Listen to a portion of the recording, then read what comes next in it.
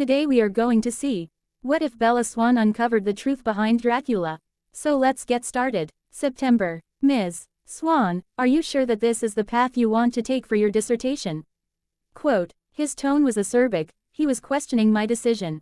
Yes, sir, I am confident that this is the right path, and I think I have an original approach. Dracula is not a traditional work to base one's dissertation on. Not only are you taking an obscure work, you are challenging a century-old assessment of its content. I took a deep breath. I had anticipated this reaction. I appreciate that, sir. That is why I chose it. The story presents so many opportunities, and it's not a work that is often mined. My hope is to create something truly unique. He peered at me over the top of his glasses. You know that it's a risk, don't you? Yes, sir. I am well aware of the challenges. He shuffled papers around on his desk. Very well, Ms. Swan, please proceed, and keep me apprised of your progress. With that, I was dismissed. Out of sight, out of mind. Here's hoping my original idea made me stand out in the crowd. October. Come on, Bella, stop being such a bookworm. Let's go out, have some fun. Blow off some steam. My roommate Rose was in the middle of her weekly, Lure Bella Out, act. Every Friday night, she would pull out all the stops in an effort to try and drag me away from the books. Away from the research. All work and no play. Rose, stop, you sound like Mike. A book flew at my head. I ducked before it could do any real damage. I told you it's an insult to be compared to him. Honestly, Bella, I don't get what you see in him. I may sound like a broken record, but he's boring. He talks about himself, law, or sports. Dull. Rose loathed my boyfriend, Mike. He was a good guy, he just wasn't as dynamic or outgoing as she would have liked. She compared him to Vanilla often. But reality was, I am vanilla, so the pairing made sense. Not even vanilla bean or French vanilla. Plain old vanilla for plain old Bella. Nothing too crazy. I had a predictable life. A dependable boyfriend. An insignificant course in life plotted out. Nothing left to chance. And not a lot to get excited about either. If there were no chances, that meant there were no risks. I never took risks. I never had. It wasn't that I was adverse to them. I simply didn't know how. Rose tried to draw me out. Encourage me to go with the moment. Rose was passionate. She lived by the seat of her pants. I envied her, but I wasn't sure if I could be like her. Mike is in the middle of a big case. He's working late tonight. I was going to stay in and make a dent in my research. He works late every night. You don't have a boyfriend, you have a cardboard cutout with a full closet of designer suits. Now come on. I hear stale beer and loud music calling to us. Some other night, Rose. I really need to focus. You always say that. She picked up a book and studied the spine. Don't you think you would be more productive if you went to the places you were supposed to know? How are you going to write a dissertation on Dracula the sex god unless you frequent his haunts? It's not about Dracula the sex god, it's about sexuality and choices. I corrected her. She knew the working title. She was simply goading me. But going to London wasn't a new argument. I debated taking the trip multiple times. When I had mentioned something to Mike, he shook me off. Bella, you don't need to go there. You can finish your dissertation here in Chicago. You'll land a job, and we'll get married. In the long run, what does it really matter what your dissertation is about so long as you get it done? Plain old boring vanilla Bella meekly agreed and dropped the subject. I never did argue back. But inside, I was screaming, how dare he marginalize my education, my dissertation. This wasn't some simple little paper. This was the culmination of years of hard work. This was my future. It was part of me. By putting down my work, didn't he effectively put down me, question me? Of course it did. Did I say anything about it? Of course not. Come on, Bella, put down your fictional count and come out with me. Rose coaxed. Neither of them got it. Mike didn't want to. Rose tried, but couldn't understand. It was more than just a book. It was just me. I couldn't explain it other than that. I shook my head and pointed back to the pile of papers and books. I can't, Rose. Maybe another night. Rose shook her head and moved towards the door. Someday, you'll give up on the paperback prints and find one in real life. I sat there staring at the pile of papers as the door clicked shut behind her. I'll stick with my fictional characters. Their lives were much more interesting than mine. And a paperback prints can't put you down or make you feel less important for chasing a dream. November. God damn it, Bella, why are the piles of crap everywhere? Everyone will be over to watch the game in a half an hour, and you have all your shit all over the place. Mike stood there, looking like a crazed fan in his blue and gold jersey. Oh, excuse me, blue and maize. He had invited all his law school friends over to watch the game, as he called it. I could give a flying fig who was playing. I had just hit a groove on a major point, and didn't want to lose my rhythm.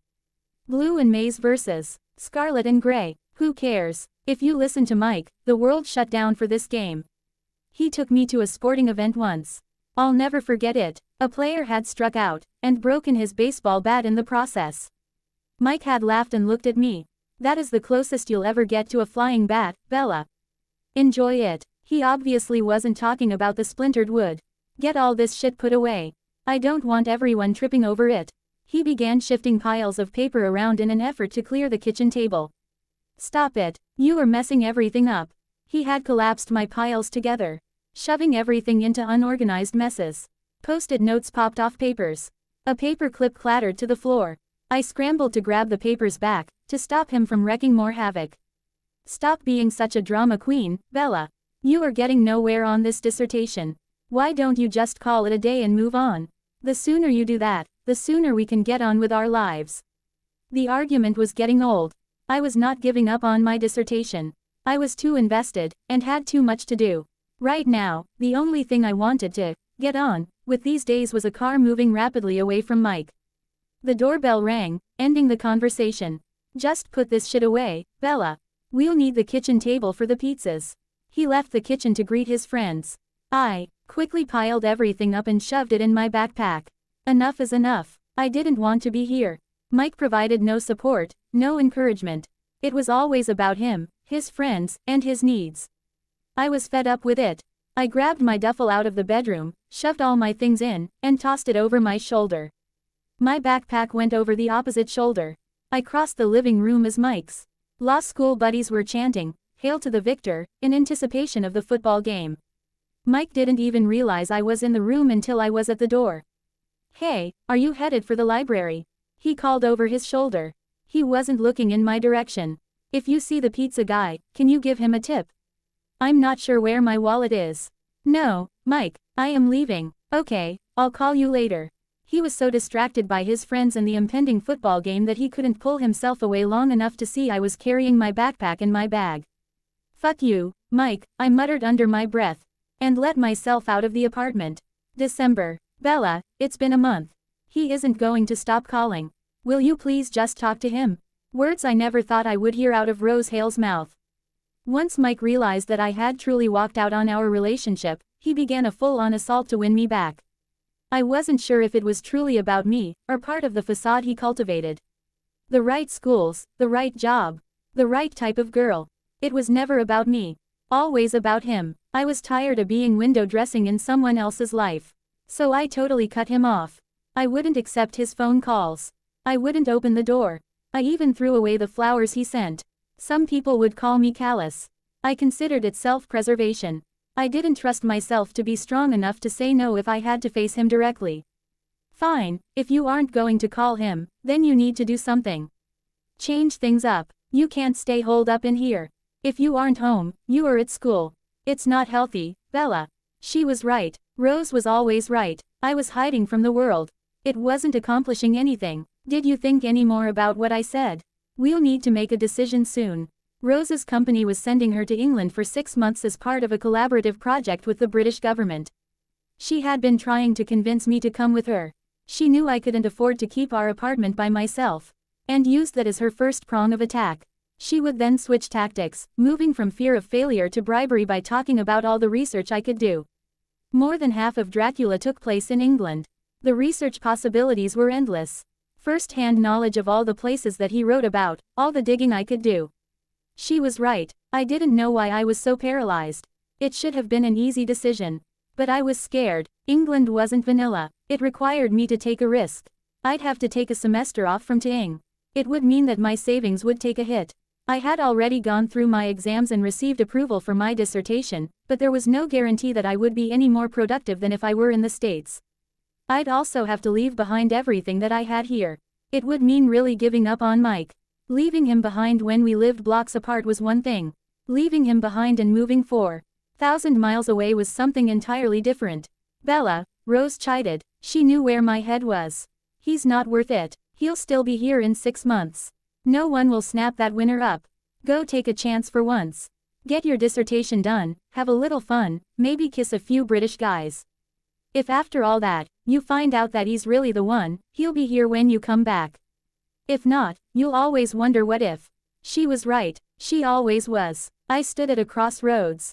Stay here in Chicago, in my vanilla life, or take a gamble. Come on, Bella, I have a 2-bedroom flat. The company is paying for it. You'll only need to worry about your personal expenses. It's a once-in-a-lifetime opportunity. I had to make a decision soon. Assignments were being given out in a few weeks for winter term. If I wasn't going to top, I needed to let school know so that someone else could be assigned. Whitby, London, maybe even Dublin, all the places I could go to uncover an original spin, an original perspective for my dissertation. Maybe truly differentiate myself. Rose was right, it was a once-in-a-lifetime opportunity. All I had to do was make the decision. My eyes scanned the room. Air really wasn't anything to tie me here. My parents were empty nesters, happily living their own lives. Rose was right about Mike. If it was really worth something, he would still be around in 6 months. 6 months in London, the ability to do research in all the places that I had only read about. To dig through the archives to read actual notes from Bram Stoker. It was a once-in-a-lifetime opportunity. I would be a fool not to take it. Okay, Rose, let's do it. She had been expecting me to put up more of an argument. For real, I smiled. For real, she threw her arms around my neck. Oh Bella, you won't regret it. This could be the start of a new chapter in both our lives. Heck, if nothing more, you can find a hot British guy and get laid. Please, Rose, no literary references, okay. I've had enough of that to last me a lifetime. And please keep my sex life out of it. She laughed. Sorry about that. Come on, let's go get a drink to celebrate. All that paper will keep. It's time to go live. I cast one last look at the papers piled all over the room. She was right, it would keep. My life wouldn't. I should have known was no way Rose would let me go with a simple coach ticket from Chicago to London. She had offered twice, and each time I turned her down. But lo and behold, when I arrived at the United ticket counter on Monday morning, I was informed that Ms. Hale had arranged for an upgrade. Business class to London. I shouldn't be surprised. Rose didn't know how to take no for an answer. I could hear her justification now. She had the Sky Miles, why not use them? Maybe that was why we were such good friends. The upgrade was a great example. She couldn't say no. I wouldn't say yes. We were perfect for each other. My baggage was safely ensconced in the bottom of the plane as I settled into the large leather seat. I had never flown anything other than coach, and I felt a bit out of my league. I was in jeans and a sweater. Everyone around me had on expensive suits. There were no women. Excuse me, I believe the seat next to you is mine. I looked up to see a linebacker. The man had to play for the Bears. He was mammoth. I scrambled out of my seat to make room for him to scoot in. Dark wavy brown, almost black hair and piercing blue eyes. My eyes trailed further down. Snug polo shirt and faded jeans. Wow, I'd owe Rose a thank you. This might not be so bad after all. I had to laugh at myself. Single for a month, and I come out of my shell. Eyeing up strange guys on airplanes. What a difference a breakup makes. Another 6 months, and I might even have the courage to flirt with him. Thanks, they make all this space for you in the seat, but getting in and out of the row is a bitch. He stuffed his bag under the seat, and stretched his long legs out in front of him. I nodded politely, and went back to my tattered copy of Dracula. I had it almost memorized, but I loved the story so much. To me, it was a relaxing read. It would also distract me from the gorgeous guy sitting next to me. Dracula, kind of antiquated reading. I looked up to see the linebacker studying the book cover. Have you read it? He smiled. Wow, those weren't dimples, those were craters. And they took him from gorgeous to adorable. He was definitely dangerous. I loved that book in high school. A bit wordy, but once you got past it, one hell of a story. I laughed. It was true. I read a literary criticism once that said, he could have cut 100 pages of prose and not impacted the story at all. Yeah, and probably killed all Cliff's Notes sales. He held out his hand. I'm Emmett McCarty. Quote, I returned his infectious smile and shook his hand. Bella Swan. So tell me, Bella Swan, What sends you to London? Work or fun? I held the book up. A little bit of both, I guess. Emmett looked confused. Dracula sends you to London. What, are you transporting sacred dirt or something? I smiled. He was more polite than most when I broached the topic. Quote, I am working for my doctorate in English literature. My dissertation is on Dracula. It's kind of hard to do it if you've never been to the major locations in the story. Fortunately, my roommate is on a 6-month assignment in England. And I got to ride along. Or I guess I should say, sponge off her. The killer smile was back. Oh yeah, this guy was dangerous with a capital D. So what about you? Why are you headed to London? I asked, trying to get my mind out of the gutter. No way would a guy like this ever be interested in me. Same as your roommate, headed over on a temporary assignment for work. The flight attendant came by, offering us both glasses of water. He waved her off. I'm a civil engineer with a large firm out of Memphis. I haven't traveled much, and don't have anything tying me to Memphis. So I figured what the heck. No ties to Memphis. Was that code for he was single? I quickly glanced down at his left hand. No wedding band. No indentation like he had worn a ring for a long time either. And I was going to spend 8 hours sitting right next to him. Yay me. Once we were in the air, we both slipped into our individual diversions. Emmett pulled out a laptop and a pair of black-framed glasses. And focused on what looked to be technical specifications and memos. I would periodically sneak a peek at him out of the corner of my eye. He would twirl his pen, and then drop it on his tray to type something on the keyboard. Once done typing, he would retrieve the pen for more twirling. The motion was almost hypnotizing, and I wanted to ask him where he learned to do that. But that would require me to admit that I was staring. My self-confidence wasn't that high yet. I gave up on my book and dropped down the tray table to spread out my notes and a few articles I had copied. It included the character list I had created, complete with screenshots of the characters from the Francis Ford Coppola movie. The acting might not have been the greatest, but the character images all fit my mental so well. I used them as visual keys to sort notes. I can't believe they cast Ted as Jonathan Harker. All I could think when I watched the movie was, bogus. Emmett laughed as he looked over at my papers. He did a pretty good stoner impression, although I wasn't sure if it was Ted or Spicoli he was channeling. Yeah, he was bad. Somehow I don't think he was cast for his acting ability. Ah, that's right, chicks dig him. I laughed. Not all chicks. He's not my type at all. Does nothing for me. Emmett shifted so he could look directly at me. Then tell me, Bella Swan, what is your type? I could feel the blush creeping in. Was he flirting with me? Maybe he was just being nice. I took a deep breath and focused on the papers on my tray. I don't know if I can pin it down to a type. If I had to call out a few key things, I guess I'd say smile, shoulders, and wicked sense of humor. My friend Rose teases me that they have to be built like quarterbacks for me to be interested. It was how she had described Mike. Well, before she got to know him, that is. Sounds like I fit that description perfectly. Yes, he was flirting. My cheeks got a little redder. This guy was gorgeous, and he was flirting with me. He was so totally out of my league. So tell me, why a dissertation on Dracula? Seems like an odd choice. It wasn't a new question. I was comfortable with the safer ground. Dracula had helped pave the way for a whole literary genre, yet didn't get the credit it deserved as a great literary work. Forget the movies, look at the book alone, and it was brilliant in its approach. I think that Dracula is a grossly misrepresented book. The whole thing was classified as horror, but it's really anything but. I am trying to make my case that it's a cautionary tale about choices and sexuality, and illustrate how it totally changed the paradigm of Gothic literature. It was easy for me to talk endlessly about the book, about the characters. I had spent years dissecting it, making my case. I snuck a peek up at Emmett. He appeared interested, engaged. So I decided to continue. Do you remember much about the book? Enough. Why? So you have the two primary female characters, Mina and Lucy. They are set up as contrasts on all fronts: social stature, looks, temperament, views on sexuality. Yet at root, they are both caught up in a bizarre sort of triangle.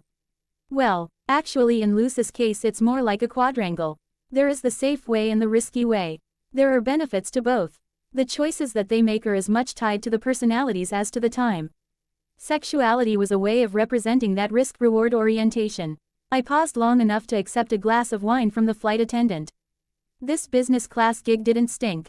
Then you have the weird sisters, the 3 vampires that attacked Jonathan at Castle Dracula. They were a total contrast to Mina and Lucy. They are representations of consequences, of being overwhelmed by blatant sexuality. It's the impact of an incorrect decision. The weird sisters. Those were the half-naked chicks in the movie that feasted on Ted, right? And Lucy was the hot redhead.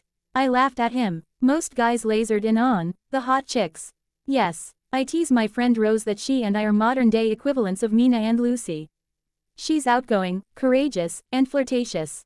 I am more buttoned up, reserved, and practical. Of course, when I say that, she immediately wants to know where her lord, Texan and doctor are. Emmett laughed. She sounds like she's a pistol. If you only knew. We continued to talk throughout the flight. Emmett told me about his job, his interests, and funny stories about his travels. He really was an entertaining guy. Okay, so I am curious. If you are Mina, and your roommate is Lucy, then who would I be? I didn't hesitate. Quincy Morris. Without a doubt. He looked at me with a confused expression. The Lord? No, the Texan. That's not very original, Bella Swan. I know I have a southern accent, but I'm from West Virginia, not Texas. I rolled my eyes in mock exasperation. It's your personality. Quincy was larger than life. Boisterous, outgoing. He's kind of the stereotypical American male in the day. Plus, you seem like the type of guy who would totally dig a Bowie knife. Emmett roared in laughter. A man seated across the aisle shot us a dubious glance before returning to his Wall Street Journal. You figured all that out, and we aren't halfway to London yet, Bella Swan. Yes, I have. And why do you keep calling me by my full name? Emmett smiled at me. Why not? He was like a very large child. He laughed, teased, told silly jokes. The more I spoke to him, the more I enjoyed his company. His looks seemed less daunting. Still very inviting, in exactly the way it sounds, but not as intimidating. We bantered off and on for the rest of the flight. We made fun of the atrocious movie and laughed at the stuffy patrons in business class. At one point I glanced to my left. His arm rested on the console between us. The muscles in his forearm were easily visible, even though he was relaxed. Rose would be dying. She has a thing for guys' arms. She liked to watch baseball on TV just to enjoy the goods, as she liked to joke.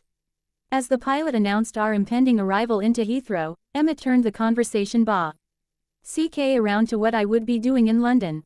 Specifically, where I would be living. The flat is in Waterloo, which works out perfectly for me. I can stay rent-free and be in walking distance to King's College. What I need to get to I can use the underground or cabs for. No kidding, I'm in corporate housing in Waterloo too. Who did you say your friend worked for again? I don't believe I did. He's working on some project for the British government.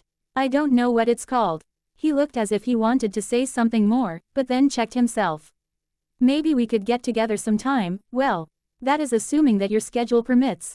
Was he asking me out? No way. Maybe he was just looking for people to connect with while in London. We exchanged cell phone numbers, and I told him that the first time we went out that I would give him a call. We parted ways at the baggage claim. He waved over his shoulder as he followed his driver out the door. Bella. I could hear Rose before I could see her. The crowds parted, some in response to her elbowing her way through, others in awe. Rose knew how to clear a path, that's for sure. I picked my backpack up to throw over my shoulder. The front pocket must not have been zipped. Pens, my thumb drive, and other odds and ends went scattering all over the floor. Shit, I dropped to my knees, scrambling to pick everything up. Rose knelt down to help.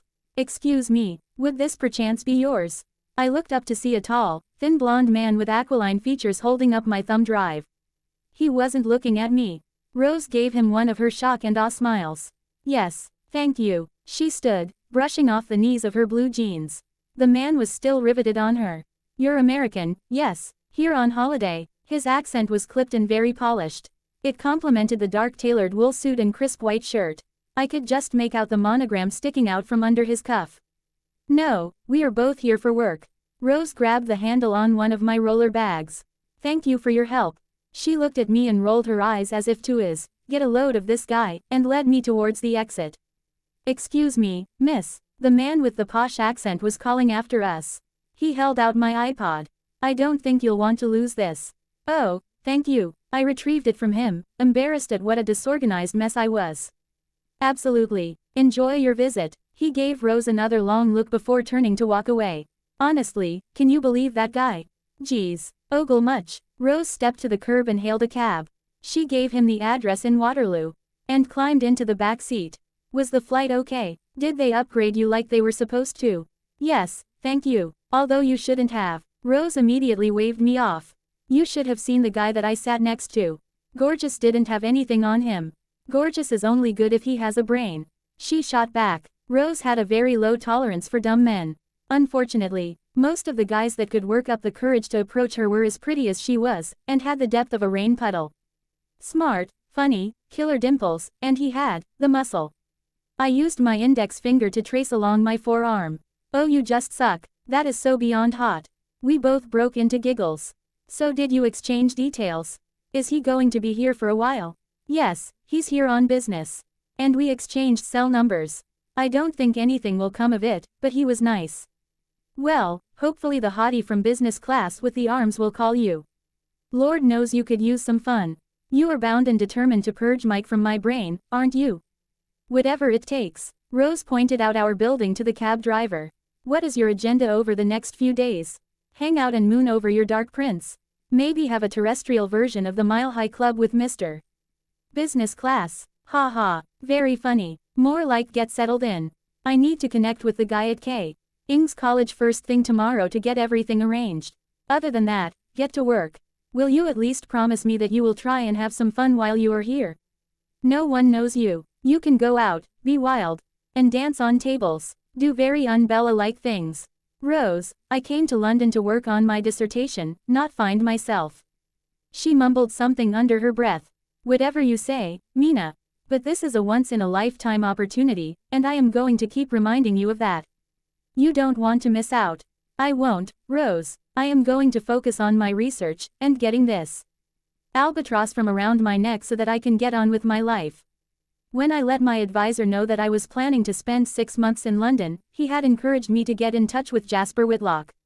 Dr. Whitlock was affiliated with the King's College School of Arts and Humanities. He was considered an expert in Victorian literature, specifically the Bronte sisters and Oscar Wilde. He recently published a series of papers on the origination of supernatural or fantastic fiction during the Victorian era, and referenced, amongst others, Sherlock Holmes, Dracula, Jekyll and Mr. Hyde, and the Invisible Man in his paper. I called his office in advance and arranged a meeting at 4 on my first full day in London.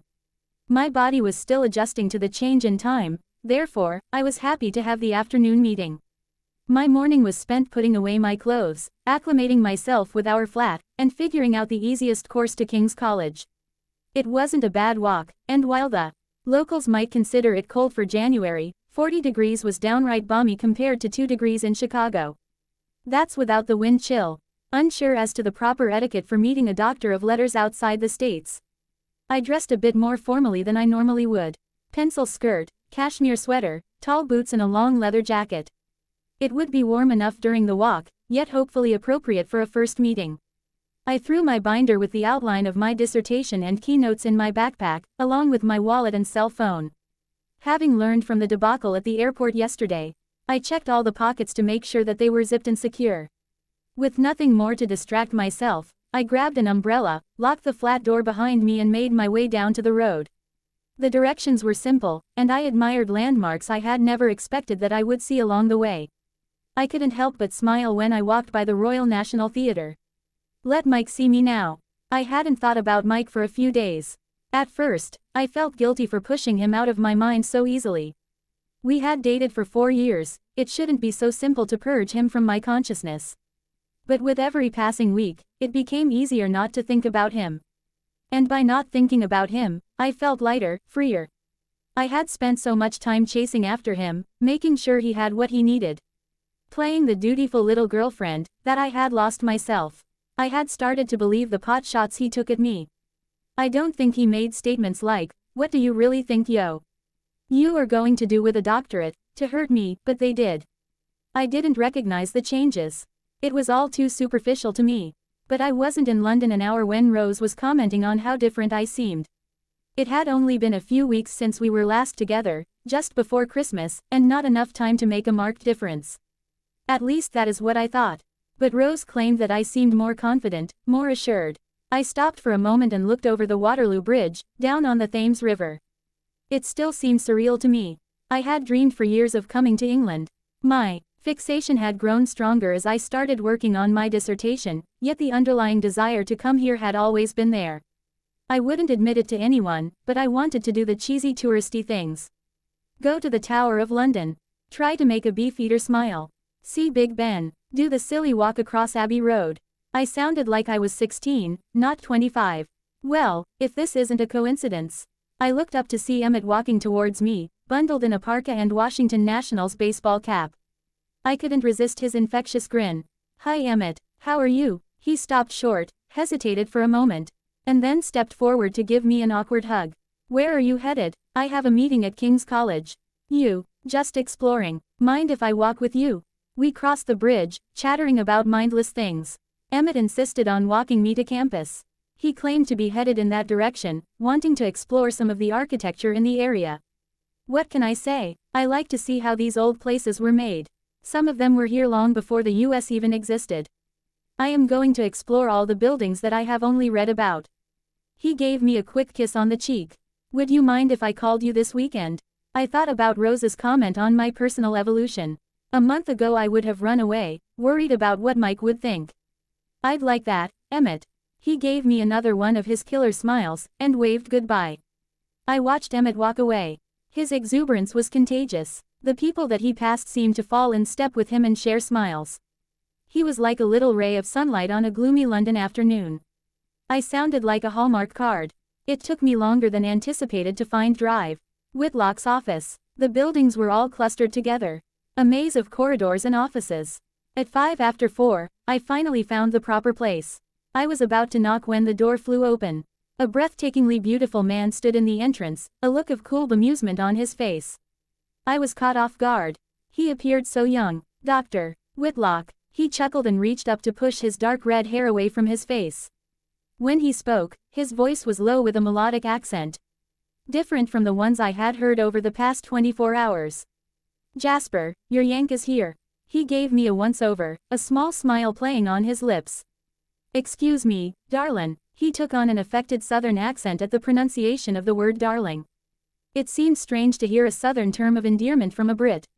Although the way he articulated, there was nothing endearing about it. The man stepped around me and continued down the hallway. If I hadn't been so dumbfounded, I would have had a snarky comeback. Ms. Swan. Another man stood in the doorway now. Fair with blonde hair and blue eyes. I'm Jasper Whitlock, please do come in. What was it about London? There were gorgeous men everywhere. He led me into a cluttered office, and gestured towards a free chair. I do apologize for my brother-in-law. His sense of humor can be a bit irreverent.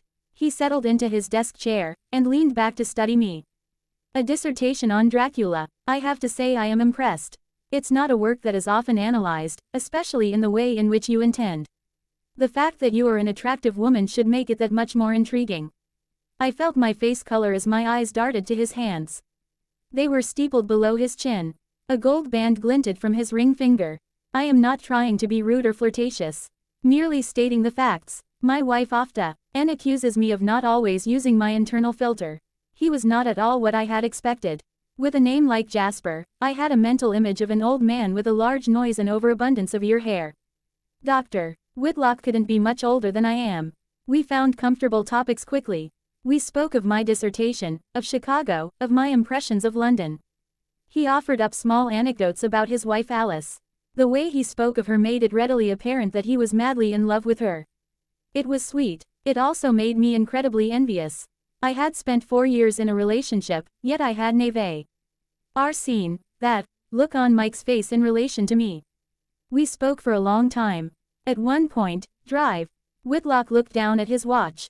It's getting late. Do you have any plans for dinner? I was planning on meeting Alice at a pub not too far from here. I'm sure she would love to meet you. That's very kind of you, Drive Whitlock, but I couldn't intrude. Nonsense. I know that you and Alice will be fast friends in no time. He stood and pulled a long trench coat from a coat tree in the corner. I had to laugh as I saw the flash of the Burberry plaid lining. I definitely wasn't in Chicago anymore. Do you mind a short walk? It's not far from here at all. Rose had mentioned that she would be working late. All I had waiting for me back at our flat was a pile of reading and some dubious leftovers in the fridge. If I'm not going to be an inconvenience, that would be wonderful. Thank you. We covered the short distance to the pub quickly. Students along the way greeted Drive. Whitlock. He appeared to be very popular, especially with the female students. I think you'll find my wife a subject matter expert on top of an entertaining person. She grew up in Whitby. My ears perked up at the mention of Whitby. The Abbey, the church. The cliffs were all such a major part of the Dracula. I had every intention of spending as much time there as I could, and having someone who knew the area was all that much better. Dr. Whitlock, my plan. He cut me off. Please, it's Jasper. Dr. Whitlock makes me feel ancient. I'll start using it after 30. I smiled. Jasper, my plan was to spend some time at the library on campus to see if there was anything that you might have that would be new source material. I'd also like to get into the special collections if possible. He returned my smile. That can all be arranged. But no more talk of work tonight. He held open the door to the pub, waiting for me to enter. Inside, a tiny dark-haired woman waved from the corner. There's Alice. Jasper guided me toward the table. The woman wore a radiant grin. You must be Bella. I am so excited to meet you. Her hand shot out, pumping mine up and down. She may be tiny, but she was ridiculously strong. Please sit. I already ordered some starters. Would you like something to drink? I am not sure if they have any American beers. Alice was talking a mile a minute. Jasper placed a hand on her shoulder. And it was almost as though someone had unplugged her. Language slowed, her posture relaxed. Thank you, Alice. If you can recommend a beer that you prefer, I am sure I'll be fine. I gestured around the room, when in Rome and all that. Quote, the waitress appeared and took our drink orders. We then settled into easy conversation.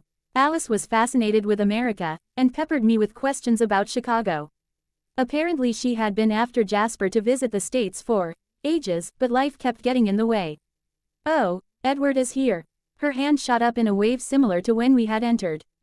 Intro. Ducking the yank to all the local hot spots, are we? I recognized the voice immediately. I looked up to see the man from earlier today standing next to our table. He wore the same bemused expression, like he was enjoying his own personal joke. Did you meet already? Alice asked, confused. Edward stopped by my office this afternoon. He displayed his impeccable manners upon his departure, Jasper replied dryly. Bella Swan, my brother-in-law, Edward. That's right, he had referred to him as his brother-in-law. I hadn't registered it at the time. Bella, an odd name. Did your mother have visions of your grandeur? The beautiful Swan. Quote, no, I immediately shot back. She wanted me to be strong, so she named me after Queen Isabella of Spain. She liked to think that I would command men to find new worlds on my behalf. Edward barked out a dry laugh as he peeled off his coat and sat down next to Alice. My glimpse of him earlier had been enough to register that he was absolutely breathtaking. But here in the darker, golden light of the pub, there were no words. His hair hung down in his eyes, looking almost black in the low light. Piercing eyes gazed out from underneath the shock of hair, and gave me the sense that he could see right through me. It was all set off by incredibly pale, flawless skin. A quick thought flashed through my head. If Emmett was the epitome of Quincy, then Edward was the Count. Dark, edgy, a little bit scary, and sexy as hell. Don't think that way, I chided myself. You'll slip up and call him Vlad. Now wouldn't that would be embarrassing? Try explaining that one, Edward. Alice and Jasper slipped into comfortable banter. Alice was gracious and tried to include me wherever possible. She asked me questions about my life in Chicago, my friends, my family. All the while, I could feel Edward staring at me. It was unnerving. I listened enough to learn that Alice worked in marketing for a major cosmetics firm, and Edward was a doctor at St. Thomas's Hospital. They were 2 years apart in age. Alice met Jasper through Edward in college. Edward, you should tell Bella what you are working on right now. It would probably be of interest given the topic of her research.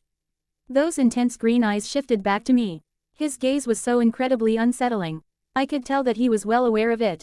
He was probably used to women dropping at his feet when he let loose that self-satisfied little smirk. And what would that be? He asked, his eyes never leaving my face. Dracula. He laughed and took a sip from his pint. Well, isn't that an interesting coincidence? His eyes narrowed a bit as he spoke. I am a hematologist, I responded before I could think. Ah, a modern-day bloodsucker. A look of shock flickered on his face for a brief moment before his smile slipped back into place. I guess that is one euphemism. I am on the research side. Currently part of a team focused on cancer research. A benevolent bloodsucker, I shot back.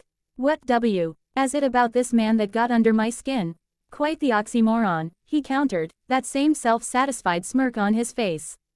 Kind of like a vegetarian vampire. Or a beautiful bookworm. Neither Alice of Jasper seemed to pick up on the verbal sparring. I didn't disengage from Edward's gaze. Instead I raised an eyebrow, waiting for the next jab. His smile broadened a bit, but he didn't re-engage. I finished my beer and excused myself. I needed to use the restroom and collect my thoughts. 2 brief conversations and this man was already under my skin, pushing buttons. He was intentionally trying to get a rise out of me. Go the yank. I wasn't going to give in. I took a long breath, inhaling and exhaling slowly to wash away the tension. 1 more pint, then I would head home. The night would be over. And the gorgeous antagonist would be gone. The pub had grown crowded, and I had to dodge bodies to make my way back to the table. Halfway through the room, I felt a hand on my elbow. My hand curled into a fist instinctively. And I was ready to take a swing at whoever was set to accost me. Hello backpack girl. It was the man from the airport. The one who had helped collect everything that had spilled out of my backpack. You look a bit more together today. He wasn't trying to flirt or accost me, he was simply being polite and saying hello. I relaxed my fist and smiled. I'm sorry, too much time in college bars. When men approach you like that where I am from, they aren't usually far off of a knuckle sandwich. He chuckled and extended his hand. No untoward thoughts. I simply wanted to say hello and introduce myself. Royce King. I took his hand briefly. Bella Swan. His eyes swept the room, taking in the patrons. Are you here alone? He must be looking for Rose. It was always that way. Once a man laid eyes on her, no other woman existed. I'm with some friends, but not Rose, the one you saw me with yesterday. Rose, he murmured under his breath. How appropriate. I need to get back to my friends. It was nice to see you again, and to be formally introduced. I paused for a moment, contemplating. Rose had been working so hard for the past few months. She needed to have some fun as much as she thought I did. I don't know what our plans are for this weekend, but if you are interested, I can let you know what we end up doing. He broke into a wide smile. That would be lovely, thank you. I returned to the table with his business card. Rose was going to owe me for this one. We ordered another round of drinks, and the conversation stayed casual. Alice invited us to a party that she and Jasper were attending on Saturday, and begged me to bring Rose along. I had the feeling that Alice didn't know a stranger. As drinks wound down, I stood, thanked everyone for a nice evening, and slipped on my coat. It had cooled down significantly, and I pulled my coat tighter around me to keep warm. A brisk walk would help clear my head as well as keep me warm. Come now, Edward's voice rang out. I don't know about the men you keep company with in the States, but it's not proper to let a woman walk home alone at night. Especially not after a few pints. He stood behind me, hands shoved in his jacket pockets. The cold brought out a flush in his skin. Vlad indeed. He could be deadly in his own way. Thank you, Drive. I realized that all I knew was his first name. Masson, but I don't use the honorary. Just Edward is fine. His eyes swept up and down me again. I was glad I had taken the effort today. Nothing might come of it, but at least I didn't look like a ratty college student. And I can't very well let you walk home like that. You might be accosted. There are parts of the city that are rather dodgy, you know. He pulled a set of keys out of his coat, and started down the street. When I didn't follow, he looked back over his shoulder. Come now, I don't bite. I'm benevolent, remember. Somehow, I highly doubted that to be true. I followed him. I really didn't want to walk home. But it was cold. He wasn't some random stranger. Granted, I didn't know him, but I would be working with his brother-in-law on a regular basis. He wouldn't try anything inappropriate. Would he? Did I want him to? Why was I even thinking this way? I cupped my hands over my mouth and blew on them in an attempt to distribute some warmth. Trying to buy time. What was I doing? I wasn't drunk. I'd only had 2 pints. I don't do crazy things like get in cars with random strangers. But right now, all I could think of was this gorgeous, infuriating man who was offering me a ride home. Maybe it was time I start listening to Rose.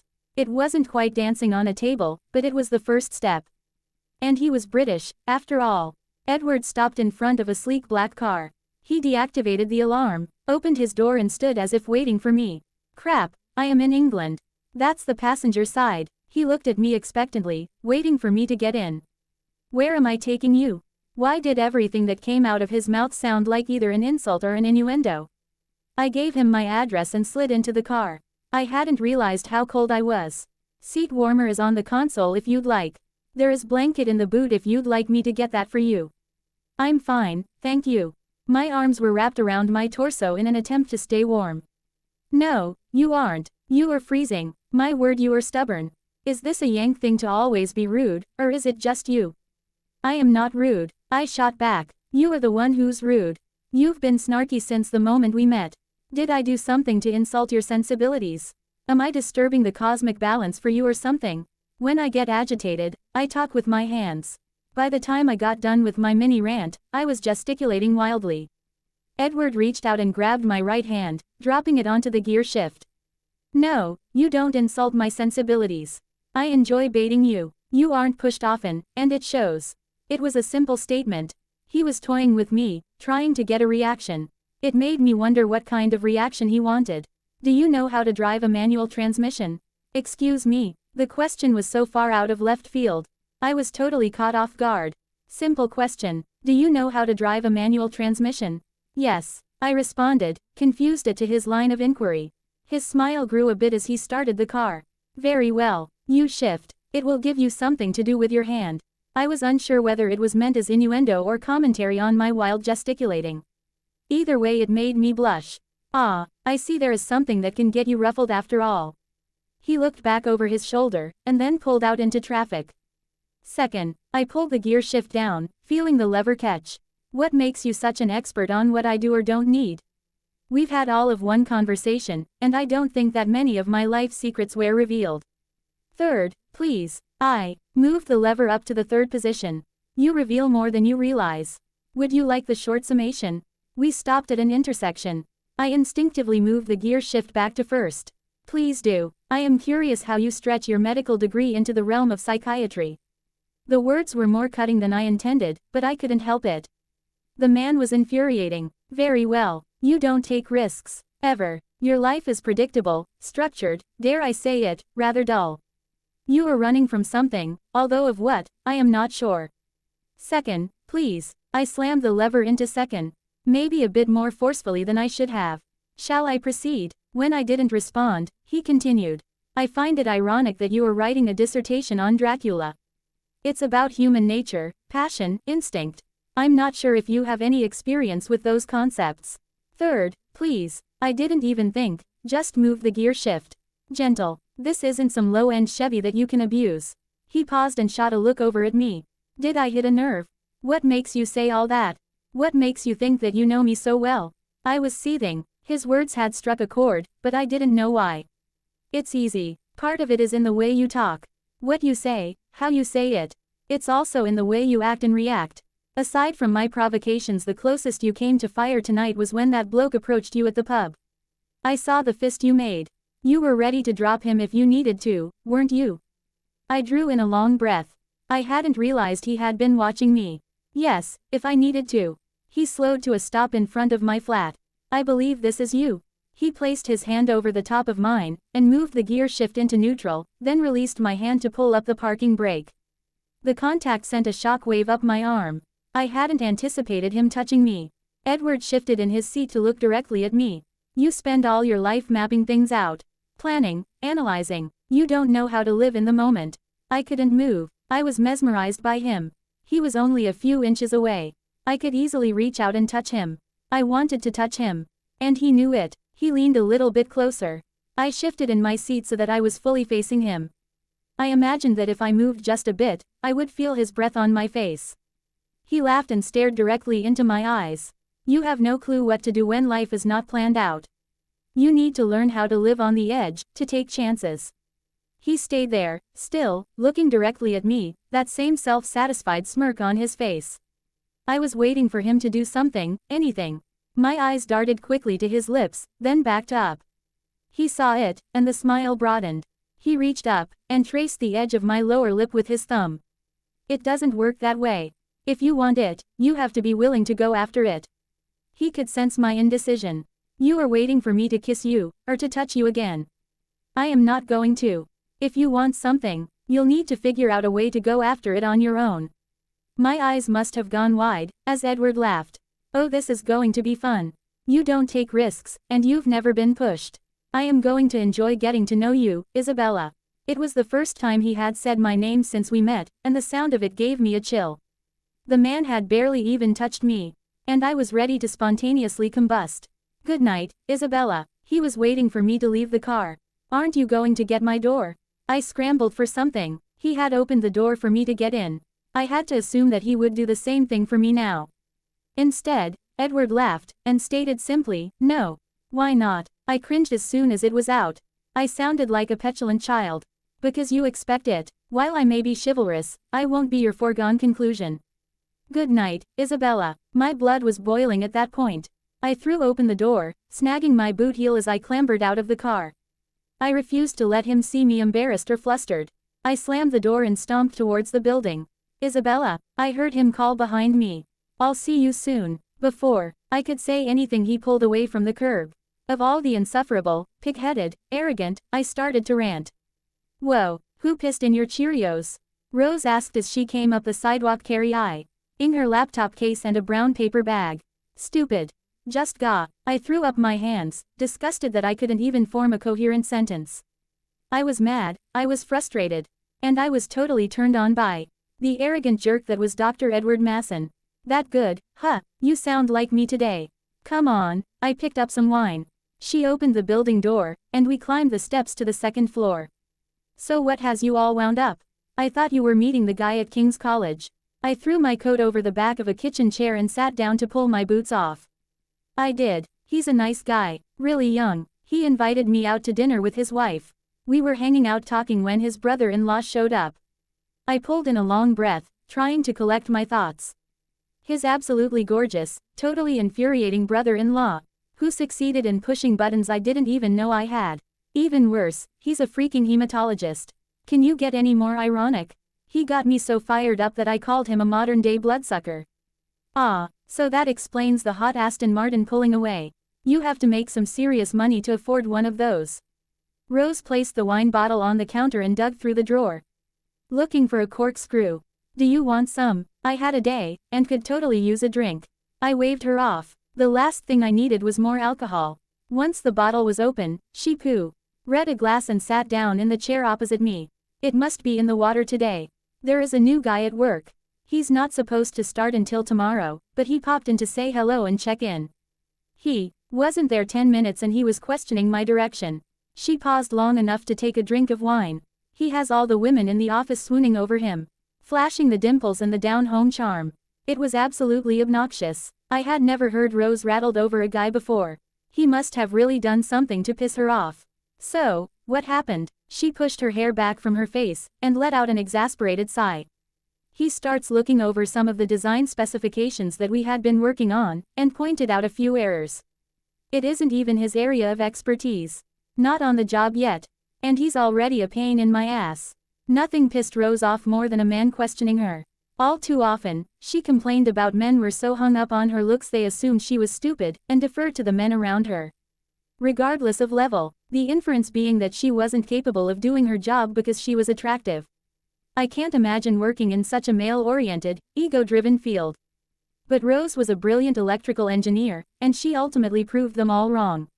So what did you do when he told one of the guys to change it? She paused for a second, taking in my question. He didn't. He told me where the errors were, and that was it. So why are you pissed? He didn't disrespect you, he just pointed out errors. Yeah, it might be a bit presumptuous, but wouldn't you rather know they were there? Rose threw her hands up in the air. I don't know, he's just so. Insufferable. Infuriating. Yes, she exclaimed. And even worse, he's really hot. Welcome to my world. Aren't we a fine pair? We spent the next hour talking about the redneck, as she had named him, and how the women in the office had gone all gaga over him. The more she spoke, more I could see that Rose was just as affected as they were. But I knew better than to call it out. Oh, I almost forget, I ran into the airport Samaritan tonight. He seemed to be rather disappointed that you weren't with me. The change in conversation from her nemesis at work to an interested male lightened Rose's mood significantly. Really? What did he say? Nothing much. I reached into the pocket of my coat, producing the business card. But I did get this for you. I waved the card around, just out of her reach. Give me that. She all but lunged over the table to grab the card away. Geez, Rose. Eager much. She read the card. Royce King. Sounds like a proper British name, doesn't it? He may be just what I need to get, the redneck, out of my head. Be nice, Rose. Don't go Evie, serrating a man just because some poor schmo pissed you off. The smile I got was downright angelic. I knew better. Rose, I am just going to have a little fun. Follow a little of that sage advice I have been giving you. Why should you be the only one to kiss a Brit? Why did I have a feeling I was going to regret this? It started out like any other day. Process, focus, structure. Repeat. The mundane cycle of life is wearing on me. I chose this path. I chose research. I should be happy with this lot in life. And yet I am not.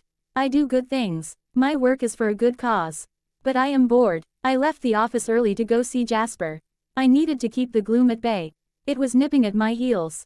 I didn't want to go back to the dark thoughts, the regrets.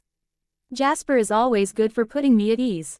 He distracts. He soothes. And the attractive female students that continuously pop by are not unwelcome either. I probably should tell him that, on occasion, I've taken advantage of my proxim. ITY to lure one of his lovely students home. For a few hours, it makes me feel almost normal. Jasper was at odds when I arrived today. He had an appointment with an American who came abroad to do some research.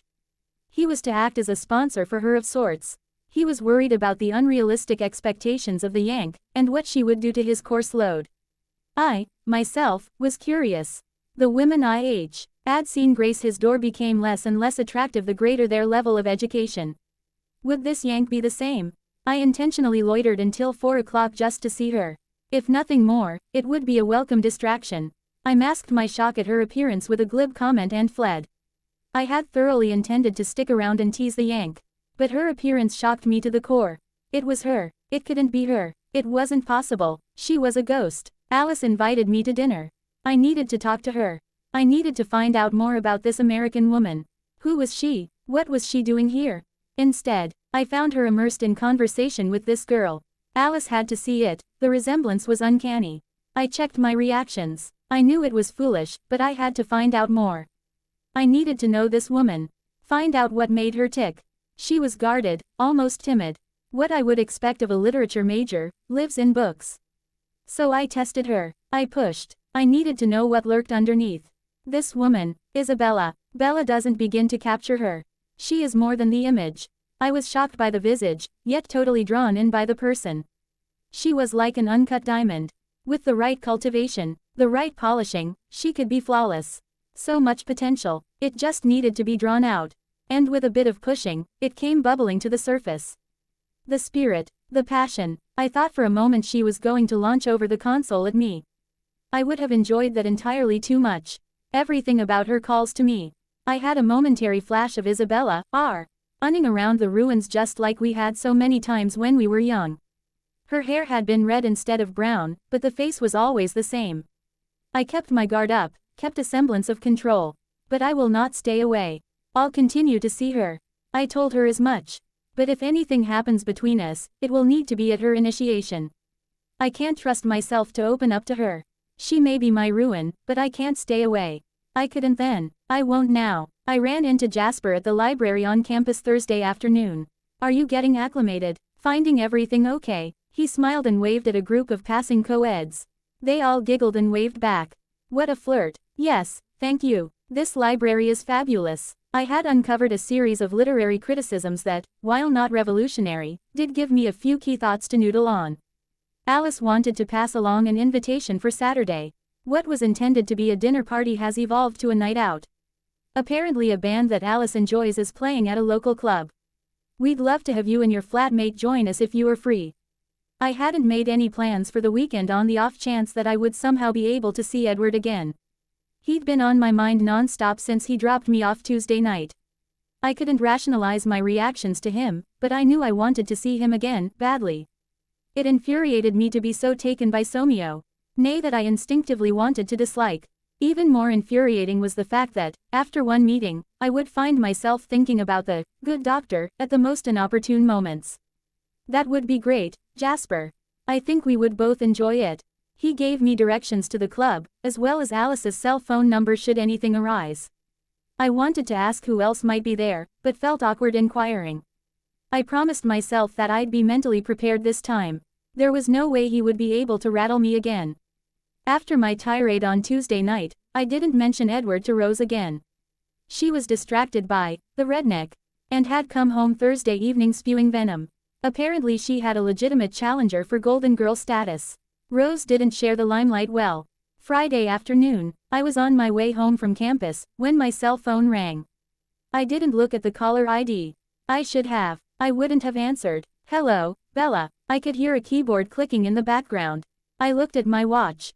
It was 9 a.m. in Chicago. Hello, Mike. What can I do for you? My tone was cool. Our last conversation had not been a pleasant one, and I didn't want him to think that he was forgiven. How is London? The clicking continued in the background. Good. I'm settled in, our flat is great, and the people at King's College have been more than gracious. I was careful not to give too much detail, but disclosed enough to let him know that things were good, and I was not regretting my decision. Not that I was, but I didn't want to give him any room for I told you so's. I'm happy for you. I know how important this paper is to you. He hesitated for a moment. Listen, Bella, I realize that I said some pretty hateful things the last time we spoke. I haven't been able to stop thinking about you. And I really wanted to talk. I sighed. Too little, too late. He had 4 years to clue in, and he's doing it now. We've said all there is to say, Mike. Let's just agree to it's water under the bridge and move on, okay? The clicking had stopped. What if I don't want to move on, Bella? What if I realize that I was wrong? I stopped walking. A lot of things I might have expected. But Mike admitting he was wrong was not one of them. Mike was never wrong. At least not in his mind. Bella, look, I realize that I was being a self-centered ass. I've had a lot of time to think, and I really do get it now. I wasn't supportive of you, of what you wanted. I could have done a better job. He sounded sincere. There had to be something else going on. I stayed quiet, listening. Waiting for the proverbial other shoe to drop. Look, I know you just got over there, but I miss you. We haven't seen each other in over a month. I don't like that you are so far away. I just want you to be here. To be able to work through everything. I sighed. There it was. It always came back to him, what he wanted. Me. I. Mike, listen, I'm sorry that you are feeling bad. But we need this time apart. I need to get my dissertation done. I've worked too hard not to see it through, and I can already tell that being here is going to do me a world of good. Bella, what can you do there that you can't do in Chicago? Come home, baby. I'll change. I promise I'll change. You can move in, just like we always talked about. You won't have to worry about rent, just work on your paper, and when you're done, we can pick back up with everything we planned.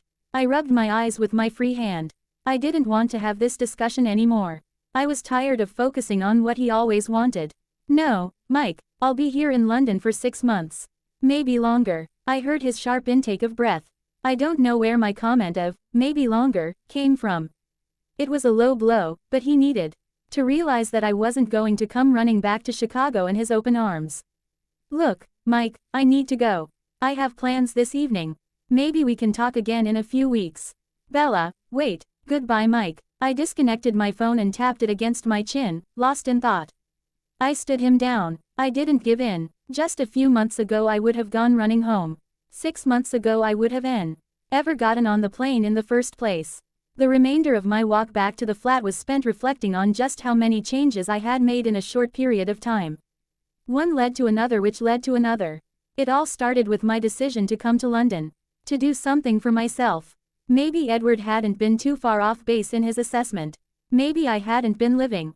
Saturday morning, Say and I went shopping on Marylebone High Street. I was usually ambivalent about my appearance, but tonight I wanted the upper hand. I didn't want Edward to know just how much he got to me. And maybe, just maybe, I could look good enough to throw him off as well. We were walking out of shop when my cell phone rang. Not to be burned again, I checked the display before answering. I couldn't help but smile. Hey stranger, how was your first week? I almost had to hold my phone out away from my ear. Emmett's laugh was so loud. Interesting. I survived, and I think I am getting used to the time change.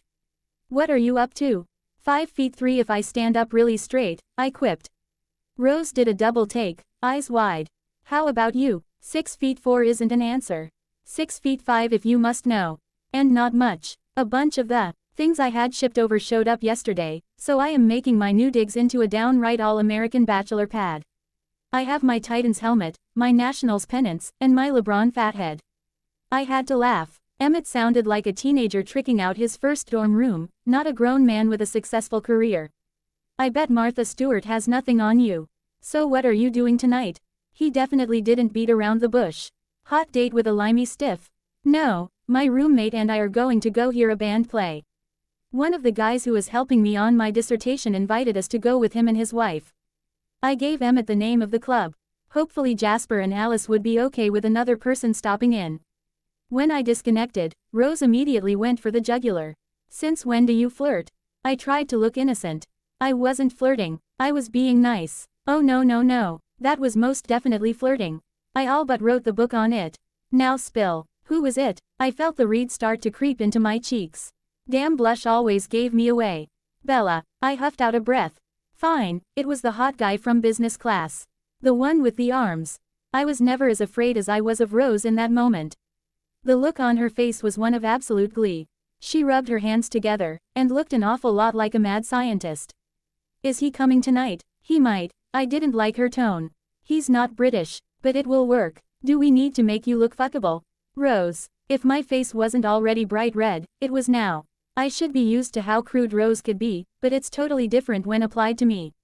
It doesn't mean you have to do anything, Bella. It's more for your mental state than his. We stopped to get coffee. I thought about what she said. I did want to look good. And I did want to bring someone to their knees.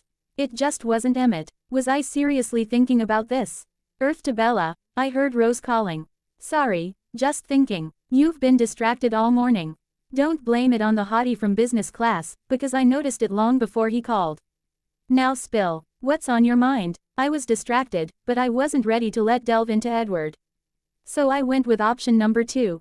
And admitted that Mike had called. Our cab ride home gave me enough time to recount the conversation. Rose, as I had expected, was pissed off. She blamed Mike for a number of wasted opportunities. I have to admit, Bella, I am proud of you. Last year you would have run home to him at his first request. Actually, let's be honest. I wouldn't have ever left Chicago. She smiled. At least you see it now. I know you don't want to hear it, Bella, but leaving him and coming to London was the best thing you ever could have done. You've changed so much. I mean, come on, you flirted with a guy today. Even better, a guy you hardly know. She threw her arms around me and squeezed. My little girl is growing up. Don't go getting all gushy on me, Carol Brady. I admit, I am coming out of my shell a bit, but I am still me. We paid the cab driver, and claimed our bags from the boot. I was slowly picking up British colloquialisms, and had to admit that I was enjoying them. The other day someone declared, "Bob's your uncle."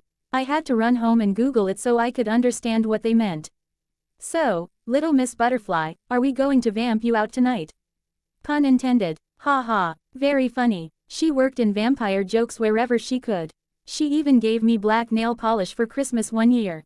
It was fun to explain the difference between goth and vampire. Rose and I met in our senior year of college. She had been fixed up on a blind date with one of Mike's fraternity brothers.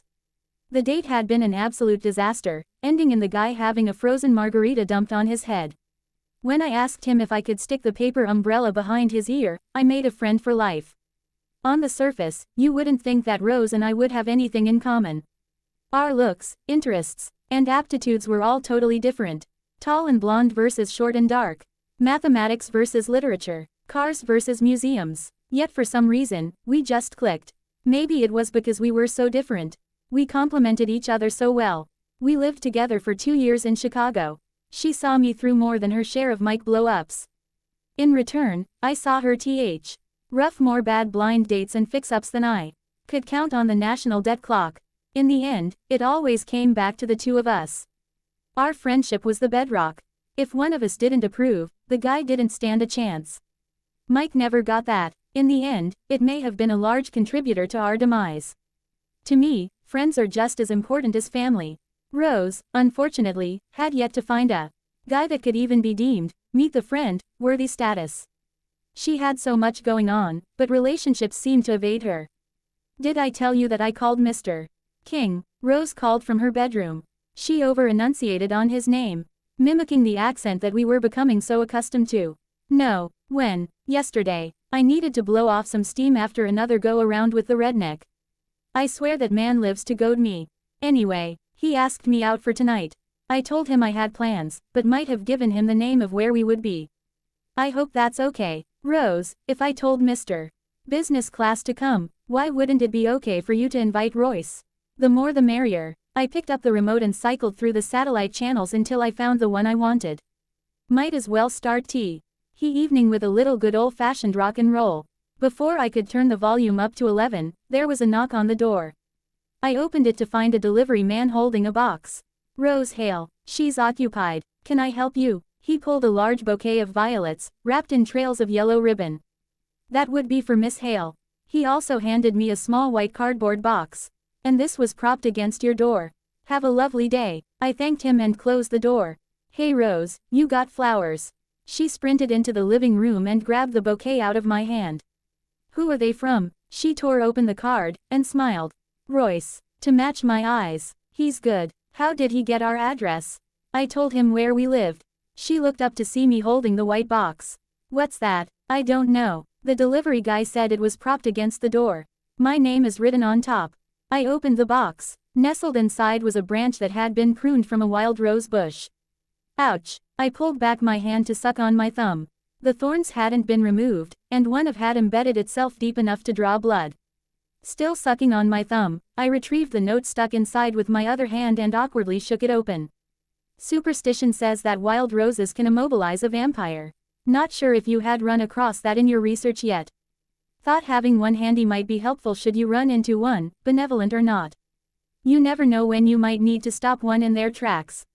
There was no signature. I didn't need one. I knew exactly who it was from. He's good indeed. So, who is it from? Rose pulled the note out of my hand and studied the message. Leave it to you to find a man who is actually interested in Dracula. So is this good? I thought about her question. As infuriating as Edward was, he had indicated that he would see me again. And he did send me flowers, albeit in a rather unorthodox manner. Come on, Rose. You get your wish. Let's go vamp me out. Some things are quintessentially American. Baseball, apple pie, rock and roll. The band that Alice was all fired up to see had a soft spot for 90s rock and grunge. I wasn't sure what I had anticipated. But as sure as heck wasn't Foo Fighters and Red Hot Chili Peppers covers. The crowd at the club was younger, mostly in their 20s, and boisterous. There was no standing and listening. Bodies moved to the rhythm. And given the right song, there might even be some moshing. This is nuts. Rose shouted over the music. I feel like I am at home. Alice grinned as she tapped her foot to the beat. This is one of my favorite places. It drives Jasper batty. He's much more of a jazz and blues aficionado. We settled at a table with our drinks during a break in the music. Royce stood at the bar talking with some of the men that had come with him. He kept his body angled at all times so that he could see Rose. Where did you land him? Alice was fascinated by how smitten he already was with her. He's quite the toff. Bella's backpack decided to rebel at the airport. He was nice enough to help us retrieve everything. He is kinda cute, isn't he? What are you doing over here? Why not go chat him up? I laughed. Alice had yet to be exposed to Rose's rules. Number 1. Men always come to you. Speaking of men, I hope you don't mind, I invited Edward along. He had something going on earlier in the evening, but was hoping to be here by the second set. Why would I mind? He's your brother after all. She smiled at me, all innocence and sunshine. I wasn't sure how you would feel after that TLE sparring match you two had the other night. Bella sparred with someone. My Bella, has the earth stopped turning? Ha, very funny Rose. I took a drink of my pint. Edward pushed a few buttons, that's all. Alice smiled and whispered conspiratorially to Rose. You should have seen them. I didn't know if she wanted to hit him or shag him. I felt my cheeks flush. I thought the conversation had gone unnoticed. Would this have been Tuesday night? Rose asked, her interest piqued. Yes, as a matter of fact, it was. Tell me, Alice, does your brother drive a black Aston Martin? Shit, I was cornered. Yes, but how did you know that? Alice looked confused. Well, that explains the rant I saw on the sidewalk after a lovely black Aston Martin pulled away. Is there anything else you would like to tell us, Bella? I looked back and forth from Alice to Rose. Yeah, I think I need another drink. Would anyone like anything? I escaped to the bar before they could ask anything more. What can I get you, love? The bartender asked as he popped the top off a bottle. A shot of tequila and another pint please. I leaned forward to rest my elbows on the bar. If I was going to survive this night, I was going to need a bit of liquid courage. I felt a tug on my elbow. Rose stood next to me, a look of dismay on her face. The fucking redneck is here. I can't deal with his shit tonight. Do you mind if I bail? You'll be okay to get home. I looked around the room, trying to identify her source of frustration. Yeah, I'll be fine. I can catch a ride home or flag a cab. Rose slipped in next to Royce and whispered something in his ear. He nodded, waved a goodbye to his friends, and led her out of the club. Was her nemesis here, or had she simply wanted to leave with Royce? I may need to think long and hard about what time I go home tonight. There is no telling what I could walk into. I didn't want to sleep with my headphones on. I've done it before. Rose was not quiet when she had a sleepover. I tossed back my shot, cringing at the burn of the alcohol as it ran down my throat. I quickly chased the tequila with a sip from my pint. Anesthetizing already. I didn't have to turn around. I knew the voice. Yes, I heard you might be here. I figured I should be prepared. Ouch. Hello to you too, Isabella. You look very rock and roll. I set down my pint and turned to face Edward. I knew I looked good. He did make a comment about my appearance after all. It didn't go unnoticed. Time for him to be the one thrown for a loop. My intent was to toss out some smart aleck comment to put him in his place. I wanted him to be the one affected. He should feel like a blithering idiot. But every clever line or pithy remark dried up the minute I focused in on him. The crowd at the bar D. I didn't allow for the normal personal space, and he was closer to me than he'd been in the car the other night. He wore the same amused expression, which made him look all that much more amazing. And those eyes, oh my god, those eyes. I didn't know what to do. What to say. Someone bumped into me, knocking me forward into Edward. His hands went up immediately in an attempt to steady me. It was the Sam-y shot of electricity that I had felt in the car. The amused look was gone, replaced by a darker expression. His left hand was at the small of my back, and I felt him pull me in closer. I couldn't resist. My eyes darted back to his lips. What was the lure of this man? The hand that had been on my upper back was suddenly tracing slowly underneath my jaw, stopping over the pulse point on my neck. I felt my face color, giving me away. He caught it too, and smiled. The arrogant bastard. He wanted to see if he could get a rise out of me. I thought you said if I wanted something, it was up to me to take it. That you wouldn't touch me again. I don't know how I formed the words. I didn't want him to let go. That I did. Breach in judgment. He dropped his hands and stepped back. I immediately missed the contact. How could he be so infuriating and attractive at the same time? Needing to regain control of the situation, I took a sip of my pint and looked around the club. Edward stepped in next to me and ordered one as well. Thank you for my surprise today. It was very clever. How did you know about the Wild Rose myth? The look of amusement was back on his face. I grew up in Whitby. Vampire mythology is required coursework. Bella, hey, there you are. A man's voice with an American accent rang out from behind me. There was Emmett, a few feet away, dimples flashing. Hey, you made it. I took advantage of the break in conversation to step further away from Edward, and attempt to break his spell. That's exactly what it was, a spell. This place is a madhouse. Thanks for the invite. Who would have thunk we'd be rocking out to some all-American tunes here? I could see Edward out of the corner of my eye, sizing Emmett up. Take that, Dr. Masson, other men are interested in me too. You might have to wait in line. I'm sorry. Emmett McCarty, Edward Masson. Emmett extended his hand. How's it going? I almost expected Edward to walk away. For a moment, he looked furious. Then, as quickly as he had before, he regained his composure and extended his hand. Another yank. There seems to be all sorts of you tonight.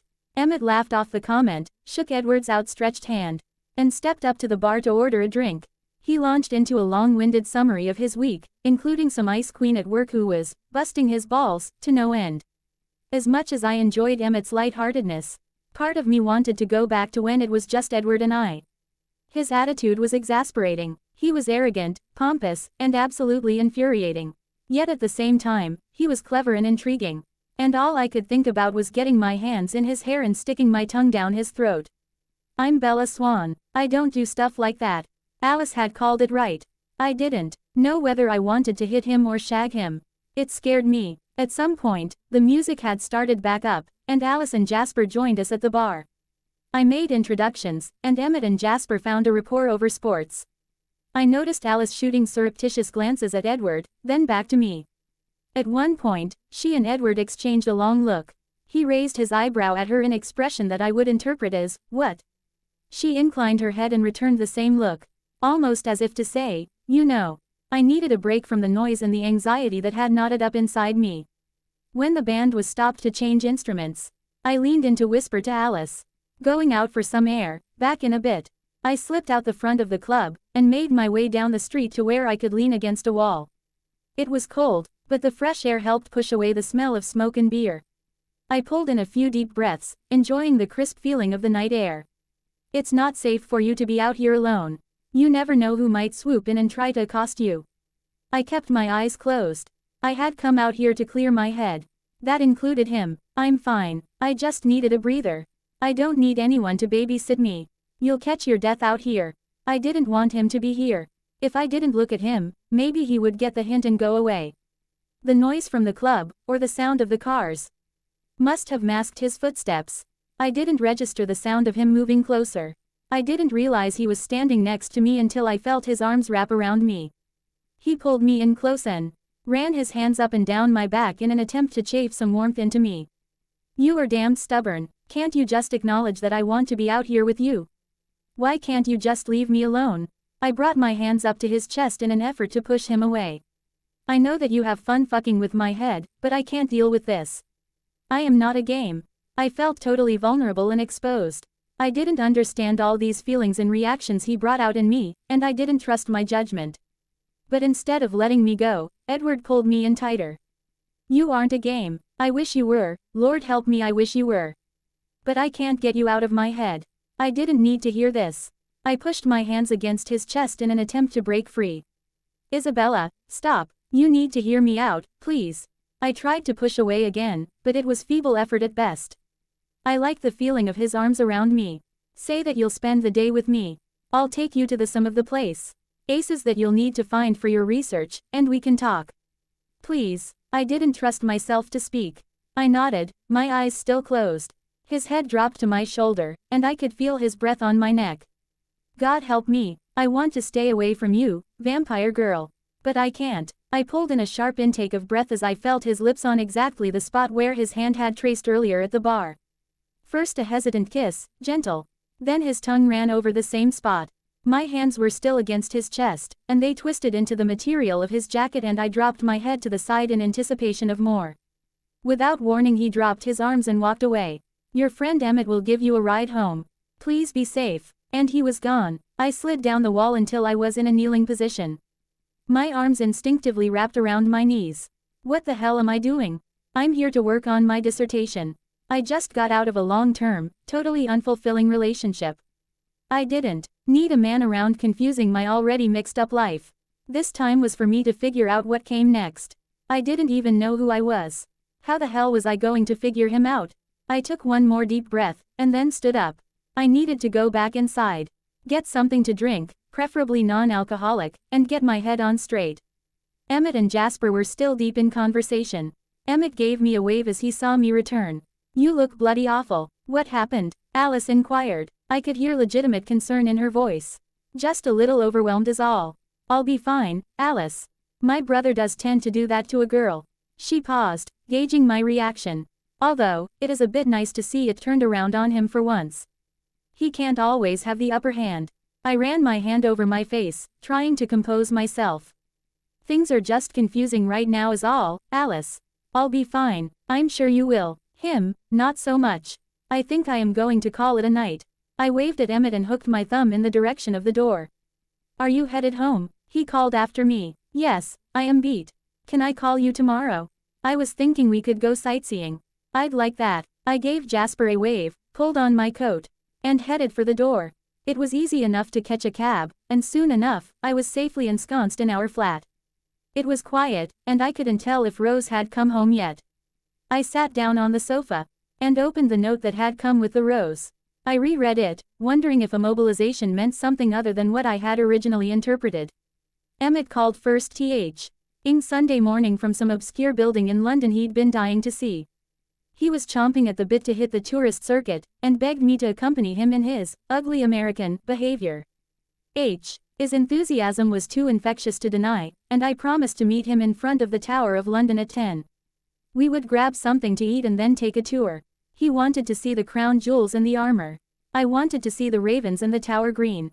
Rose wasn't up when I left the flat. I didn't see any evidence that would lead me to believe anyone else had stayed overnight. Maybe her reaction had been a legitimate knee-jerk reaction to seeing her nemesis from work after all. I arrived at the fortress a bit before 10. A line was already forming, so I went ahead and purchased tickets to avoid the wait. I just cleared the queue when Emmett came bounding up the walkway. He carried a tray with 2 insulated cups and a paper bag. "Breakfast time," he crowed. "I thought we were going to grab something around here. I found this great French bakery by my office." He grinned. "They have awesome croissants, so I picked some up. I just got the cappuccinos, so they should still be hot." Croissants and cappuccinos. Doesn't sound very West Virginian to me. Emmett gave me a grin and answered in an over-enunciated southern drawl. "Don't tell my mama. She thinks I am still a biscuits and gravy type of boy." We sat down on a bench and dug into the improvised picnic. Emmett was right, the croissants were amazing. "So how are things going at work? You mentioned that there is a woman giving you a hard time." Emmett sat his coffee cup on the bench behind us, and reached inside his coat pocket to fish out a pair of sunglasses. "I was probably being harsh last night. This woman just gets to me, you know. She's smart as hell, but has a massive chip on her shoulder. If you question her or try to help, she flips out." "Have you tried talking to her?" He sighed and rubbed the back of his neck. "Yeah, I asked her to lunch in an attempt to bury the hatchet. She totally blew me off. She thinks I am putting the moves on her. She'll come around, Emmett. Especially if all you are doing is trying to help." "Yeah, I guess you were right." He hesitated for a moment. "Bella, she is so absolute amazing, but she can be such a bitch sometimes. I don't know how to reach her." We sat in silence, watching the crowds filter into the tower. At some point when I was off in space or watching the crowd, Emmett draped his arm across the bench behind me. His arm wasn't officially around me, but it was pretty darn close. "So what was the deal with the limey you were with last night?" "The red-headed one," Emmett over-enunciated on limey. Here a week and already picking up the local slang. My original reaction to Emmett on the plane had been entirely physical. He was absolutely adorable, and had a body to die for. But the more time I spent with him, I wanted him to be my friend. I didn't have any business getting involved with anyone, and I liked him too much to risk our time together. "I don't know, I fidgeted with my coffee cup, trying to come up with a logical summation. "He's Jasper's brother-in-law. I met him on Tuesday. I can't explain what it is, he just makes me react. I know that doesn't make sense." "Oh, it makes absolutely sense. Like you can't decide whether you want to throw him out of the wagon or into the hay." I laughed. "That is one way to put it. An English acquaintance called it out as sock him or shag him, but it all works. Anyway, I'm not used to anyone making me feel that way. He sees it too. He called me out on it first thing. God, I just got out of a crappy 4-year relationship. I don't need to jump into something else." "Do you still have a thing for the other guy? The one you left behind?" It was an innocent question, but I struggled to answer it. How do you abandon feelings for someone you spent 4 years with? I'm young enough that 4 years is a huge portion of my life. I can't help but think about that. "But do you still love him?" Emmett's expression was earnest. He was only trying to help me sort through my thoughts, not pry. "No, looking back on it now, I don't know if I ever really did." "Is that a bad thing to say?" "Absolutely not. I give you a lot of credit for that. It would be easy to try and delude yourself into ying to make it be something more than it was. Do you mind me asking why it didn't work out?" I thought for a long time. I've come to realize that life with Mike was safe. But with him, I lost me, if that makes sense. I might not be the most exciting person, but I am who I am. Not some cardboard prop up for partners' dinners and family events. That's what I felt like. Emmett took a long drink of his cappuccino before setting it down on the ground. I had expected him to sit back against the bench, but instead, he leaned in to kiss me. It caught me totally off guard. At first I didn't know what to do, so I didn't do anything. But then I decided to go with it, to see if I responded to him the same way I did Edward. Part of me hoped that Emmett could get the same rise out of me that Edward did. I won't lie, he was a great kisser. Not the type to be overly aggressive. He went for the slow build. A few slow pecks before becoming a little more aggressive. It was nice. But it was nice. He sat back. Did it work? I'm sorry. I was confused. Did what work? Did it get him out of your head? He was legitimately curious. No, I had to be honest with him. It was only fair. Did it get her out of yours? He gave me a half-hearted smile. Aren't we a pair? When I found you were going to be spending time in London, I thought there might be a chance for us. And here we are both jonesing after someone who gets under our skin. Pushes us to our limits, and will most likely drive us crazy. I appreciated his candor in that moment. He had the same quandary that I did and was no happier about it. It probably would have been the easier way, wouldn't it? I asked, acknowledging his admission. Yeah, it would have been. But we would have missed the highs, wouldn't we? You aren't kidding. Although somehow, I don't think you'd ever be accused of being vanilla. I stood up and held out my hand. Come on, let's go make puerile jokes like, whose sword is bigger? I like the nice lance. That's what she said. Approach so much better. More room to play. That earned him a punch in the arm. We spent the rest of the morning wandering through the tower. As expected, Emmett's sword jokes were better than mine. Around 1, we found ourselves outside by the tower green. The sun was still shining, and it was nice to enjoy a bit of warmth. So you never told me, why would you write a dissertation on Dracula and sexuality of all things? Do you know, no one has ever asked me that. Why Dracula? Sure, but never the actual subject matter. I picked up a leaf and twirled it between my fingers. I read it when I was a sophomore in high school and fell in love with it. It fell in line with a bunch of other Gothic novels I had read, like Jane Eyre and Wuthering Heights. But something about it stuck with me. I think I had a bit of a fangirl crush on Dracula, even though he was the bad guy. I tossed the leaf up in the air, watched the wind carry them away. So many of the Gothic novels focused on the impact of personal choices, but none like Dracula. Factor in the whole sexual imagery, biting, blood, transfusions, then contrast the whole Victorian uptight nature. Well, you are a guy. You can figure it out. It just seemed like a great source to mine. So it all goes back to the whole angel-whore conundrum. Leave it to Emmett to boil it down to plain language. Simple and to the point. Something like that. I guess it was my way of being provocative. We both laughed. It did sound funny given the subject matter. I am so tired of the stereotypes, I guess I just wanted to do something different. There is an irony in this, Bella Swan. The things that draw you to the book, or for the period for that matter, are the bad boys. A guy with an edge. That's hardly vanilla. You know what, Emmett? You may have hit on something. I have Byronic hero lust. That sounds like a social disorder. It very well could be. We finished our tour with a bang. Emmett got a bit too vocal, while providing pithy observations on the crown jewels, and we were invited to leave. What can I say? I'm a large child. He laughed as we left the underground station in Waterloo. Stuff that big and gaudy just cries for social commentary.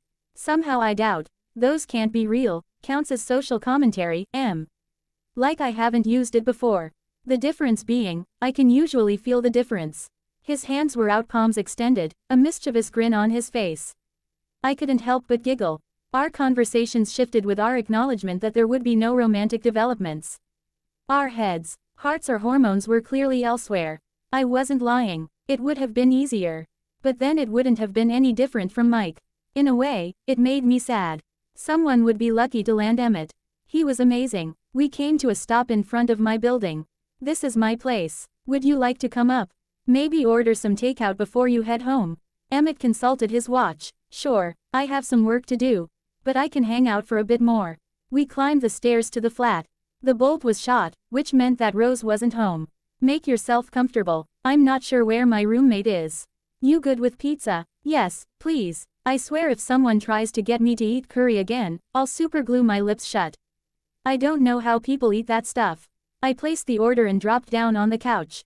So what are you going to do about the woman at work? He sighed and ran his hand through his hair. I don't know. Everything I do seems to set her off. I wish I could get her outside of work. Convince her to listen to me. I know she'll think it's just about her looks. I mean, she's an absolute knockout. But it's more than that. She's so damn smart and funny. She's truly one of a kind. Why not tell her exactly that? It would work for me. Emmett considered me for a moment. Do you really think it would be that simple? Why not? Nothing else is working, right? A knock on the door interrupted our conversation. I paid the pizza delivery man and dropped the box on the table. As I walked out into the kitchen, I heard Emmett call out. So what are you going to do?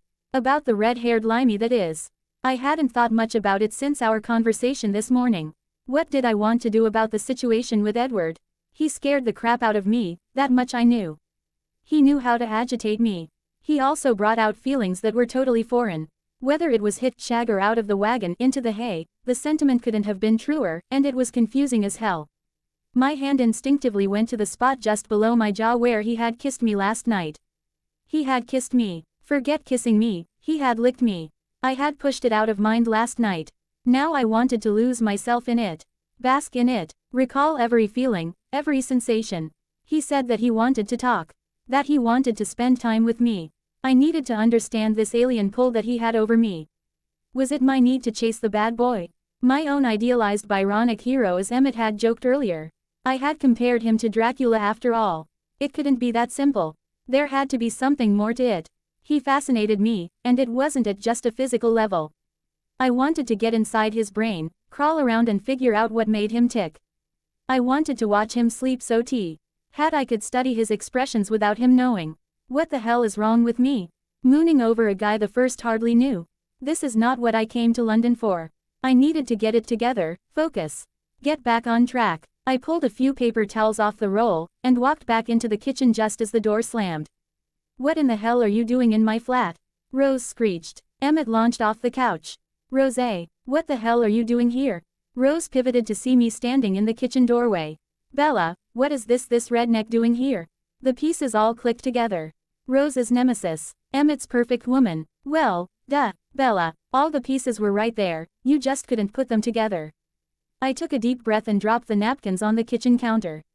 Here you go, Emmett. You are both so going to owe me. I'm going for a walk. Rose, you need to sit down and shut up while my friend from business class says a few things to you. Emmett looked like a deer in the headlights. I gave him a wave as I headed for the door. Seize the moment, Em. I know you can do it. I'll be back in a bit. I let myself out of the apartment and flew down the steps. Lord knows what I would be coming back to. I was at a loss for what to do. It was getting cold outside. I didn't want to go to a pub. I wasn't hungry. I didn't want a drink. But sitting in front of the building wasn't an option. So I did the only thing I could. I started walking. I hadn't spent much time exploring London, and figured I might as well get a start on it. I headed back in the direction of Waterloo Station. I hadn't made it a block when I saw him standing across the street. Like he was waiting for me. I so wasn't in the mood for this. It was bad enough that I was having dreams about him. Even worse, I found myself fantasizing about him during the day. I couldn't control my subconscious. But direct interactions, yeah, those I could. Head down, I continued on. If I didn't stop, maybe he wouldn't see me. Or if he did, my lack of acknowledgement might prevent him from following. Wishful thinking. Isabella, I heard him call after me. And I was furious at the surge that I felt hearing him call my name. My body was a total traitor. I stopped, but didn't look back. What do you want, Edward? I was coming to see you.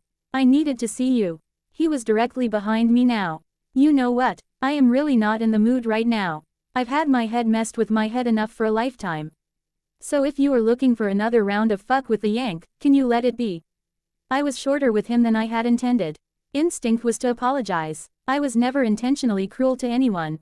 Isabella, please, just listen to me. I spun around, planning on reiterating my request to be left alone. I should have learned after Saturday night that visual contact was not a good thing. Hands shoved in the pockets of jeans. Dark gray wool pea coat. The same flush in his cheeks from the cold. There were no words to describe the way he looked. How could I resist him? I am not here to be difficult. I was merely coming by to offer to take you to a few places for your research. Alice and I grew up with the story. It's kind of hard not to. Living where we did, I wanted to try help. Why? It just tumbled out. I hadn't intended to be rude. I'm sorry, it's just why would you want to help me? His hand went to his hair, sweeping it away from his eyes. He looked uncomfortable. I wasn't accustomed to seeing anything but confidence from him. Do you want my help, or don't you? Why did you come by here? Why didn't you call? I was trying to buy time, trying to figure out what his motive was. What I wanted. I don't have your mobile number, Isabella. I was going to buzz your flat. If you weren't home I was going to leave a note. Quote, why not call Jasper? He knows how to reach me. And why would I do that? He'd only pry, and I really don't want to disclose the nature of our relationship, Isabella. Relationship. We had a relationship, so I did what I always do in situations where I get nervous. I brought my palm to my forehead, and rubbed hard, as if trying to physically force out a thought. It was a habit I had developed as a child. I felt his hand on my wrist. Don't do that. Why? I allowed him to pull my hand down. He didn't let go of my wrist. Because maybe I want to see your face, he replied softly. God, this was all so confusing. Look, Edward, I can't do this. Every conversation we've had has been combative, frustrating, and totally confusing. You may get off on turning me around in circles, but I don't. Please, can't you just let me be? I made a move to walk away, but he still had a hold of my wrist. He used my forward momentum to reel me back. It whipped me around, and I crashed into him. Why do you insist on torturing me? I had a wonderful guy kiss me today, and I should have enjoyed it. But instead, all I could think about was you. I can't get you out of my head. I regretted it as soon as I said it. I didn't want him to know the power he had over me. Good, because I don't want you to. His expression was fierce, intense. It immediately softened when he registered the shock in mine. Isabella, just listen to me. He let go of my wrist. I immediately missed the contact. This isn't me. I don't react to strange men. Why does he affect me like this? Just spend a day with me. I can take you to the London Zoo. It isn't exactly the way Stoker wrote about it, but you can get a feel for. And we can talk. We can get to know each other. We can talk, or you can insult. A flicker of pain registered on his face at my cheap shot. I'm sorry, it's just I don't understand. You act different every time I see you. Your moods are giving me whiplash. And then there was that stunt you pulled in front of the club last night. How else would you expect me to react? Edward's eyes narrowed for a moment. Then he reached up to weave his hand through my hair. Spend a day with me. I'll answer whatever questions you want to ask. Just come. I felt his hand tighten in my hair. Please, Isabella, say that you will. His fingers were slowly opening and closing now, gently massaging my scalp. It was such an odd sensation, something so intimate, and yet so strange. Only if you call me by my name. The massaging didn't stop. I wanted to lean my head back into it, but I checked myself. I needed to maintain my control around him, or at least what little I had left. I do. No you don't. You call me Isabella. My name is Bella. His hand moved lower, rubbing gently at my neck. I closed my eyes, pure instinct. No, he stated quietly. Your name is Isabella. Your nickname is Bella, and I will not call you Bella. My eyes shot open. Why not? He SM. I let and slid his hand down my neck so that his thumb rested directly over my pulse point again. Just the memory of him kissing me in that exact same spot made me shiver a bit. I could tell by the satisfied little smirk that he noticed it too. Because you don't believe it. I refuse to call you something that you don't see. Therefore, until you acknowledge and accept the meaning, I will call you Isabella. I wanted to be angry. To pull away, and to tell him that he didn't know what he was talking about. But I couldn't, because he was right. He hardly knew me, yet he could see everything. It scared the living daylights out of me. And yet there I stood, like a cornered animal. His thumb continued to trace below my jaw. There is so much potential in you. So much fire. So much life. Why can't you let it out? I didn't know how to respond. My brain scrambled to react to his assessment, while my body reacted to his touch. My own personal civil war. What do you want, Isabella? Do you even know? I answered before I could think through a response. I'm not sure. I knew as soon as I said it that it was only a partial truth. Will you kiss me, please? I want you to kiss me. I hated the way it sounded, like I was begging. But I needed to know if this was real, if there was something lurking underneath. I had kissed Emmett today, and said it didn't compare. But I didn't have anything to compare it to. Is that what you want? I nodded, my cheeks burning in embarrassment. I didn't trust myself to speak. He smiled at my reaction. It was like he reveled in my discomfort. He leaned in towards me, his hand shifting so that his thumb was directly underneath my chin. I could feel his breath on my face, and I instinctively closed my eyes. As soon as I did, I felt pressure from his thumb, shifting my head, so that he could place a gentle kiss on my jaw, next my ear. The next one was directly over my pulse point, followed by a quick trace of his tongue. And lower now, trailing down my neck until he reached the collar of my coat. I didn't push him away this time. I had asked for this, I wanted this. My arms slipped around his waist, and I pulled myself in closer. He continued kissing my neck, his hand slipping back into my hair and tugging slightly to gain better access. He ran his tongue back along my pulse point again, and I whimpered in reaction. I felt him smile against my skin. It scares you to feel out of control, doesn't it, Isabella? He sucked lightly on my neck, and I relaxed into him, feeling his arms tighten around me. I think it would be a very good thing for you to learn to deal with. Life can't always be controlled now, can it? I was scared, I was frustrated, and I desperately didn't want him to stop what he was doing. Edward brought his free hand to the small of my back and pressed against me. I hadn't stopped to think that this was affecting him as much as it was me. I think I would very much like to see that moment. He placed one last gentle kiss on my neck and pulled away. I'll pick you up next Saturday at 9. He released me and turned to walk away. What the hell? What is this? Turn me on and leave me cold. I asked you to kiss me. I shouted after him, immediately embarrassed at how I sounded. I did kiss you, Isabella. No, you didn't. You asked me to kiss you. I kissed you. I couldn't see his face. No way to decipher the tone of his words. I meant on the lips. I could feel the burn building in my face. He stood, with his back to me, hands back in his pockets. I am not going to kiss you on the lips today, Isabella. Accept it. Why? I had no pride now. This is what he did to me. I needed to know, needed to understand. He didn't answer me immediately, and when he did, I almost thought I had misunderstood. I don't think either of us are ready for that moment yet. He crossed the street to where his car was parked. I hadn't registered that it was there when I had walked by. I will get your number from Jasper this week. Expect a call. He got in and pulled out into traffic without looking at me again. I watched the tail lights whip around the corner and disappear. I was halfway home when I realized that my hand was at my neck. Excellent. I was stumbling down the street holding my neck like I had been bitten. Damn him. I was tired, I was cold, and I was frustrated. I was past caring if Emmett and Rose were still duking it out. I was going to go home and go to bed. The flat was quiet when I let myself in. The lights were on, and Rose's door was closed. I was thankful. I didn't feel like listening to her rant about Emmett.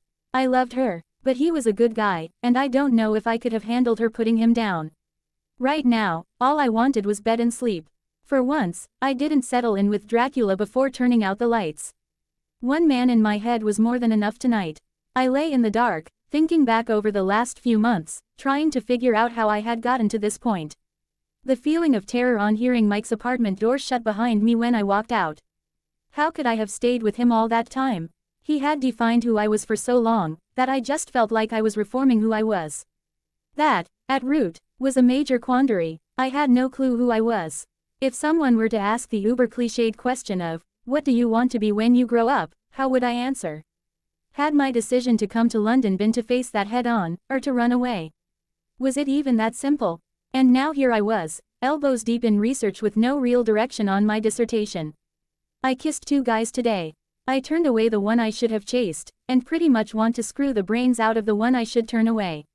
Me, Bella Swan. I could count my relationships on one hand, and my sexual partners on one finger. Why did life have to be so damn confusing? I stretched my arms over my head, trying to ease some of the tension out of my back and neck. Be logical, Bella. Think it through. Identify the questions and find the answers. Okay, first question. What do I want to be? Why am I even questioning this? I'd set a path my entire life, get my doctorate and teach. Maybe someday even write. The only way I can get there is if I finish my dissertation. But lately, I've been questioning if that is the path that I want to follow. Will academia be fulfilling enough? Will I be looking myself away from life? Better save that one for another day. Second question. Why am I having such a hard time with my dissertation? I should be able to crank this out. As much as I didn't want to admit it, Edward had hit it on the head. I had no clue how to write about something I had never lived. It was too late to switch topics, and I had too much invested in this, intellectually and emotionally. Which lead me to my final question. Edward, boil it down, Bella. Be logical. What is it about him that is so provocative? He was absolutely gorgeous. He was smart, but it was more than that. No man has ever pushed me like he does. I don't fight, I don't argue. But I do with him. He makes me feel out of control. He makes me angry. He's worked his way so far under my skin that I have sexual dreams about him. I fantasize about him. I have never done that before, ever. Not with a man I know, heck not even with anyone famous. My representative sample for sex, passion, lust, whatever you want to call it was Mike. King of the wham bam, thank you ma'am. But could that be the answer? Is it really that simple? And more importantly, could I even do it? Did I want to? That was the only question I could answer. And it infuriated me all the more. Absolutely. I pulled my pillow over my face and screamed in frustration. I was wound up mentally, physically, and emotionally. I might as well give up. There wouldn't be any sleep tonight. It felt like Rose avoided me all day Monday. I had plenty of things to keep me busy as I eased into a schedule at the library. I was well into my second week in London, and it felt like I had already worn a path between our flat and the campus. Tuesday night we had planned a girls' night.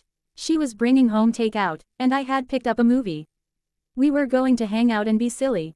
Just like old times. I spent a good part of the day trying to reconcile my research with the crazy thoughts running around in my head. At the core of Victorian belief, were the notions that a woman was either pure or a wife and mother. If a woman was neither, she was a whore, and of no consequence in society. That was the contrast that Stoker had set up for the two primary female characters in Dracula. It was very hard to get thoughts of a man out of your head when all you read all week long were direct or indirect references to sex. The angel-whore dichotomy, as Emmett had called it. Well, Edward had accused me of not having the experience to understand the story. I definitely got the angel part. Maybe that lack of experience was worth something after all. Tuesday night, I was already in my flannel PJ pants and a t-shirt when Rose got home. "I have pizza," Rose crowed from the open door. "I have good hooch," I echoed. We giggled. The old guy W.H.O. lived down the hall from us in Chicago called any type of alcohol hooch, and it stuck. 10 minutes later, Rose was dressed in her own flannels and t-shirt, and we were feasting on passable pizza. A few more glasses of red wine, and I wouldn't notice that it didn't compare to a good pizza found only in Chicago. "How did things go this week? Did you get any traction?" Rose inquired. As much as she teased me about my subject matter, she was always incredibly supportive. "Okay, I found some great material, but I've got some things on my mind, and the subject matter isn't helping."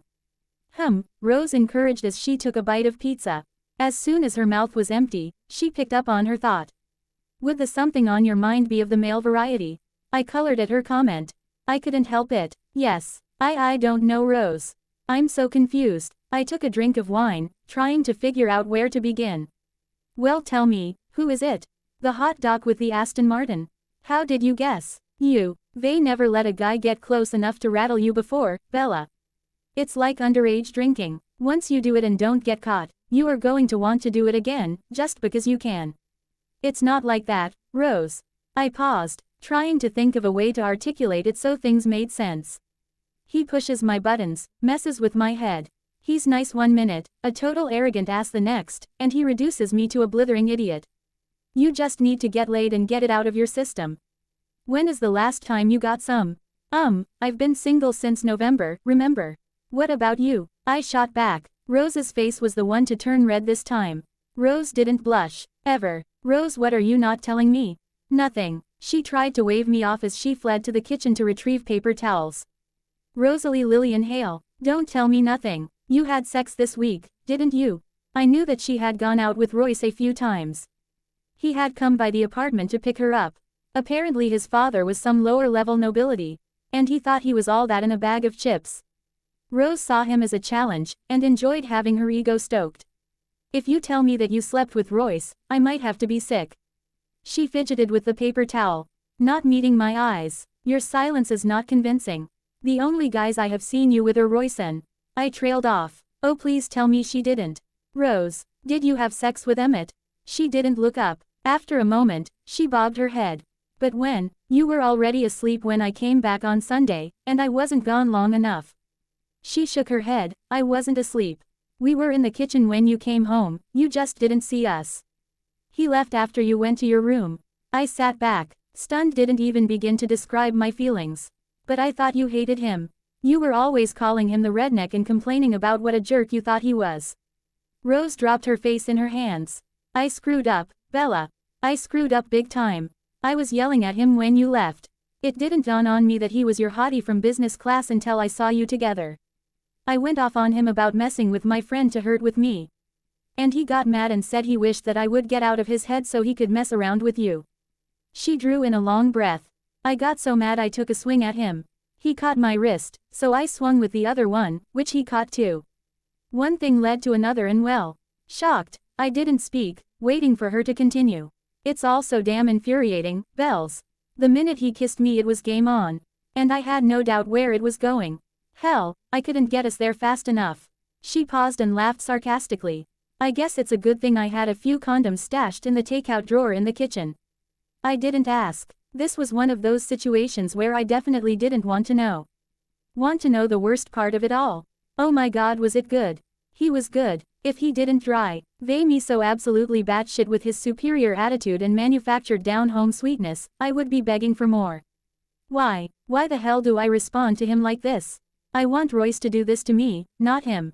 She couldn't even speak Emmett's name. Poor Emmett. He managed to push the one button on Rose guaranteed to freak her out. She didn't like to feel out of control. Compound that by what so? Wounded like one hell of a roll in the hay, and Emmett didn't stand a chance at convincing her it was about anything more than sex.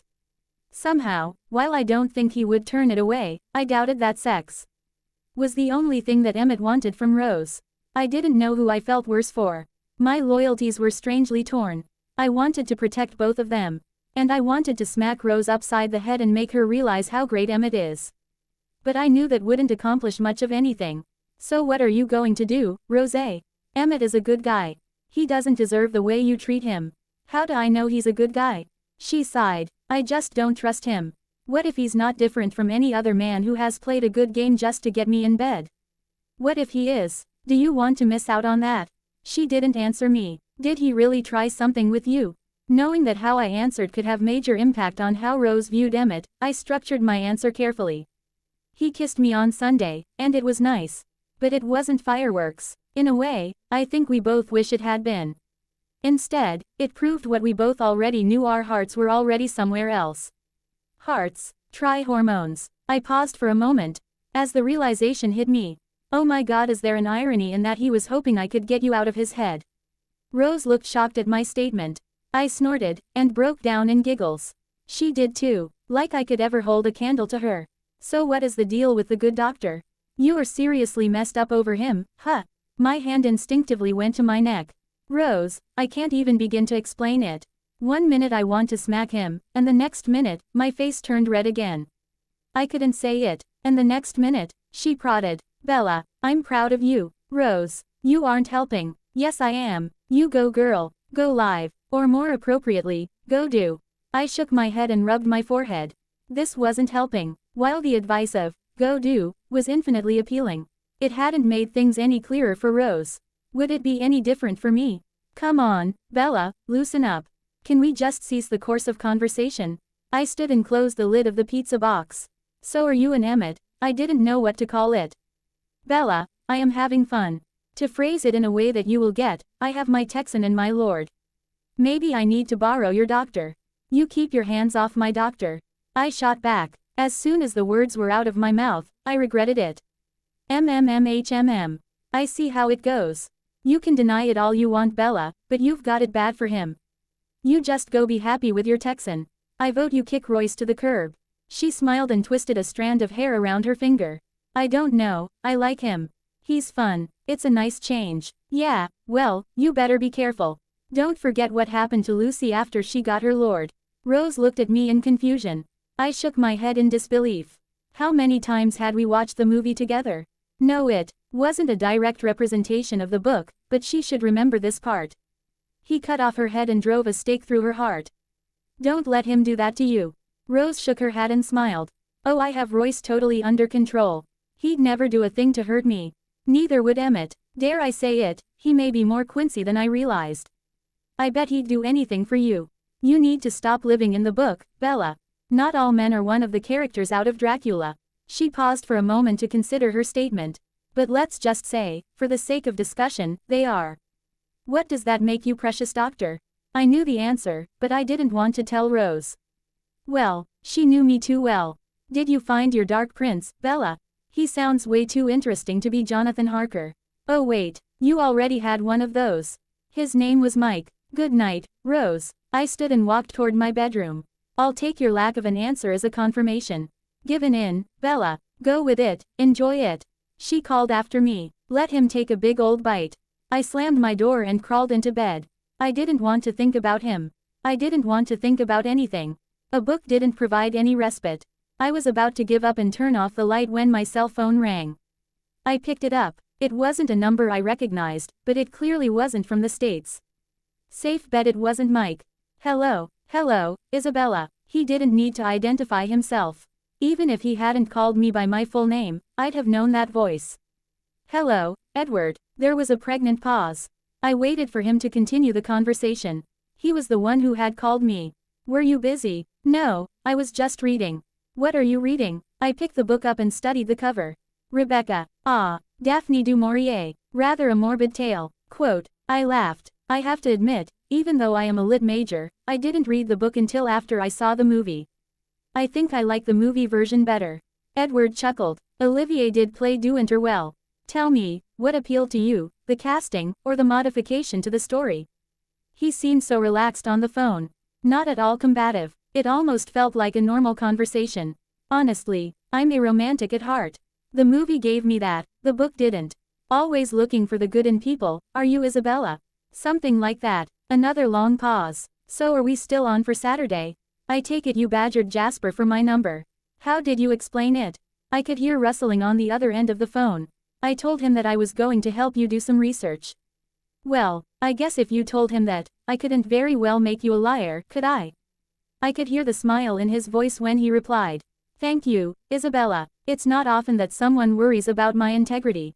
That made me laugh. I don't know enough about you to question your integrity, Edward. Then I'll make you a deal. You spend all day with me on Saturday, including dinner. And I will answer any question you throw at me.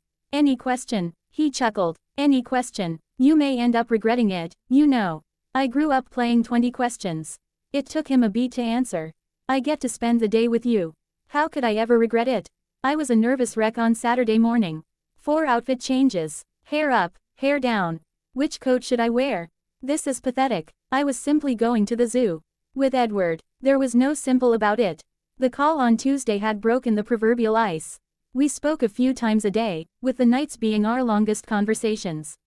I would lie in bed and tell Edward stories about my family, growing up between Phoenix and Washington, and how I had ended up in Chicago. We spoke about books endlessly. I was amazed to find he loved literature as much as I did. Although our tastes did tend to diverge a bit, it became a game of this or that. I'd say Shakespeare, he'd say Chaucer. I'd say Jane Austen, he'd say Charles Dickens. I finally started to learn more about him, beyond the mystique. What he found interesting, what made him laugh, how he liked his coffee. I wasn't any closer to knowing him though. At least not in any depth. All the revealing, or probing questions he dodged or redirected. I could tell you his favorite color blue, that he liked to play rugby, and that he preferred dark chocolate, but I couldn't tell you anything of consequence. I knew better than to try and divine any secret depth in his affection for the police. I intended to remedy that today. I'd spent the last 2 days formulating questions. Dr. Edward Masson wasn't going to know what hit him. At precisely 9, I was out in front, waiting. At 9:02, the black Aston Martin pulled up to the curb, and Edward jumped out of the car to open my door. Hello, Isabella. That little self-satisfied smirk was resident. It would be infuriating if it didn't make him so damn attractive. Hello, Edward. My heart sped up at that smile. If it were physically possible to melt, I would have. Do you mind if I kiss you? Hello? Oh good lord, is he really going to? I couldn't find any words, so I nodded my agreement. His smirk grew into a full-fledged smile. It caused his eyes to crinkle a bit around the corners. I'd never seen him really smile, just that annoying smirk. He looked happy, almost carefree, so different from the arrogant, infuriating G-man that had tormented me for the last few weeks. Edward leaned in to place a gentle kiss on my forehead. Another one, slightly longer, on my left cheek. He then pulled back, staring directly into M. Why eyes for a moment before moving to the other side of my face. He traced his nose along my cheekbone before placing one last kiss next to my ear. I don't ever want to go that long without seeing you again, he whispered. His breath against my ear was warm, and I wanted to lean into him. I needed more. My hands instinctively came to rest at the front of his open coat. Instead of pushing him away like I had in the past, I grasped at the zipper edges, pulling him in closer. He had absolute and utter power over me. I would do anything he asked. He laughed at my ragged breathing. I didn't want him to laugh. I wanted him to continue. You still aren't going to properly kiss me, are you? I asked. Edward pulled back far enough so that he could look me directly in the eyes. The smile was still there, although not quite as broad as before. No, I'm not. Will you ever? He raised an eyebrow, as if mocking me. What if I kiss you? I asked, amazed at my own courage. You won't. He sounded so arrogant, so self-assured. It was exasperating, but he was also right. I wouldn't. I desperately wanted to, but I wouldn't. How do you know? He smiled and leaned in close enough to run his nose along my jaw. I know you, Isabella. I know how your brain works. I know what makes you mad. I know what makes you smile, and I know how to bring out that beautiful blush. Maybe it was the tone of his voice. Maybe it was a challenge. I don't know what prompted me, but I turned my head and caught the edge of his ear with my lips.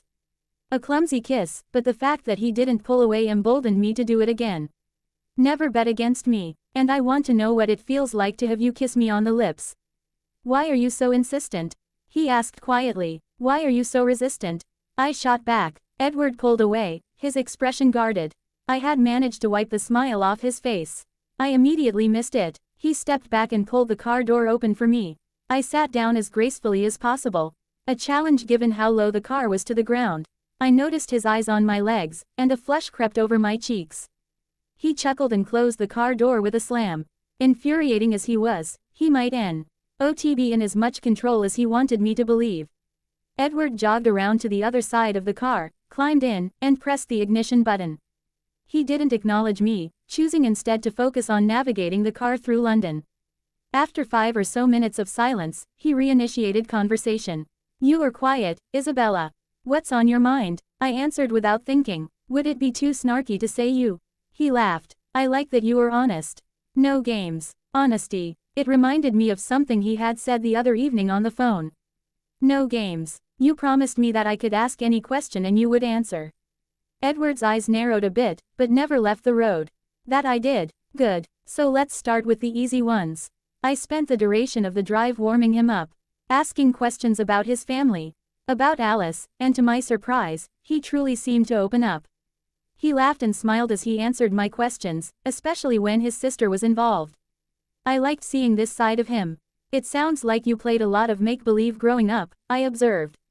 It was hard to imagine him as a carefree child, laughing and playing. We did. We lived close to the old abbey, and we would sneak up there to play King Arthur and the Knights of the Round Table. It was the perfect place to do it. I can totally see Alice as Guinevere, I laughed. Actually, Maggie was Guinevere. Alice always wanted to be Morgan Le Fay. She liked to think she had magic powers. Who's Maggie? I asked. Edward didn't answer. Edward, who is Maggie? A childhood friend. His tone indicated that he would not elaborate. So I redirected to another line of questioning. I can't imagine what it was like growing up in Whitby. To be in the middle of all that literary history. The smile returned. Honestly, we all got so fed up with the story. When it's front and center all the time, it loses its allure. We slipped back into comfortable conversation as I started lobbing questions at Edward about his time at university. Yet another dialect nuance between American and British English. It was a dreary day, with the constant threat for rain, which meant that we had most of the zoo to ourselves. We paid for admission and headed immediately for the wolves. In the book, Lucy's mother had been killed by a wolf that had escaped from the London Zoological Garden.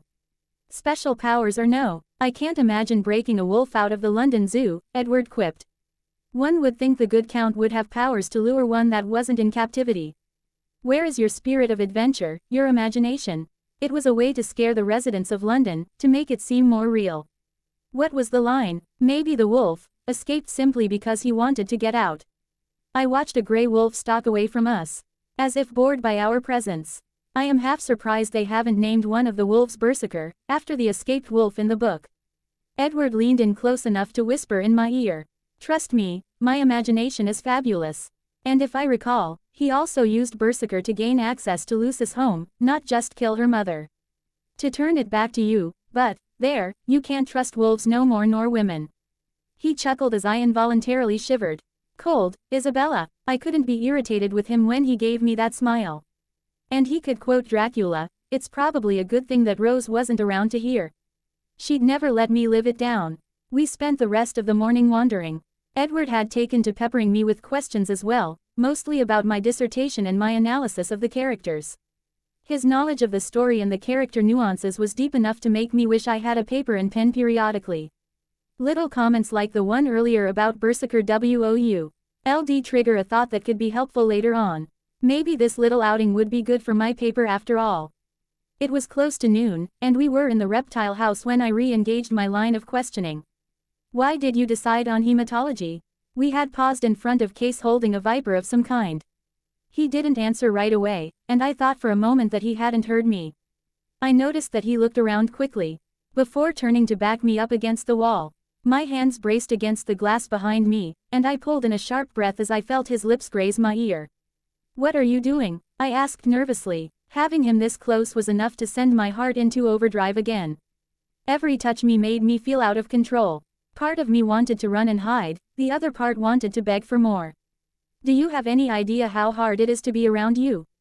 His admission sent a small surge of power through me though. No one had ever said that to me before, made me feel wanted like Edward did. Maybe he was just as affected as I was. It's not very easy to be around you either, I admitted. I may be setting myself up for failure, but I couldn't lie. I felt his hand slip inside my coat and slide lightly up my side, grazing my breast. I sucked in a breath in response. Edward moved his head, using his nose to push my hair away from my ear. I wanted to demystify you, bring you out of your shell, so that I could find out what was underneath and walk away. But the more I see, the more I want. His hand had started its circuit back down my body. He was bolder this time, palming my breast and squeezing.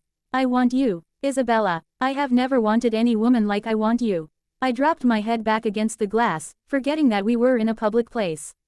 I was wedged in a man who knew how to push every button I had in a poisonous snake. And all I could think of was more. I focused on his hand, wishing that I had stuck with a shirt instead of a sweater.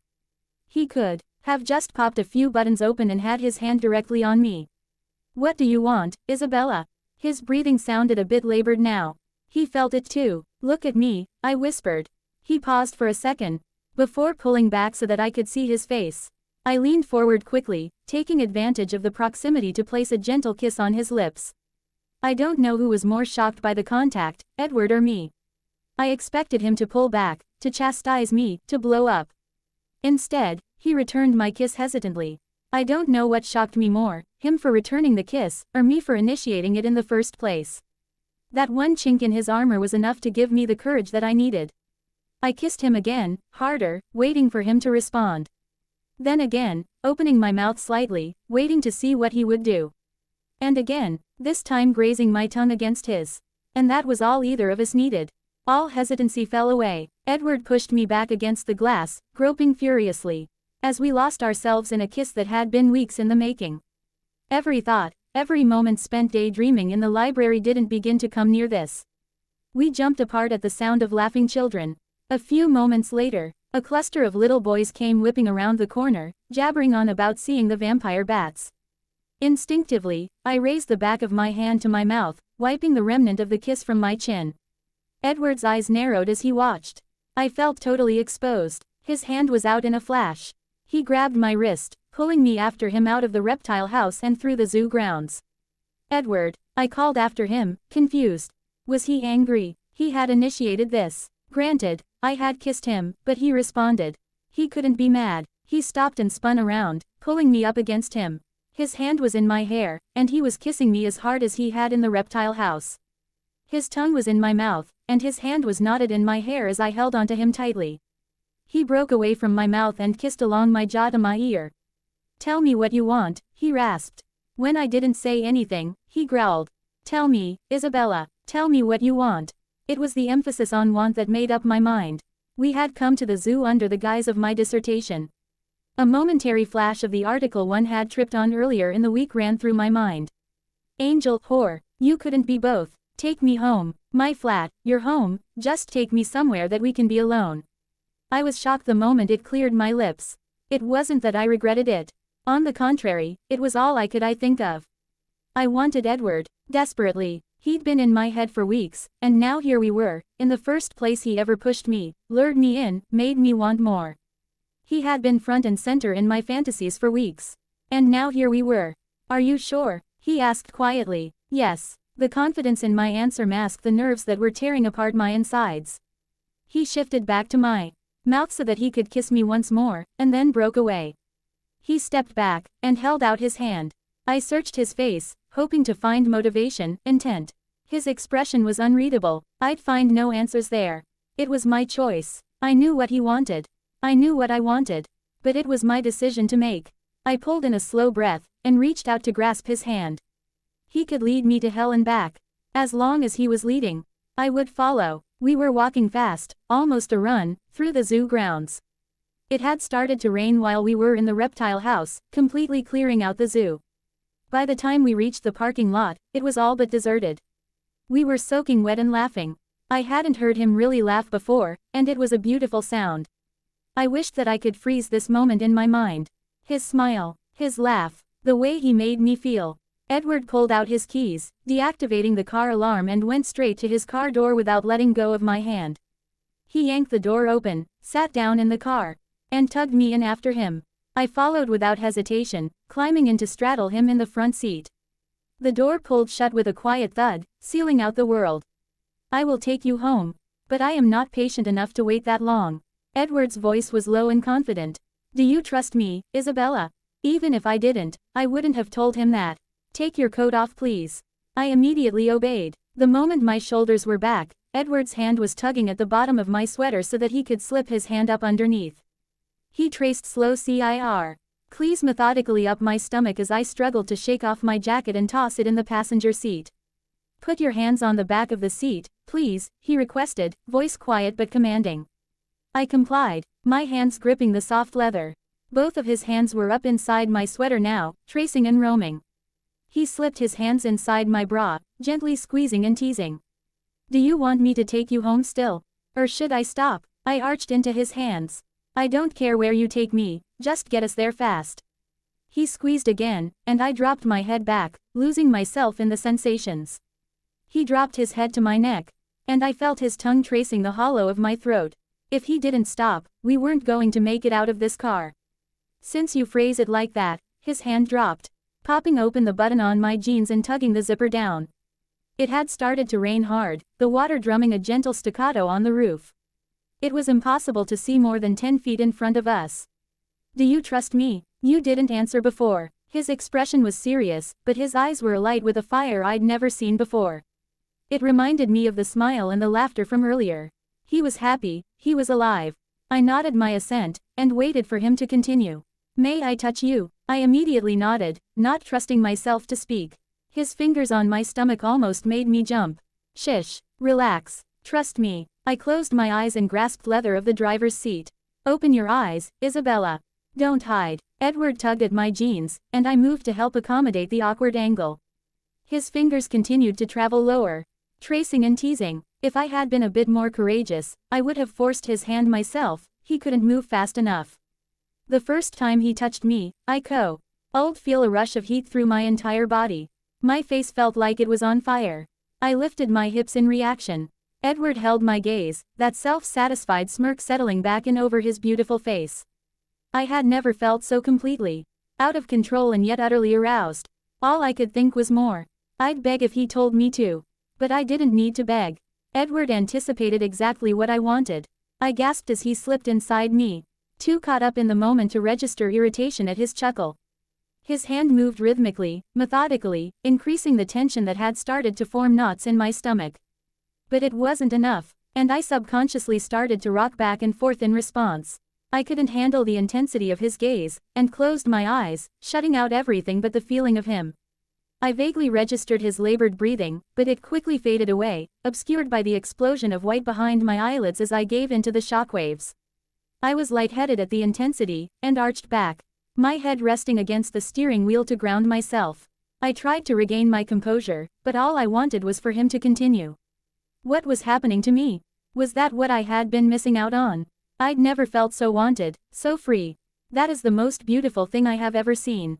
I heard Edward whisper. His tone was reverent, almost awed. He couldn't mean me. He slipped his hand around my neck and pulled me forward so that he could kiss me again. I could get drunk on the taste and feel of him, and gave in willingly as he tugged my hair to gain access to my neck again. When he moved to zip my jeans, I whimpered. I didn't want him to stop. I wanted more. I needed more. He tugged on my hair, forcing me back so that he could look directly into eyes. Climb in the passenger seat and buckle your seatbelt, he murmured. I have no intention of following the traffic laws. I want you in my bed.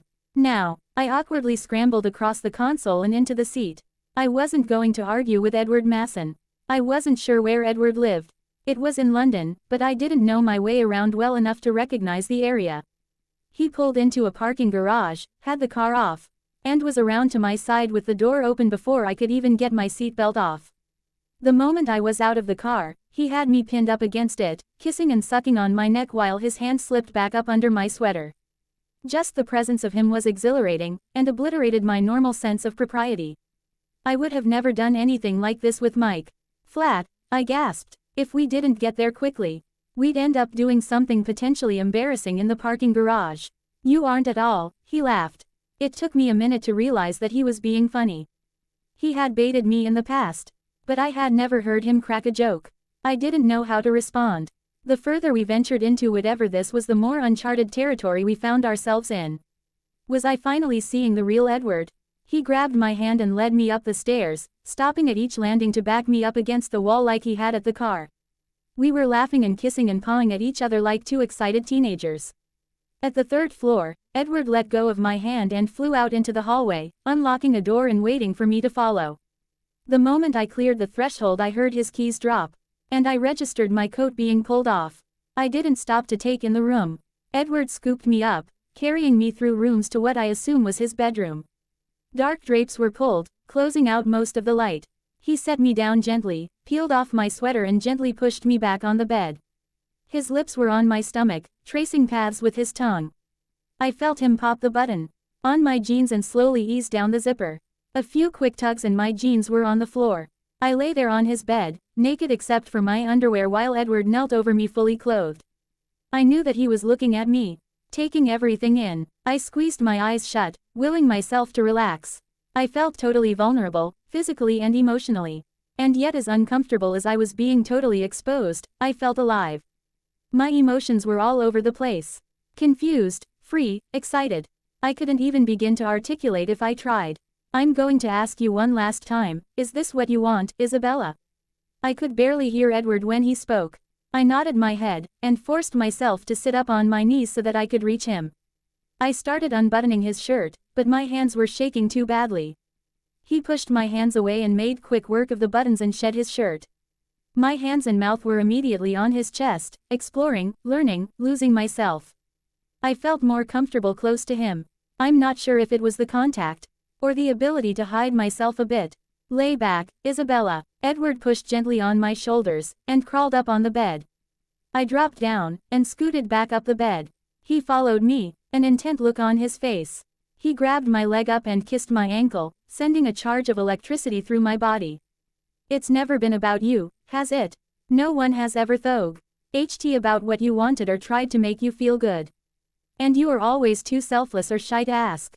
Edward moved further up the bed, pausing to kiss my stomach, even further up between my breasts, again across my chest to my shoulder, until coming to rest on his side next to me.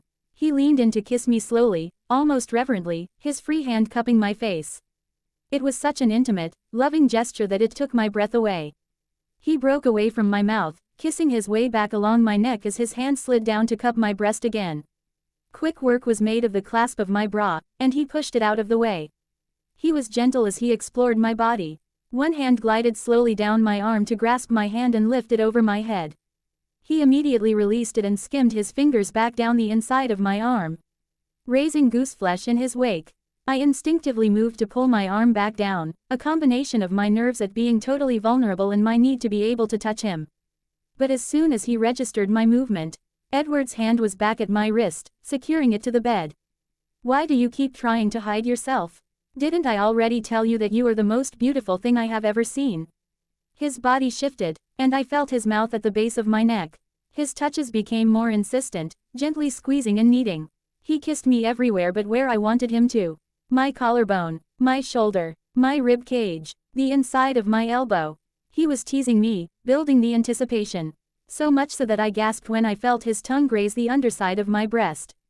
Don't hold back, Isabella. I want to hear how I make you feel, he whispered against my skin. Before I could process a thought, his mouth was around my nipple, gently stroking and sucking at it. A small sigh escaped my lips, and I felt him smile against me. That's it. Trust what you feel. Trust how I make you feel. He continued to lavish attention on me, kissing and teasing as he whispered against my skin. How good I smelled, how I tasted, how beautiful I was. It made me feel like he was worshipping me.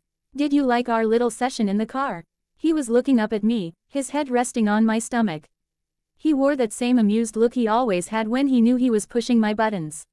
My face was immediately warm as another charge of electricity ran through me. I bit my lip and nodded, not trusting myself to speak. You were absolutely breathtaking, Isabella. I want to see you come apart like that again. His hand slipped down to slide off the remainder of my clothing. I very much like knowing that I can make you feel that good. I lay spread out on the bed, naked, and completely at his whim. I felt totally out of control and yet absolutely safe. Tell me what you want, Isabella. I'd like to hear you say it. He sounded so different from the infuriating man that had taunted and tormented me over the previous weeks. Don't be scared, I would never do anything to hurt you. He kissed his way gently up my body, and brought his hand up to rest on my cheek again. I closed my eyes and leaned into his hand. His tone was gentle, his words affectionate. I believed him, yet I was still scared, uncomfortable in my own skin. Edward must have picked up on my insecurity when I didn't answer. His hand slowly trailed along my hip bone, waiting. Would you like me to touch you again? His words were so proper, formal. It made the whole thing that much more erotic. I kept my eyes and nodded, my cheeks burning. His hand left my hip, sliding down to and dip behind my knee. He bent my leg oh that my foot could rest flat on the bed. I felt the trail of his fingers down the inside of my leg. My knee instinctively dropped a bit to the side and I heard a soft chuckle at the reaction. My eyes flew open, and I was ready with a retort, but the slow graze of his hand eliminated my ability to speak. Just like in the car, I gave in, lost myself in his touch. My body took over, arching and rocking against his hand. My fists knotted into the sheets as I let the sensations wash over me. I was vaguely aware of asking him to move faster, my knee dropping completely to the side. I was writhing under him on the bed, with no fear. No embarrassment. I felt free. I felt wanted. He whispered in my ear as I came back down. I didn't register what he said, too caught up in the sensation, in his presence. Intermittent words like fire, beautiful, life blended with the exhilaration of the feeling of his fingers inside of me. I pulled in a deep breath and opened my eyes. Edward was watching me, a lazy smile on his face. It was out of sync with intensity burning in his eyes. You know that I want you, don't you, Isabella? He never looked away, never broke his gaze. He was waiting for me to indicate that I understood and that I believed him. I want you too, I whispered back. His smile grew a bit. May I make love to you, Isabella? I didn't trust myself to speak. I don't think I could have if I tried. I felt myself coloring again as I nodded my agreement. There was no way I could stop now. I wanted this too much. I wanted us too much. Edward pulled away, and I heard him digging around in the bedside table. The sound of his jeans hitting the floor followed by crinkling and tearing of plastic. He climbed back on the bed, hovering over me, his arms bearing the brunt of his weight. It was dark enough in the room that I couldn't make out much. His fair skin, his hair hanging in his eyes, which were alight with a fire so similar to earlier in the car.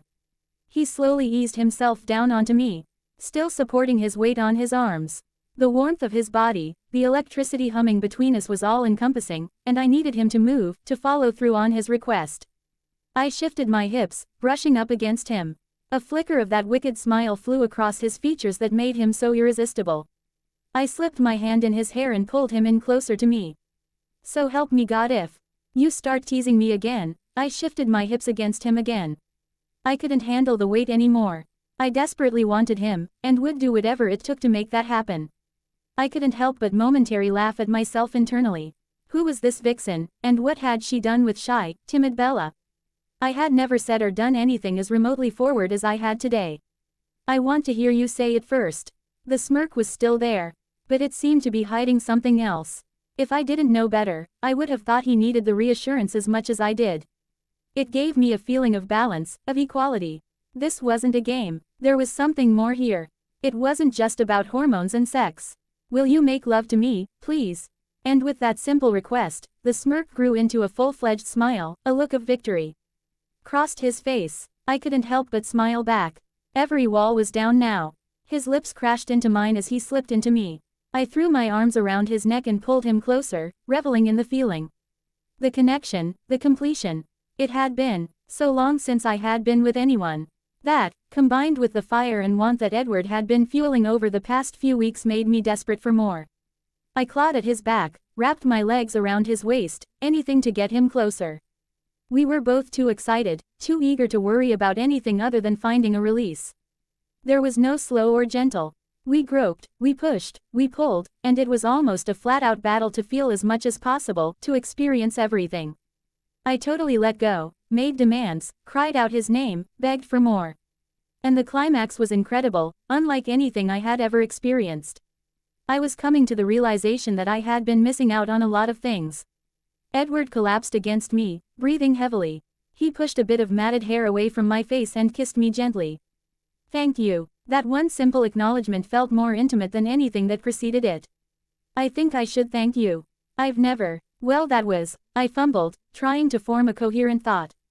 Edward smiled, rolling to his side and pulling me with him. It's just the beginning, Isabella. No need to thank me yet. I cuddled into him, enjoying the warmth of his body. I intend to everything about us a regular occurrence. For the first time in what seemed like ages, I felt really happy. Someone wanted me for exactly who I was. Made me feel amazing, like I was special. I closed my eyes and enjoyed the quiet of us just being. The room was totally dark when I woke up. I didn't see a bedside clock. We both must have fallen asleep. I slipped out of bed and retrieved my clothes. Edward was sprawled out, sound asleep. He looked so different, his face relaxed and peaceful. Such a contrast to the infuriatingly cryptic, dazzling man that I was slowly getting to know. A knot formed in my chest as I watched him sleep. I was absolutely nuts about him, and I had no clue what he wanted from me. I could be setting myself up for a major letdown if I wasn't careful. Yet at the same time, there was a side to him today that was new. He laughed. He smiled. He cracked jokes. He opened up to me, if just a little bit. He made me feel beautiful and wanted, if only for a short time. I couldn't imagine him ever intentionally causing me pain. I slipped out of his bedroom, and roamed through the flat looking for the kitchen. In my attempt to find a light switch, I cracked my knee on something, and heard a corresponding crash. I found a lamp nearby, and flipped it on. I had run into a glass iron coffee table with a collection of picture frames scattered over the top. One had tumbled off the table and fallen on the floor. Kneeling down, I retrieved a silver picture frame. The dusty glass had cracked, but the frame appeared to be intact. I checked to make sure that there were no shards on the ground before setting the frame back on the table. I'd mention it to Edward and let him know that I would replace the glass. The frame looked old, maybe I should just offer to replace it entirely. I hadn't registered the image until I had propped it back up with the other photos. A much younger Edward with his arms wrapped around a girl with beautiful bright red hair. A girl with my face. Isabella, are you all right? Edward was standing in the door to the bedroom. He appeared to have just pulled his jeans back on, and was in the process of buttoning them up. He registered my shocked expression, and his eyes darted from my face to the broken picture frame on the table. If it was possible, he actually pawed. Isabella, it's not what you think. He stepped forward into the room, a look of alarm spreading across his features. No, because this looks an awful lot like me. What kind of sick fuck are you? I could feel tears of anger starting to build. I didn't know who the woman in the photo was, and I wasn't sure I wanted to. My shoes were in the hallway. I quickly slipped them on, grabbed my jacket and fled for the door. I heard him call out behind me, but I didn't stop. I flew down the steps, exited at the ground floor and ran through the lobby. It opened out onto a busy street, where I threw my hand out to flag down a cab. My mind reeled. Part of me wanted to go back and demand to know who the woman in the photo was. It wasn't a passing resemblance, it was me with red hair. The other part of me was mortified. It didn't matter who she was. There was a photo of her in Edward's apartment. She was special to him, which meant that I could only be a replacement. Filler at best. A cab pulled over just as Edward came running out of the building. I climbed in and gave the driver my address. As we pulled away from the curb, I sat back against the seat and closed my eyes. I replayed our conversations through my head. I should stay away, but I can't. I won't kiss you because I am protecting myself. It was all there. How could I have been so stupid? So naive. My cell phone started to ring. The display showed Edward's name and number. I turned it off. I didn't want to hear his platitudes. I needed to get home, take a shower, and talk to Rose. Shower. Shit, I had slept with him. How the hell could I have done that? What the hell was wrong with me? I covered my face with my hands, trying to close out the memory of the afternoon. He had made me feel so wanted, so special. Almost loved. It was all just a game, a sick, twisted game. He'd promised he'd never hurt me. Everything had been a lie. This was worse than Mike. At least with him, I always knew where I stood in the pecking order. What I had to compete with. I might not have been his first priority, but I knew that. Edward was worse. He had a photo of a woman in his apartment that looked just like me, and had told me nothing about her. Wife, ex-wife, girlfriend, I didn't know who she was. I didn't want to know. The cab pulled up in front of my building, and I rummaged through my pockets for money to pay the fare. A tap on the cabbie's door made my head shoot up. I saw money pass through the window. "You're all set, miss," the driver called over his shoulder. Out the window, I could see Edward Rhodes' car double parked across the street. He stood outside the cab, hands shoved in his pockets. His eyes were wide, almost pleading as he watched me. I climbed out and slammed the door shut behind me, moving as quickly as I could towards my building. "Just go away. I don't want to hear it." I made a beeline for the door, hoping to be safely inside before he could follow. "Bella, stop. Please don't run away from me. I need to explain what you saw, make you to understand," he pleaded. I spun around. "How dare you fuck with my head for weeks and now call me Bella? It doesn't work that way, Edward. I trusted you. I fucking slept with you. All you've done since we've met is play games with me. You push and you prod to manipulate my emotions. What are you trying to do? Make me into someone else? Is that it? Because that is sure as hell what it looks like. What were you going to do next? Buy me a red wig or ask me to dye my hair?" "Bella, please." I held up my hand to stop him. "Leave. I don't want to see you. I don't want to talk to you, just leave." The tears I had been holding at bay were flowing freely now. "Bella," a voice called from the doorway. A voice I knew all too well. What the hell was he doing in London? Mike stood at the top of the steps, a look of confusion on his face. Emmett towered behind him, arms crossed in a look that clearly communicated, "Don't fuck with me." "Did you just say that you slept with this guy? Who the hell is he? What is going on?" Mike was down the steps, trying to step in between Edward and I. As if he was trying to protect his property from a perceived predator. Emmett immediately moved out onto the steps, ready to launch to my defense. In any other life, this would be comical. The irony of the 3 men I had kissed in the 6 months air all gathered on the steps in front of my flat. It had the trappings of a bad romance novel. I was too angry, too hurt to be rational, so I lashed out at the closest target. "Just fucking brilliant. What do you want, Mike? Another guilt trip to try and lure me back to Chicago? Well, you can turn around and go home. I am staying right here." I thought I made it clear that I needed to be my own person. I pulled away when I felt a hand wrap around my arm. I couldn't look at Edward. I didn't trust myself to resist the lies and half-truths that he had been feeding me. I just needed to get away. I've had enough mind games for one day. Actually, for a lifetime. The both of you can go to hell for all I care. Just leave me alone. I pushed past Mike and went straight for Emmett. He wrapped me in a bear hug, sheltering me away from them. But it wasn't enough to shut out the things screaming through my brain. Why was I never good enough? Why was it always about what someone else wanted, never about me? "Please make them go away," I whispered into his chest. He smoothed down my hair and rubbed my back. "Rose called me to help keep Mike out of your hair." You go upstairs, I'll happily take care of these two. He released me, and I ran up the steps. I heard Edward call after me before the front door slammed shut behind Emmett. Rose stood on the landing. The look on her face told me that she had heard everything. Her arms were out wide. It will be okay, Bella. Emmett will make them go away, and we'll figure it out. You'll be okay. I let her rock me back and forth and whisper words of comfort. It didn't matter. None of it mattered. He was gone, if he had ever really been here in the first place. The letter. Isabella, before you tear up this letter, please hear me out. I've tried calling, but it's abundantly clear that you won't answer. I've waited for you outside your flat, but your American friend Emmett seems to have taken up permanent fixture as protector. I can't get near you to try to make this all right. Please let me explain. I need to make you understand what you saw in my flat.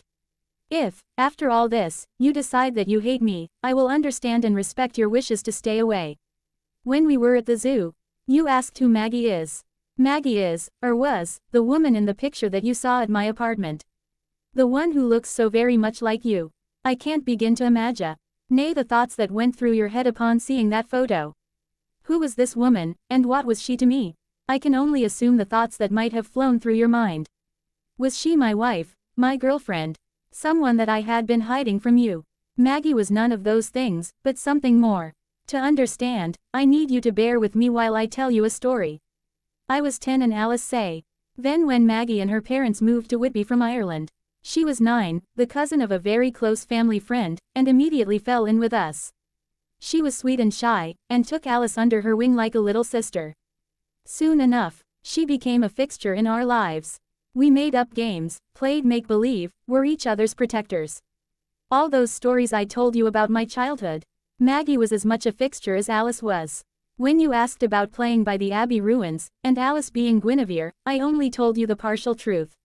Alice was Morgan Le Fay so that she could cast spells over Guinevere and the unsuspecting Lancelot. I was never Arthur. I had no desire to be noble. But I did love Maggie. We both did. Maggie had grown up very differently than Alice and me.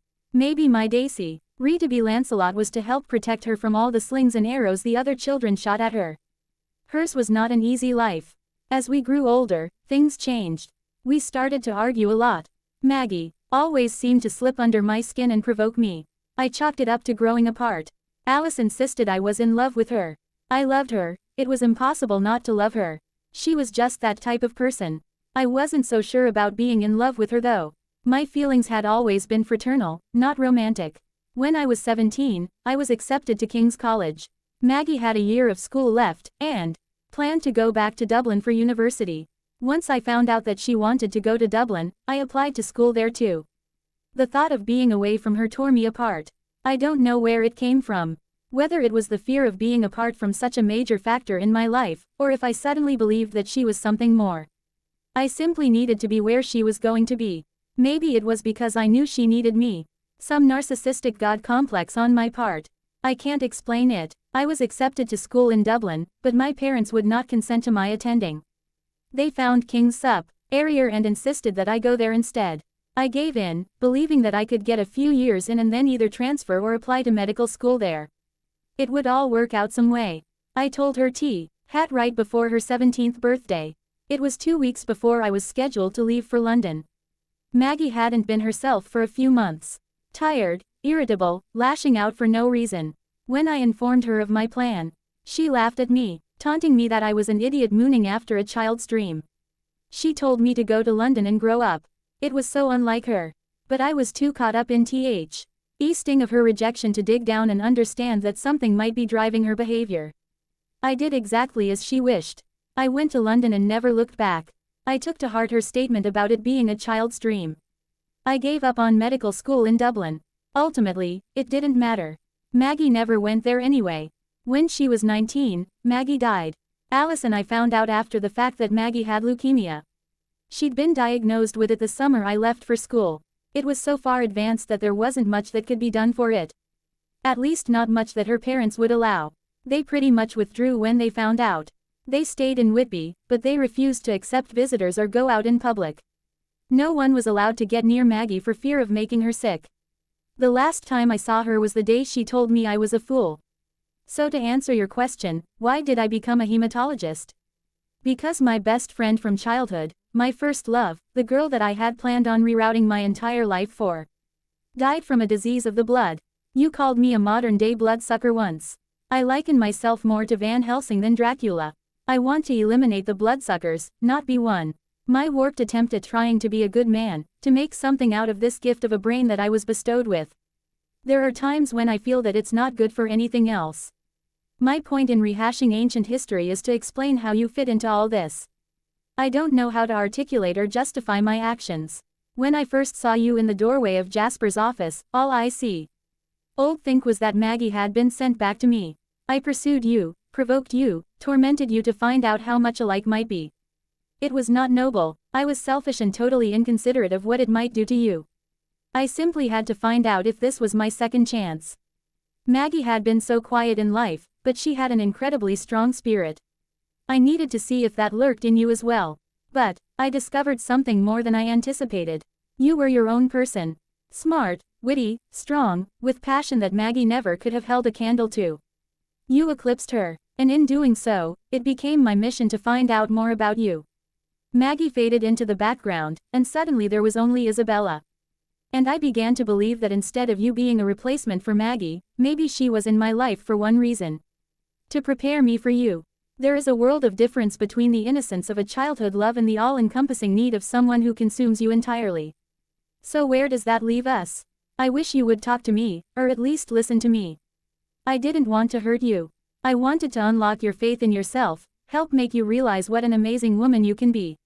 You have so much beauty and potential inside of you. Selfishly, I wanted to bask in that. I hoped that you would turn your beautiful smile on me.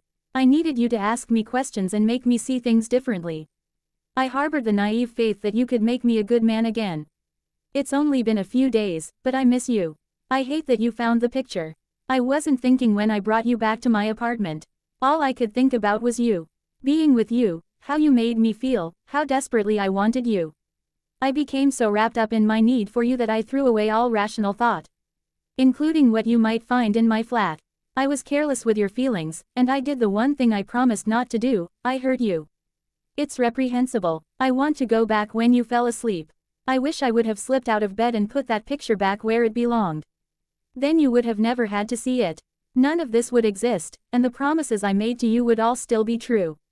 All of them. And yet, even after everything that happened, I don't regret bringing you back to my flat. If I did, I would have to give up some of the most precious memories that I have of you. I pray that they aren't my last. Please call me or come find me. You know where I am. I'll wait for you. I'll always wait for you. Edward. Emmett and Rose appointed themselves my guardians after the debacle in front of our building. No one got near me without their permission, specifically Mike. Of course, me not leaving the flat made that pretty easy. For 10 days I stayed inside, thinking, dissecting, and second-guessing. I only left out of desperation. Once because we ran out of toilet paper. Once because there was no more wine. And twice because a good Cadbury milk tray and Maltesers soothe all pains.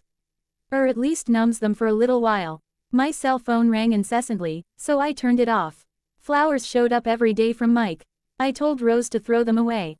She probably would have thrown the letter out had I not seen it lying on the floor by the front door. I cried when I read it. I cried for me, for Edward, for Maggie, but most of all, for what could have been. I couldn't compete with his memories. He said that maybe she was preparation for me. I doubted that. The simple fact that his initial attraction was based upon my resemblance to someone else pretty much cemented how unlikely it was. He may have developed feelings for me after the fact, but I would always know that they were due to my resemblance to someone else. I would always be second to a ghost. That was not a fight I could win. And yet part of me couldn't help but want to fight. It was easier to craft her memory into a nemesis. The great arch-rival. It was easier to justify my hatred of a person that I didn't even know. I felt a bit like the protagonist in Rebecca. How ironic that I had just read it, for the parallels were unnerving. She rushed into marriage with a man she hardly knew after a few weeks of friendship, only to be haunted by the ghost of his dead first wife. I rushed into bed with Edward after knowing him for just a few weeks, only to find I looked just like his dead childhood sweetheart. And that is when I realized that I didn't have anyone else to blame.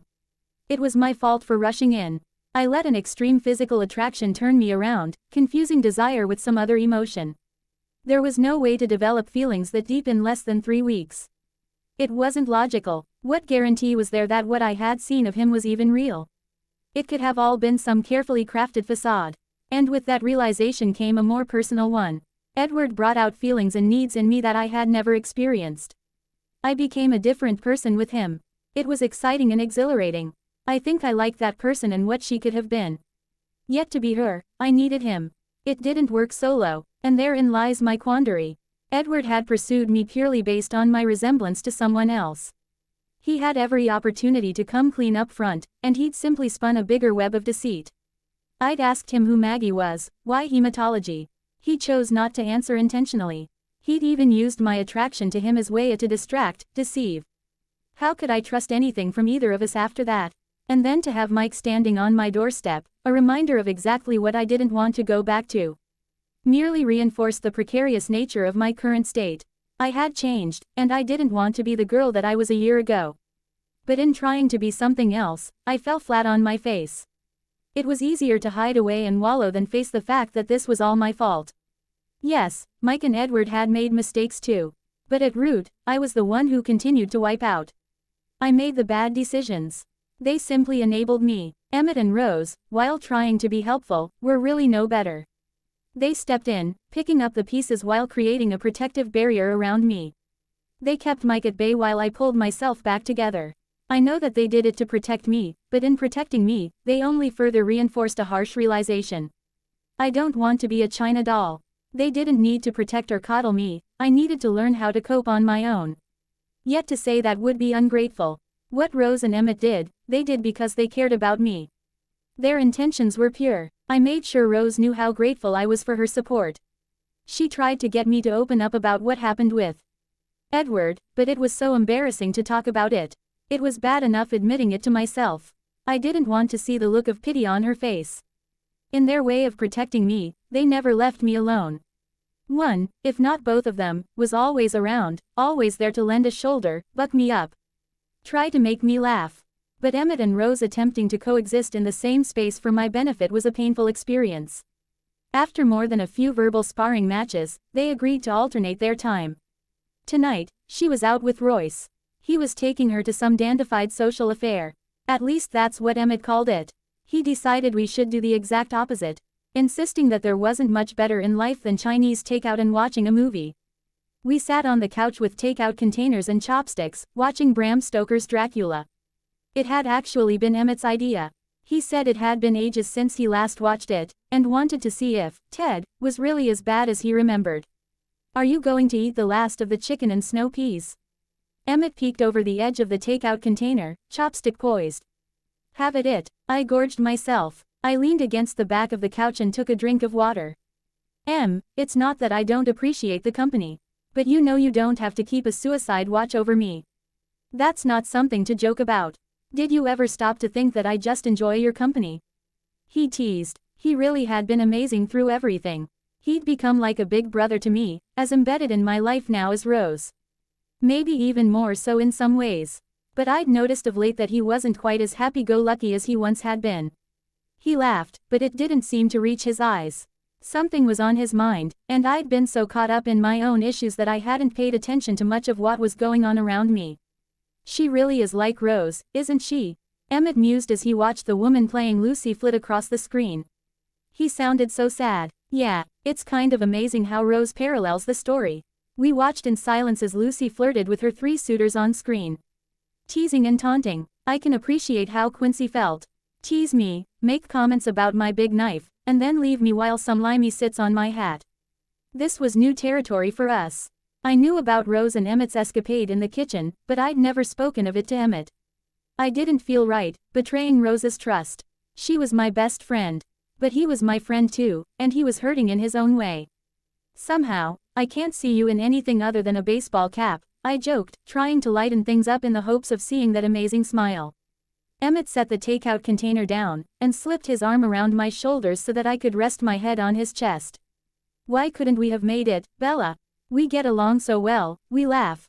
We are great friends. We were both attracted to each other initially. It would have made life so much easier. I fidgeted with one of the buttons on his Oxford. That it would, In hindsight, I wish we would have tried. But now we've both got them under our skin, and there is no way to get free, is there? He observed quietly. It felt strange to hear Emmett be so vulnerable. He was always so bold. So confident. I wish there was something I could do to make Rose realize what she was missing out on. Do you mind if I ask you a question? You can tell me to piss off if you want, he asked cautiously. Shoot, what does she see in that guy? Royce. I've seen him come in to take her to lunch a few times. He's always such a dickwad. Chatting up the receptionist. And I fucking every woman who walks by. I wondered the same thing myself. Royce was unlike any other man I'd ever seen Rose date. He was attractive, but not the smooth, confident type she usually went for. The only truly unique thing that registered was how he catered to her ego. Constant flowers, expensive dinners and gifts. Maybe that was why he was still around. I adored Rose, but her ego could get the best of her at times. I don't know, Em. I don't get it. I wish I could give you some sage insight, but I am all out of that these days. He barked out a wry laugh and smoothed my hair down. How are you feeling now that you had some space and time to think? Like shit. Like an idiot. Part of me wonders if Mike is right. Should I just pack it up and go back to Chicago? Chalk this up to a failed experiment. I took a deep breath, trying to center my thoughts. But at the same time, I can't bring myself to leave here. I can't walk away without accomplishing what I came here to do. Your dissertation? He asked quietly. Yeah, it's not so much about my education anymore. I feel like I owe it to myself. London was supposed to be about standing on my own, realizing who I am. I need to start doing that. It was the truth. This was about me now, not a book or a paper. If there was one thing I had learned through this whole experience, it was time to start putting myself first. I shouldn't need a man to prop me up. I needed to learn to do that on my own. You do owe it to yourself, Bella. You don't want to be like her, do you? He pointed at Mina on the screen. She took the easy way. It was always about everyone else, never about her. I bet if she could do it over again, she would have told both the Count and Jonathan to piss off and struck out on her own. She lived in Victorian times, Emmett. It wasn't an option. He nudged me a bit with his shoulder. Work with me here. We are talking about vampires, and you can't suspend belief to think she could have gone her own way. What kind of imagination do you have? It's people like you that give vampires a bad name. Au contraire, I'd make a fabulous vampire. I just don't think I'd do the cape, although I could definitely rock a tux. He had managed to lighten up the conversation and got me to laugh. He'd also laid a seed of doubt in my mind. What happens to our lives when we choose the safe or easy way? You know that the book wasn't this way, don't you? The Dracula, love story thing. He rolled his eyes and squeezed my shoulder. Work with me, Brainiac, I am trying to make a point. I smiled and continued to fiddle with the button on his shirt. What are you going to do, Emmett? Only thing I can do. Love her from afar, and hope that she comes around. A knot formed in the back of my throat at his simple yet eloquent statement. He was confident in his love for Rose, and had hope that she would come around, eventually. I love her too, Em. But she doesn't deserve you. No one does. He laughed. Thanks, Bella. Not sure I am ready to lead a lonely life of perfection, but I appreciate the vote of confidence. We watched the rest of the movie in silence. So much of it was tainted by the past weeks. Mina's interactions with the Count in his human form reminded me of my time with Edward. Of how he had lured me in, spun me around and baited me. It had been 2 weeks since we were together, and I missed him. I missed our conversations. I missed how he could help me pull out thoughts and see things differently. But I couldn't get past the simple fact that, like the movie, his attraction to me was based on my resemblance to someone else. I wanted to be able to get past it, but I didn't want to settle either. I had already done too much of that in life. As the movie started to run through the credits, I stood and gathered up our takeout containers. Do you want to take any of this home with you? There is no way that we can. A loud thump against the door made me jump. I could hear Rose speaking, but couldn't make out what she was saying. Once he registered that it was Rose, Emmett was on his feet and across the room in a flash. He jerked the door open and Rose fell backwards into his arms. As if she had been leaning up against the door. Royce stood in the hallway, a murderous look on his face. There was an awkward silence as Emmett and Royce sized each other up. Rose had managed to straighten up enough to stand on her own. She pushed her hair away from her face. Go home and sober up, Royce. We'll talk about this later. She slammed the door and turned to storm towards her bedroom. Emmett caught her wrist before she could flee. Hey, are you okay? I could hear the concern in his voice. I'm fine, you big oaf. Now get your damn hand off me. Emmett dropped his hand like he'd been burnt. I just wanted to make sure that he hadn't hurt you. Rose paused mid-stride and turned back to Emmett, a look of bewilderment on her face. What? Emmett looked just as confused by Rose stopping. I wanted to make sure he didn't hurt you. They stood there, staring as if seeing each other for the first time. I took it as a sign to leave them alone. I quietly crept into my room and closed the door. It was getting late, but I wasn't tired, and felt a bit claustrophobic in the confined space. I tried to read, tried to listen to music, tried to watch a movie on my iPod. Nothing worked. I finally gave up and dropped it on the end table next to my cell phone. I had turned it off to avoid the constant calls from Mike. I really hadn't thought about Edward trying to call me. He'd mentioned in his letter that he'd attempted to get a hold of me. Let's see if it's true. I grabbed the phone off the nightstand, powering it up. Once the display was lit, I hit the button for voicemail. An automated voice told me I had 67 messages. I closed my eyes and listened. Whenever the voice gave me a Chicago area code, I immediately deleted it. I would deal with Mike, and make him go away once and for all. Just not tonight. There was only one person I wanted to hear. Maybe it was self-flagellation, but I needed to know. His first few messages were pleas for me to answer, to call him back. Then the explanation. It took a few messages, as he kept getting cut off. It was the same as the letter.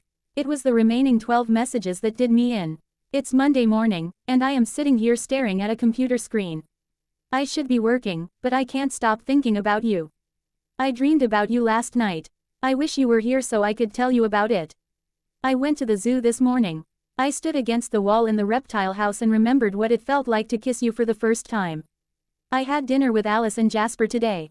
She asked about you. I told her you were doing well, just busy. I hope it's true. It's Thursday. I miss you. I can't stay away. I stood across the street and watched your window last night, on the off chance that I would see you. Just seeing the light come on in your flat made me happy.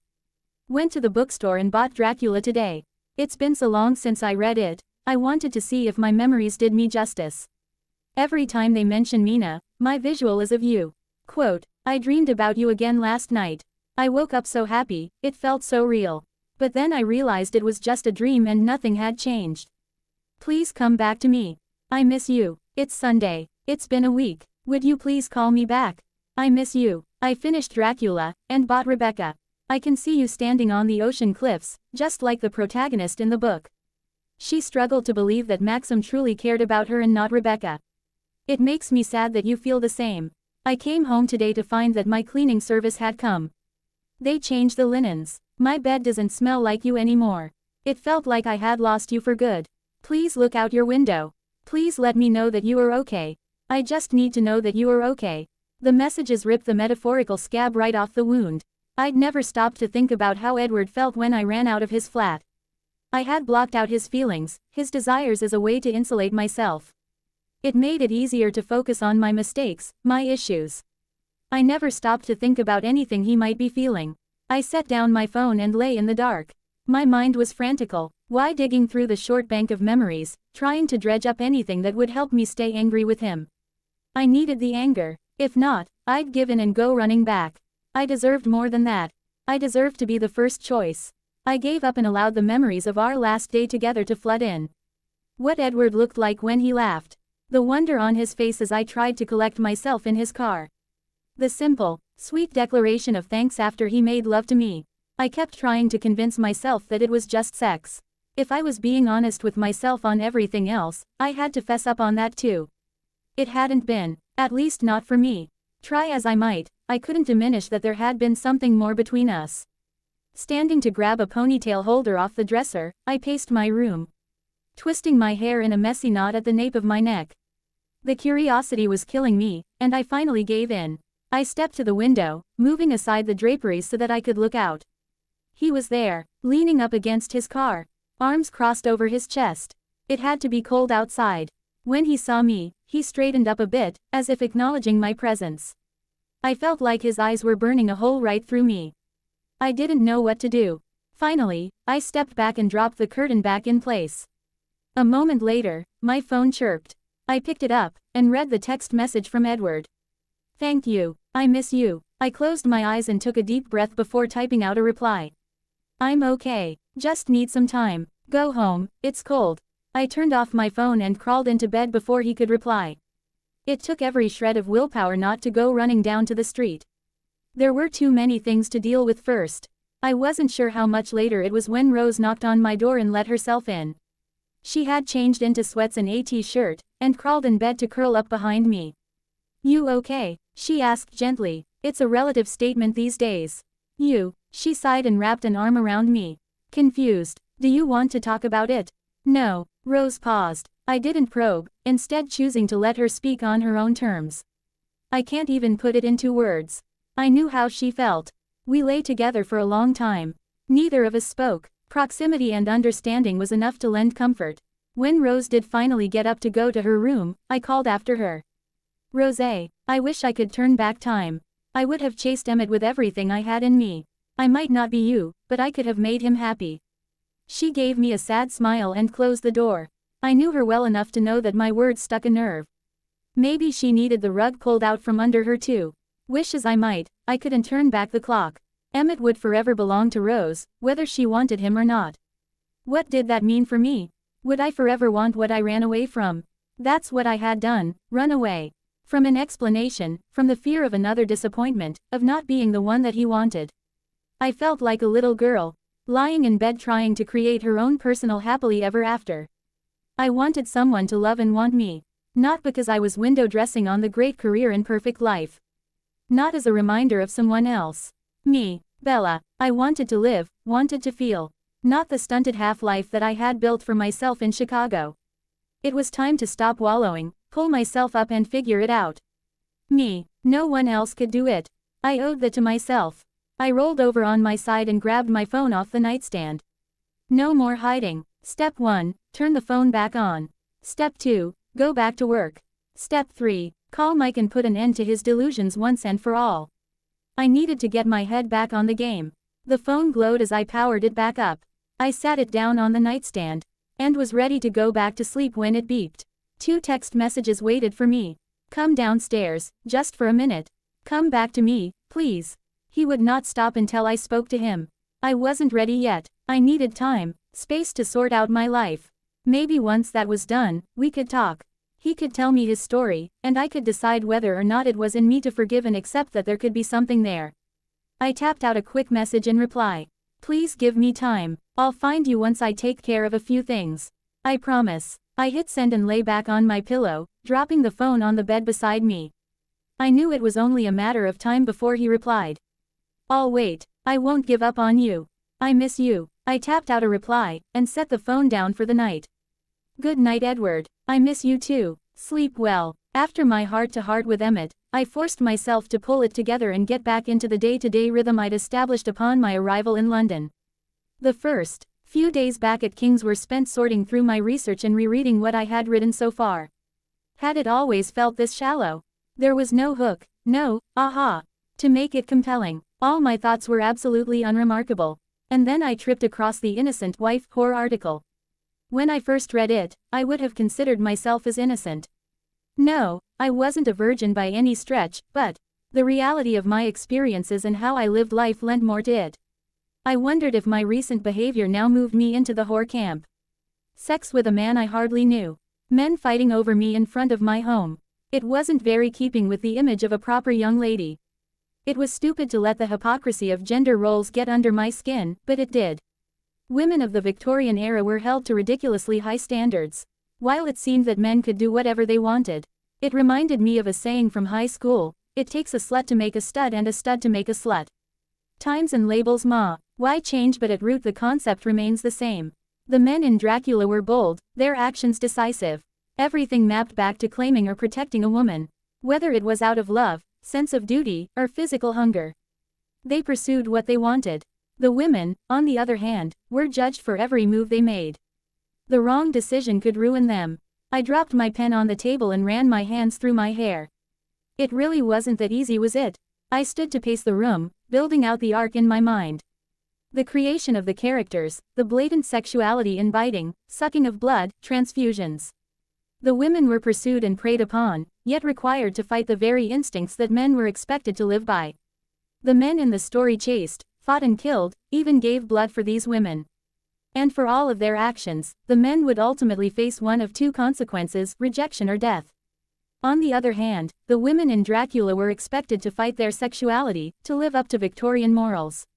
Yet weren't they ones that had the ultimate control? While they were held to a ridiculously high set of standards, their decisions and actions were what influenced the reactions of the men in the book. Their choices set the entire thing in motion. They had all the control. Literal vampire, emotional vampire, they both ultimately led to ruin of some kind. I pumped my fist in the air, and then looked around in embarrassment, hoping no one noticed me acting overly American. Months, no, years of struggling with how to pull together a truly unique analysis, and all I need to do was go out and have some earth-shattering sex. Holy shit, it was easy to get wrapped up in the cynicism of the moment. Anger and justification were easier to deal with than self-reflection. The next few days were a blur. I buried myself in the library, digging up information on Victorian customs and socialization. I lived on coffee and campus food as I blew through my outline. I shut out everything except eat, sleep, work. I had intended to own up and face the things that needed to be dealt with, specifically ending it with Mike once and for all. But the siren call of my aha moment pulled me in full force. This is what I came to London to figure out. At the end of 3 days, I had updated my working outline to incorporate the additional insights. I had roughly 70 pages already written, and it would be easy to adjust the existing content while allowing for the slight change in direction going forward. Getting to a full draft and polishing it should only take about 6 weeks. 2 months, tops. I felt like I had gone to war in Swan. I was exhausted but ecstatic. I was going to pull this out after all. I made an appointment to drop my outline by Jasper's office on Tuesday morning. He responded with enthusiasm to my description, and told me that he wouldn't miss it for the world. I didn't stop to think about his connections until after I hung up. Wonder if Edward told Alice what had happened. And if Edward told Alice, I would have to assume that Jasper knew too. This could get awkward. I walked home from campus tired but jubilant. This week had been a giant leap forward for me. My personal life might be a convoluted mess, but I had cracked the code on a huge part of the puzzle. I might be able to cross the completion of my education off the list after all. I was so happy that I didn't register someone sitting on the steps to our building until I almost bowled him over. Hey Bells. Mike stood and brushed off the back of his trench coat. I don't know what surprised me more. Him actually being here, or the fact that he was sitting on the front steps waiting for me. Mike didn't wait for anyone. I was hoping we could talk. I have to head back to Chicago tomorrow. And I didn't want to leave without seeing you. I was torn. My head was still in my research, and I wanted to get upstairs to rattle out some points I had thought of on the walk home. But Mike was leaving tomorrow. And I owed him the common courtesy of at least hearing him out. I looked at my watch. It was getting close to dinner time, and I hadn't eaten lunch. I agree, we do need to talk. I also need to eat. There is a great pub not too far from here. You want to join me? Mike frowned, his look incredulous. You'll talk that easily? I've been trying to get to you for weeks. Do you want to go or not? I can change my mind just as easily. I put my hands on my hips and tapped my foot impatiently. I was willing to talk, but I wasn't going to tolerate him being an ass. Wow, I was standing up to Mike. Go me. He was taken aback, unsure of how to proceed given my brusqueness. Then he sighed and stuffed his hands in his coat pockets. Lead the way. Distance and perspective were amazing things. I never stopped to think about what Mike and I did or did not do when we were a couple. I couldn't remember a time when we actually went to grab food on a whim. Everything had been planned out, choreographed down to where, who, why. There was always a reason for everything. And reasons typically corresponded to status. No cool dive burger joints or hole-in-the-wall pubs. Only the best of the best. Yet more trappings. It made me wonder what of my old life had actually been real. We walked the few blocks to the pub in silence. In the past, Mike would have jabbered on about Summit. Hing and I would have nodded in acknowledgement and added the periodic UMMHMM. Maybe I wasn't the only one who had changed. We were early enough to find a table without any problem, and fell into an A.W.K. Ward silence after ordering our drinks. As was expected, Mike ordered a Stella Artois. It seems like you've settled in here quite well. He started, trying to spark some type of conversation. It fell flat, and I couldn't decide if his comment was a legitimate observation or an attempt at a cheap shot. Getting there. I'm really enjoying it. And being here has done wonders for my dissertation. I finally nailed the whole arc. And I think it's really good. Seems like you made friends fast. I wasn't sure if he was referencing Emmett or what had happened the night I found him on the front steps. I got lucky and met a few nice people. The more I thought about his comment, the more confident I felt in my decision to end things with him. I finally found the approach for my dissertation, one thing that I have been struggling with for ages, and all he could comment on were the friends I'd made. Yet another case of him not getting what was important to me. Before I could respond, our waitress returned with drinks. We sat quietly while she deposited glasses on the table. We both deferred when she asked us if we wanted to order a starter. Since when do you like dark beer? Mike eyed my pint skeptically. What is that, old speckled hen? It's good. And this isn't dark by any means. You hate stuff like that. The darkest thing I ever saw you drink is Stella. I smiled, shaking my head in disbelief. Mike, that's because it's all you ever had. If we were going out, it was typically somewhere that was wine appropriate. You're the one that likes pale beer. It was such a little thing. But it truly was the perfect reflection of our relationship. Mike viewed me through his filter. My likes and dislikes had been formed based on my place in his world. It wasn't a true reflection of me. It never had been. I had a mental flash of me versus the Bella that Mike saw. Concert tees versus sweater sets. Hanging out at a coffee bar versus hanging out at an art exhibition. While I was happy to take his version some of the time, he had never willingly accepted mine. That is when I realized that Mike didn't do it to be malicious. He had his way of life. I had done what I could to fit into that. I made the choice to compromise. Not him. I just didn't want to anymore. So if you've figured out your dissertation, does that mean you're coming home soon? His question caught me off guard. I'd be playing with some of the outline holes and only partially listening to him. I'm guessing that it will take me 2 months to wrap up my draft. I'll submit it to the review committee, and they'll set a date for my defense based on that. You'll come back to Chicago then? Of course I will. I have to be there in person to defend my dissertation. But what about after, Bella? What then? I'd never heard Mike sound sad. 4 years together, and I was coming to realize that we knew very little about each other. I don't know. I've spent a lot of time trying to figure that out. I sent my CV out for a few positions. I'm a bit behind the 8 ball for finding something for the fall term, but I had to at least try. Beyond that, I'm not sure. I took a sip of my pint as a way to buy some time. You aren't going to stay in Chicago, are you? I didn't expect him to be quite so direct in his line of questioning. Everything to date had been about Mike. It had always been assumed as an extension of him. I don't know. I honestly don't. He nodded, staring at the glass in front of him. I really didn't think you would go to London when you told me. I thought it was all your way of proving a point. And then when you did go, I believed that you would come back after a few weeks. You never worked without me before, Bella. How can you work without me now? And there it was. What I would have given to hear that a year ago. Mike, I didn't work without you then because there was no me. I was an extension of you. You told me what to drink, what to wear. You chose where we went and who we interacted with. I had no identity beyond you. And after a while, that melded into something unhealthy. I lost my perspective. I bought into the things you said, and it made me doubt who I was, what I could be. Mike sighed. He was slowly tearing apart his cocktail napkin. Tiny shreds littered the table. I had never seen him show a sign of doubt, of insecurity. Who was this man sitting across from me? All I ever wanted was to help you get through your doctorate so we could move on with the life we had planned. But see, that's just it, Mike. It wasn't the life we planned. It was the life you planned. Do you think I spent years in school just to be a trophy wife? I never wanted you to be a trophy wife, Bella. I thought you wanted what I wanted. You could volunteer, get involved with the local library.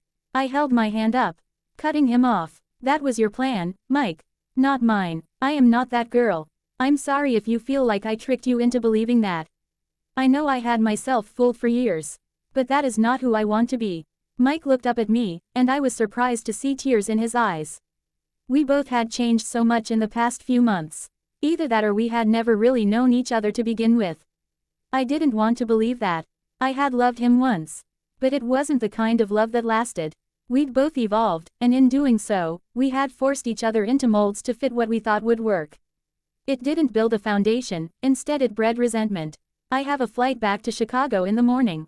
Will you please call me when you come back to defend your dissertation? I'd like to see you. I know that you say it's not there anymore, but I can't give up hope. As much as I knew we were over, it hurt to see him this way. We'd spent 4 years together, and I truly didn't wish him ill. Yes, I'll let you know when I am coming back. He stood, and dropped some money on the table. I am not giving up on you, Bella. When you come back to Chicago, we can talk again. I'll prove to you that we are meant to be. He leaned over to kiss me goodbye. I turned so that he caught my cheek. He gave me a sad smile and turned to leave. I watched Mike walk out of the pub, his head held high. This was closure for me. On Mike, on the person I had been.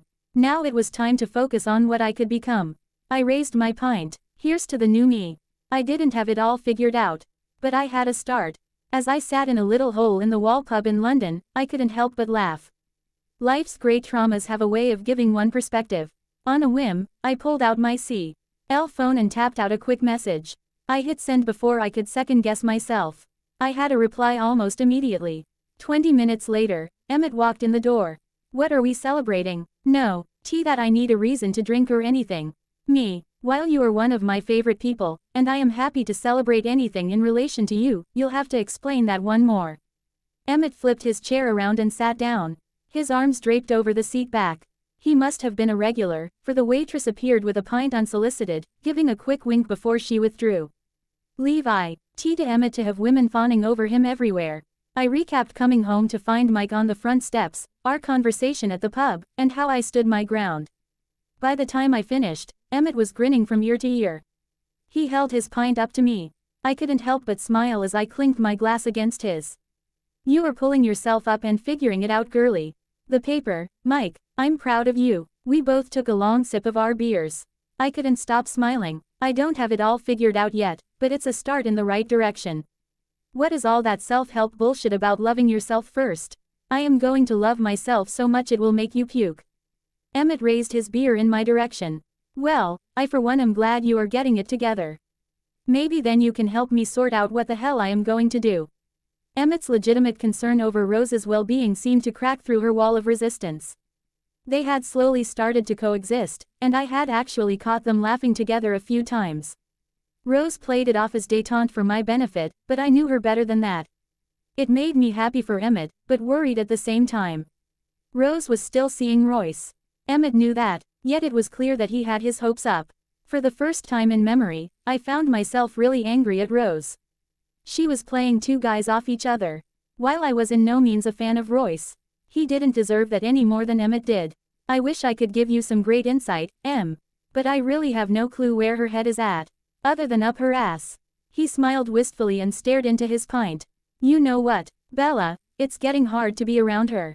I don't want to be the one standing by to pick up the pieces when the current path she's on gets ugly. Why do you say that? It's just a feeling. I don't trust that Royce dude. I've mentioned before how he acts when he picks her up. And I don't believe her whole, it was just a misunderstanding, mumbo jumbo. Something hit your apartment door. It was either Rose or his hand. I'm not sure which I hope for.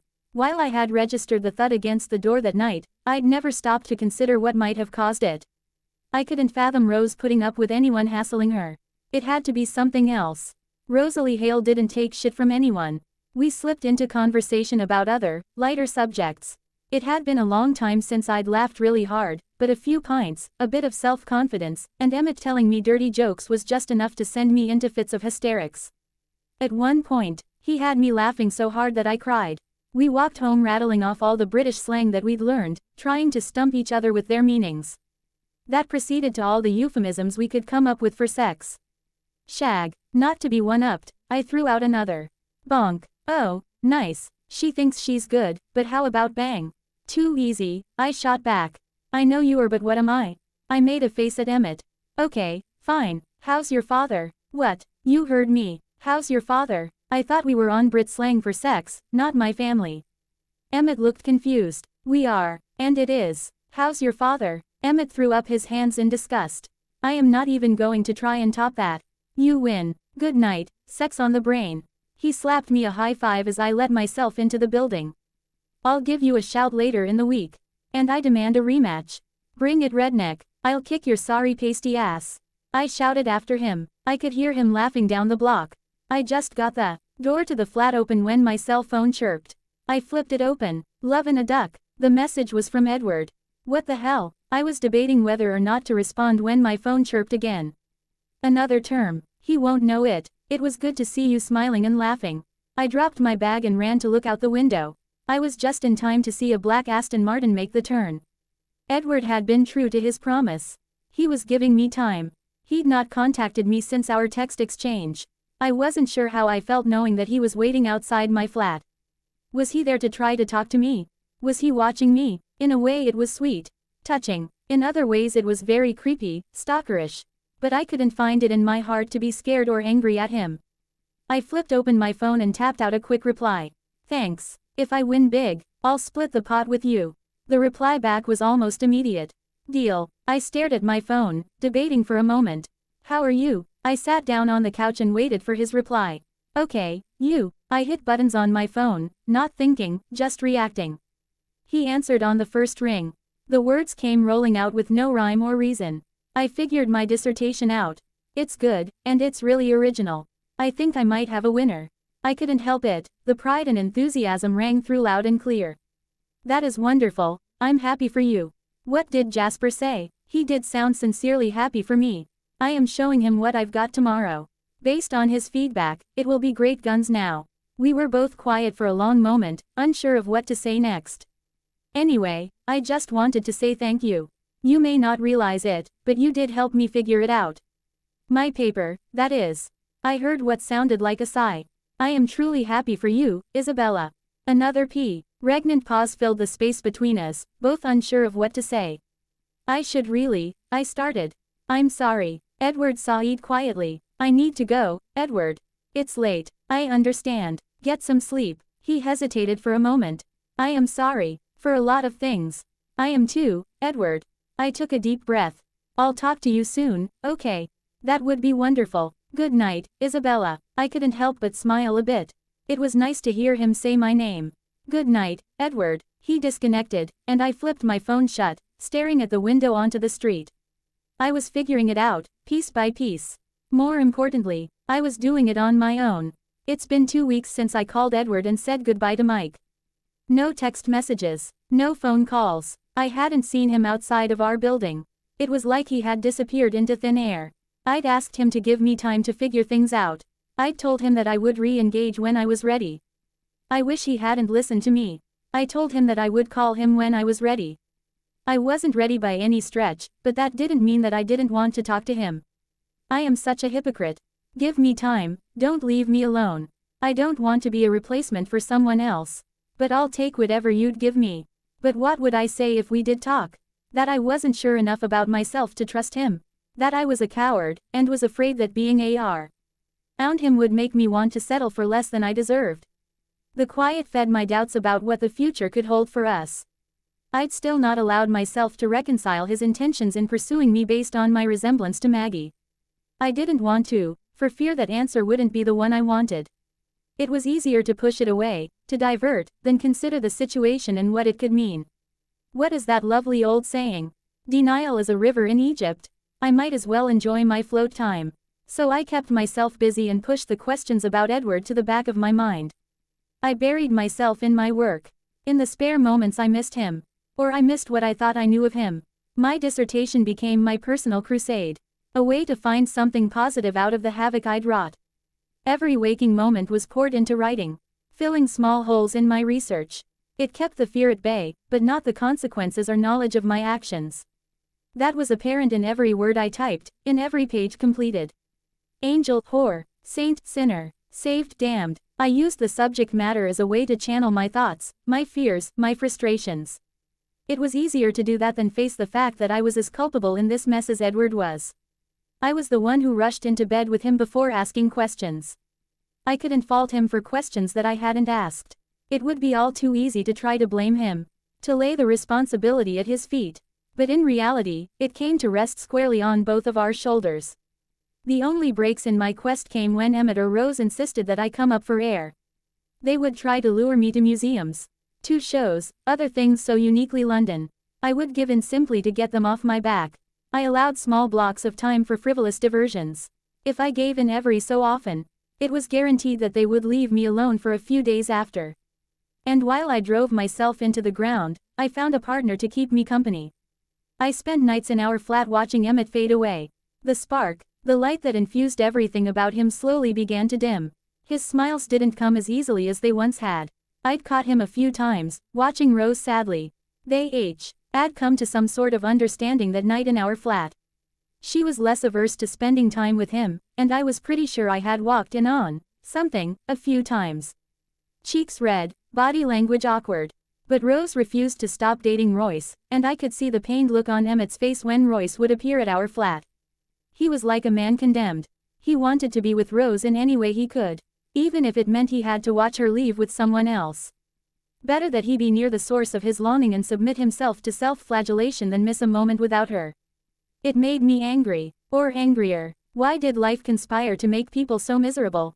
It felt like a petty child's game. Who can we make unhappy today?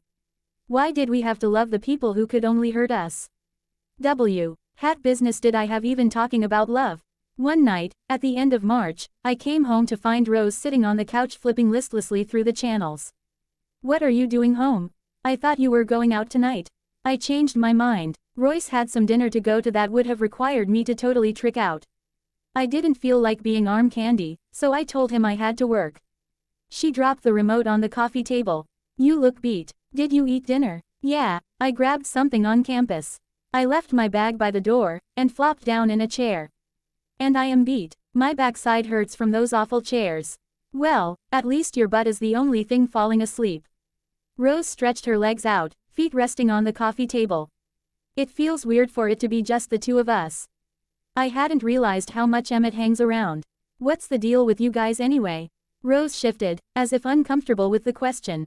She combed her fingers through the fringe on a throw pillow buying some time. We have fun, we hang out. The cavalier nature of her response was the spark that lit the pile of resentment and anger I'd been building for weeks. Is that what you are calling it these days? You're jerking him around, you know that, don't you? I didn't usually dabble in Rose's relationships, but I hated seeing what this was doing to Emmett. Since when do you care what happens to the guys I date? She shot back. Since the guy you are screwing with happens to be my friend. He's a great guy who doesn't deserve your cast-offs. I'd never really stood up to Rose. And I think we were both shocked by my tone. Are you sure you aren't harboring a crush? Rose's tone was cool. I was pushing her, and she didn't like it. No, Rose, I've had more than my share of relationship bliss for a while. Thank you very much. I'd like something with depth, not courtesy fucks. I could feel the anger coursing through me, looking for a target. As for me harboring a crush, I had every opportunity in the world to have a go at Emmett, but I didn't. For once maybe you are the one getting someone else's sloppy seconds. My face was bright red as soon as the words were out. What has happened to me? Who is this vindictive, spiteful woman? Ha, like you can even talk about courtesy fucks. You have one random encounter and come running home like Chicken Little. Why don't you come back and lecture me when you know what you're talking about? We stared each other down, neither willing to give in. Finally, I stood up and stalked into the kitchen. I hope he wises up and dumps you on your ass. He deserves better than what you give him. I grabbed a container of yogurt and a spoon out of the refrigerator and headed for my room. That's my yogurt, Rose shouted behind me. I spun around, launching in without thinking. Yes, Rose, we know, everything is yours. It's all about you and what you want or need. Little Miss Perfect gets everything she wants. Fuck anyone else. I never realized just how damn selfish you are. I slammed the yogurt down on the coffee table. Droplets of purple cream splattered on the coffee table. That's it, Bella, just keep adding fuel to the fire. There you go, enjoy it. It's a mess just like everything else you touch. Not waiting for her retort, I stormed into my room and slammed the door. I sat on my bed, trying to slow my breathing and collect my thoughts. Why was I so angry? Yes, Rose was treating Emmett like garbage, and I didn't like to see a friend get hurt. But what gave me the right to question her behavior? It was her life, not mine. I lay back on my bed and studied the ceiling. There was a giant knot of anger choking out my ability to breathe. It had been growing inside me for weeks, and I needed to get it out. Rose wasn't right, but she didn't deserve me unloading on her like that either. She was just in the line of fire. Great, now I have to figure out a way to apologize, even though deep down I knew I was right. A soft tap on the door pulled me from my thoughts. Come in. Rose opened the door and stood in the doorway, her expression almost sheepish. You okay? I pulled in a long breath. It's a relative statement. I've never seen you go off like that. What's gotten into you? Weeks of pent-up frustration and anger. I am sorry I took it out on you. Rose walked over to sit on the edge of the bed. She traced patterns in the duvet to occupy her hands. Neither of us spoke. I like them both, you know. It's not like I am just keeping Emmett around for a booty call. But you are fucking him. Rose's head snapped up, her eyes wide. When did you stop being such a prude? About 6 weeks ago. Letting someone fuck you literally and emotionally will do that to you. Rose barked out a dry laugh. Bella, you are being a total drama queen about all this. Don't you think he deserves an opportunity to explain? I launched up off the bed to pace the room. To explain what, Rosé? That I remind him of a dead girl. That he looks at me and sees someone else, not Bella. Sure, yeah, I would really like to hear that. Have any salt you can pour over the wound. Maybe a little lemon juice to make it sink in a little further. Stop it. If it were that simple, do you think he would constantly check in with Emmett to make sure you are okay? It's not about Maggie, it's about you, but you can't pull your HEA. D out of your own self-indulgent ass long enough to see it. I hadn't told Rose about Maggie. Emmett had the generalities, but not the name. How do you know about Maggie? I forgot to be angry, instead to focus solely in on knowledge that she shouldn't have in the hope that it might give me something I needed to know. She shifted her attention back to the duvet, tracing the white stitching over and over. Edward caught me outside the apartment a few days ago. He was concerned about you, specifically about Mike messing with you when you were already in a fragile state. He wanted to make sure that you were okay, and that Emmett was keeping Mike away. I was too shocked to speak. I'd taken his silence as indifference. I was unprepared to hear that he continued to look on while respecting my wishes. Did he feel responsible for making sure I didn't go off the deep end? I felt bad, he looked so pitiful. So I told him that Mike had gone back to Chicago. I also told him that air hiding in your paper is a way to avoid dealing with your feelings and insecurities. I did it to make him feel bad, but he was actually happy. He asked if you were making progress. I swear Bella, if I told him that cutting his heart out and giving it to you on a platter would make you happy, he probably would have done it. I sat in stunned silence, unsure of what to say. I ended up getting a beer with him. He told me what happened. Or at least his take on it. And he told me about Maggie. You need to hear him out, Bella. You aren't playing with all the facts. What if I don't want to hear him out, Rosé? How would you feel if you totally opened yourself up to someone, let yourself feel things you've never experienced before, only to find out after the fact that you were the runner-up? And what if you weren't the runner-up? Quote, how could I not be? That was her picture in his flat, not mine. He wrote me a letter admitting that he was interested in me because of her. How can I build anything off of that foundation? I'm me. I'm Bella, not some dead girl. Why are you so freaked put about the resemblance? So what if she looked like you? She's not here to compete. It's a non-issue. It's not a non-issue, Rose. I deserve to be the one he picked. Me. It's no different than Mike. It was never about me, always about something else. You've never had to be second best, you don't know what it feels like. I do, and you know what, I deserve more than that. She sighed and stood up. I can't force you to do anything you don't want to. You are a big girl, even though you aren't acting like it. You are so hung up on her that you aren't listening to what he is saying. She's dead, he's not. And he wants you, not her. Although I can't figure out why. Rose walked to the door, hesitating. For a moment before turning to face me. Yeah, so I might be going back and forth between two guys, but they both know it. And they choose to continue with that knowledge. What about you, Bella? You are using Emmett for emotional support instead of facing your issues. And you are turning Edward into the bad guy to justify your behavior. At least with me, Emmett and Royce know where they stand. You're the one that's playing games with other people's lives. She moved toward the door, pausing with her hand on the knob. Call me selfish, Little Miss Perfect, whatever you choose. I can handle it, but you know what you are, Bella. You're a vampire and you don't even see it. Rose stepped out of the room, pulling the door shut behind her. I sat back down on the bed, astounded by her parting salvo. How could she even begin to accuse me of leading Emmett or Edward on? I was the one wronged here. Emmett and I were keeping each other propped up. I needed some air, to clear my head. The sun was setting. A walk along the Thames might do me some good. Rose was nowhere to be seen when I left the apartment. I took my keys and locked up just in case. As I walked, I processed Rose's words. He was concerned about you. Happy that you were making progress. What if you weren't the runner-up? My emotions were at war with my mind. I wanted to believe, wanted to hope that what Rose said was true. Yet at the same time, I didn't want to go through the machinations just to be torn up again. The fear of rejection was just too much. What was that old adage? Better to have loved and lost than never to have loved at all. Love, what a laughable concept. I hardly knew Edward. Exhibit A, my resemblance to the love of his life. I had confused sexual attraction with something more, and allowed myself to get caught up in that. I didn't know enough about him to love him. We had sex. It was amazing. It had been, cheesily enough, inspirational. In those moments after, caught up in the Lifetime made-for-TV movie Afterglow. I believed his platitudes about wanting something more with me. Platitudes. That's all it really was. Whether from Mike or from Edward, it didn't really matter. Emmett was the only one I could count on to be straight with me. With Emmett, I was never second best. He saw me and liked me for who I am. And that was when it hit me. Emmett would be straight with me because he was my friend. He didn't want a romantic relationship or sex. There was no motivator to influence his behavior, to color his intentions. If I had felt something physically for Emmett, would my relationship with him be the same? Would we be at odds like he and Rose were? Would he misguide me, try to make me into someone that I wasn't? Why did it all have to be so convoluted? I continued walking, pulling my coat a little bit tighter to close out the damp spring air. A coffee shop loomed ahead. The thought of something warm to wrap my hands around for the walk back sounded like heaven. The shop was deserted, and I made my way to the counter to order a latte.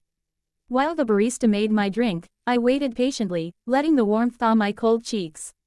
I was so caught up in my thoughts that I didn't register the chime of the door as it opened. Bella, Alice Whitlock stood just inside the door, wrapped in a bright red coat. Fancy meeting you here. I've been meaning to ring you. She looked around the shop, taking note of the lack of patrons. There are some comfy chairs over there.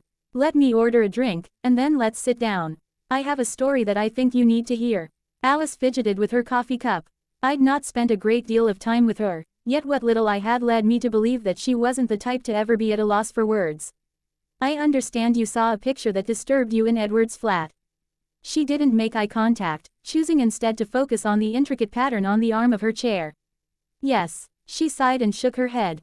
I have to admit, the physical resemblance is rather startling. Hair color and freckles are the only visible difference. Look, Alice, I have had a really long day and I am mentally exhausted. I don't know if I have it in me to spend any more time thinking about her. Quote, it's not about her, Bella. It's about you and my brother. She was merely the vehicle that got you here. Now that she's caused the breakdown by the side of the road, it's time to understand why so that you can get on with the journey. I chewed on the inside of my lip, waiting for Alice to proceed. The coffee cup I held gave me an excuse to keep my hands still. I knew they would shake if I moved them. The resemblance spooked me when I first saw you, and I was a bit worried about how Edward might react. But I saw you two together. I encouraged my brother to pursue you wholeheartedly. Any idiot could see that you two were meant to be. I've observed Edward around a number of women, and I've never seen that type of energy come off him. You bring out something that no one has ever tapped into. No one, Bella. She pulled in a long breath. I'm rambling. For you to really understand, you need to know about a lot of things. The easiest way is to start at the beginning, with Maggie. While you might think it's all about appearances, it's actually something very different. She and her family moved to Whitby when I was little from somewhere out in the wilds of Ireland. She'd never really been around kids, and was starved for the interaction. Her parents were apprehensive at first. They were into New Age mysticism and holistic living, and prefer Ed to keep her close to their way of life. I'd built up a mental image in my mind of Maggie. Pleated skirts, cashmere sweaters, hair in a ponytail, the stereotypical perfect English schoolgirl. The picture that Alice painted was very different, and made me feel guilty for jumping to conclusions. We were immediately inseparable. We played make-believe games, hide-and-go-seek, all the typical things of childhood. The age difference was balanced out by her lack of normal child experiences. I loved her mother, Siobhan. She was a bit out there, but some of the things she believed in made a lot of sense to me. I think it went with the whole fairy tale existence.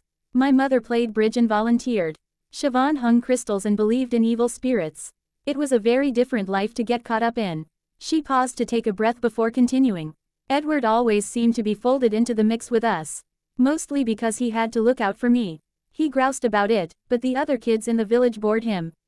So I think we were the better end of the deal. Maggie used to call us his naughty little secret. He'd laugh it off and say that we were too innocent to ever consider being called that. And that someone had to add some adventure to the mix. We were like that until Edward and Maggie hit their teens, inseparable, happily playing off of each other. And then, almost overnight, things seemed to change.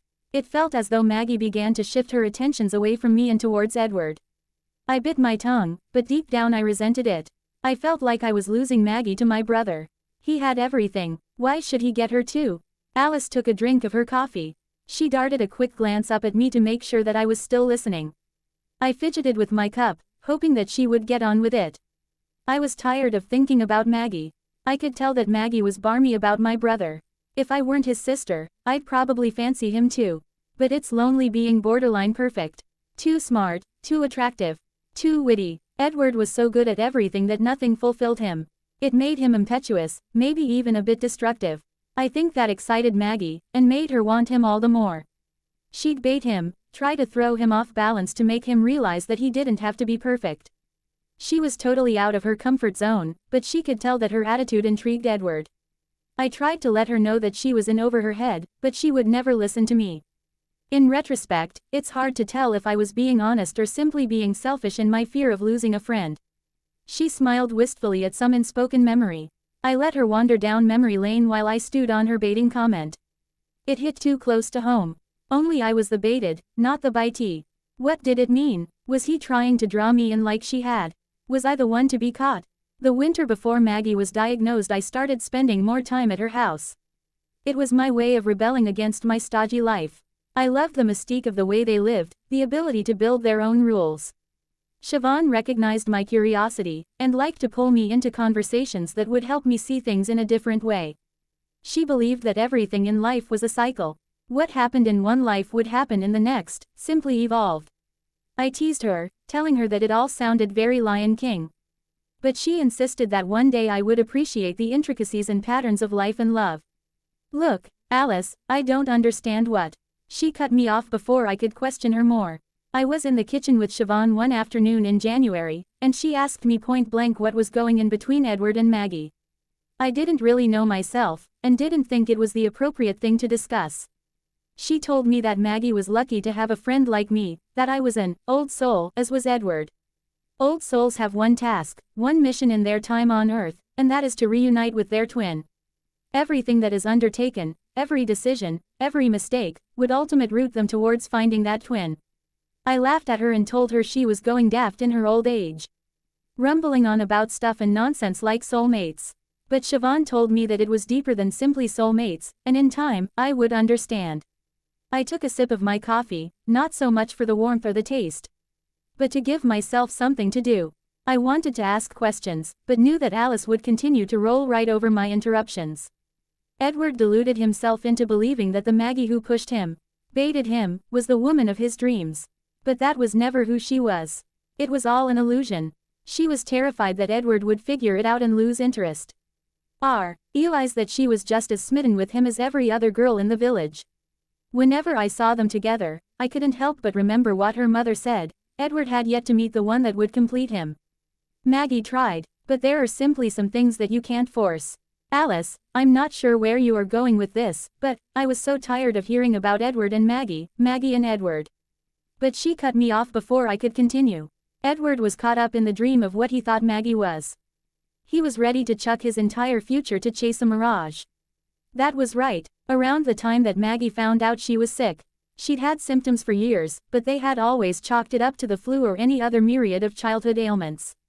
By the time she was diagnosed, the disease was so far along there wasn't very much to be done, at least not that her parents would allow. That is when she kicked him to the curb, isn't that the term you use? She couldn't be what he wanted. And she didn't want him to feel responsible to see her through an illness that she couldn't recover from. It was a selfless act, to give up on him so he could go live. Alice had yet to make eye contact. We both stared off at vacant points, afraid to look at each other. I'm not sure what her reason was, but mine was fear. I didn't want to hear this story. I was tired of feeling insignificant and selfish when compared to her. If she was so perfect, what hope did that leave for me? Look, Alice, I don't believe in crystals or Stonehenge or any of that crazy alternative religion stuff. She shook her head and laughed. Oh, I don't either, but there is credibility in some of it. The concept of a soulmate has manifested itself throughout the ages. It's in history, in literature, even in popular media. How else would you explain the circumstance under which you and Edward met? Or the coincidence of your resemblance? Everything happens for a reason, Bella, your thesis, my brother choosing to be a hematologist. Those choices brought you together. You are talking about fairy tales and myths, Alice. That's not real life. Mortgages, jobs, buying groceries. That's reality, not seer. Ching for the one person to complete you. But don't you see that is exactly what it is? You push him, you stand up to him, you challenge him. You are his equal, you are the one he was destined for. He can't stay away from you. Although he's trying for both of your sakes. The two of you can't be altered. There is a polarity to your connection that is stronger than either of your wills, stubborn as you may be. She hardly knew me, just a few social interactions, and yet she summed up the situation perfectly. I was fighting this with every fiber of my being, and it terrified me for two reasons. 1. The fear that beyond the spark or connection, there would be nothing real there. And 2, that in giving in, I would be repeating mistakes I'd vowed not to make again. I brought my hand to my head, rubbing my forehead in confusion. I can't believe I am going to tell you this. I hardly even know you. But I can't stop thinking about him, Alice. It scares the shit out of me. I am afraid that by giving in to what I feel, I'll lose myself. Or you might find yourself, Bella. Did you ever think of that? Alice asked gently. I don't know, I keep going back to waking up and feeling so secure in everything. And then to find that picture, it just shook me. At first it was because of her, but now it's because I feel so out of control. I want to focus on myself, to be someone that I can be proud of. But then I miss him desperately. And I become more of a miserable person. I am to the point where I am starting to hate myself. It's like you can't function without him. And you feel like you lose yourself, yes. And yet if you deny it, things become more miserable, and more out of control. I stared at her, confused. I understand. I've been there. It's a frightening place to be. Arthur like standing at the edge of a cliff and trying to make the decision of whether to jump or not. That's exactly what it feels like. And it scares me to no end. I keep trying to convince myself that it's just a physical attraction. But I can't keep my mind there. If I don't, what does that mean for the rest of my life? I had it all mapped out. Have you ever been in love, Bella? Her question caught me off guard. Had I'd come to the realization that what I had with Mike might have been love, but was I ever in love? I'm not sure. You haven't. If you had, you'd know. Let me tell you a few things. Love isn't the glorious simple solution to solving life's riddles. It's messy, it hurts, it screws up all your plans, and it's wicked hard work. But when it aligns, there is nothing more glorious. And as messy and scary as the hard parts are, it is all worth it in the grand scheme of things. Messy. That summed it up well. It would have been easy for both of us to pretend you are Maggie. You happen to resemble her. But it's abundantly clear that you are your own person. Part of being your own person is making your own choices. You can decide to be with or stay away from Edward, and that will have its consequences. But ultimately, Bella, it's your choice. You can't lose yourself if you are the one making the decisions. You only lose yourself when you let others make decisions for you. Self-assessment is a miserable thing. To look back, to see all the poor choices you've made, how it's caused waves and wakes for others. Even worse, to recognize that the one thing you wanted desperately to escape is exactly what you've become. Alice, I appreciate your perspective. I am not sure if I believe in all the new age stuff, but I am glad that you felt comfortable enough to lend some perspective. Perspective was a nice way of putting it. She called me out on some of the same things Rose had, but instead of beating me down to make her point, she coaxed me to awareness. Sometimes the approach was key. Don't be so quick to disregard the connection, Bella. I didn't believe it until I met Jasper. Sure, she was an odd duck, but Siobhan got a few things right. She studied me sadly before standing to leave. Would you like a lift home? Sheets of rain were falling outside, and I didn't relish the idea of walking back without an umbrella. I followed her to her car, happily, slipping inside away from the cold rain. Have you had a chance to go to Whitby yet? Alice asked as she started the car and activated the seat warmers. I had been meaning to carve out time, but I'd Been so buried that I'd totally forgotten. But Alice mentioning it sparked something in me. A longing to wander through the ruins, walk along the cliffs, see where it all supposedly happened. I spoke before thinking. I was thinking of heading up there later this week. Alice smiled. Do you have something to write on? I have a dear friend who owns a lovely inn up there, and is quite the local historian.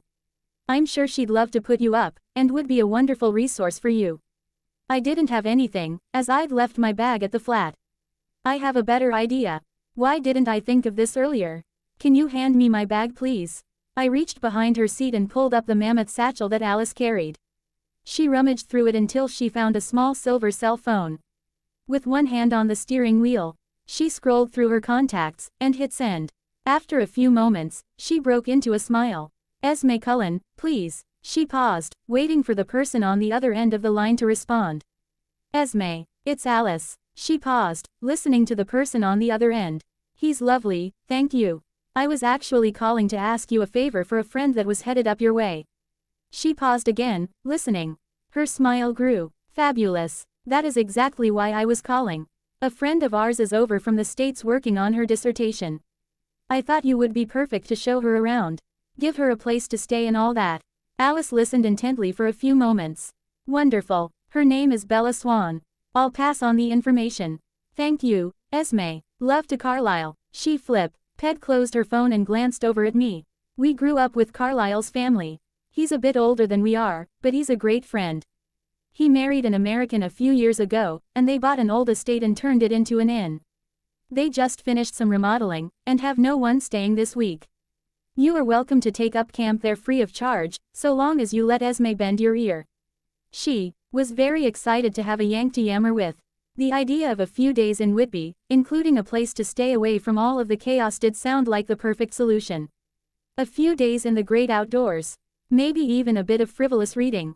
It sounded like heaven. Thank you, Alice, I think that might be just what I need. She fished in her bag to locate paper and a pen, jotting down the contact information and handing it over to me. You'll have a fabulous time. Esme will take great care of you, and the inn is absolutely lovely. I am sure that you'll have a wonderful time. Thank you, Alice. I climbed out of the car and gently shut the door. Bella, Alice called out to me from a rolled-down window. Do me a favor, Google the term, twin flames. The sooner, the better. I stood at the curb to wave after her as she pulled away.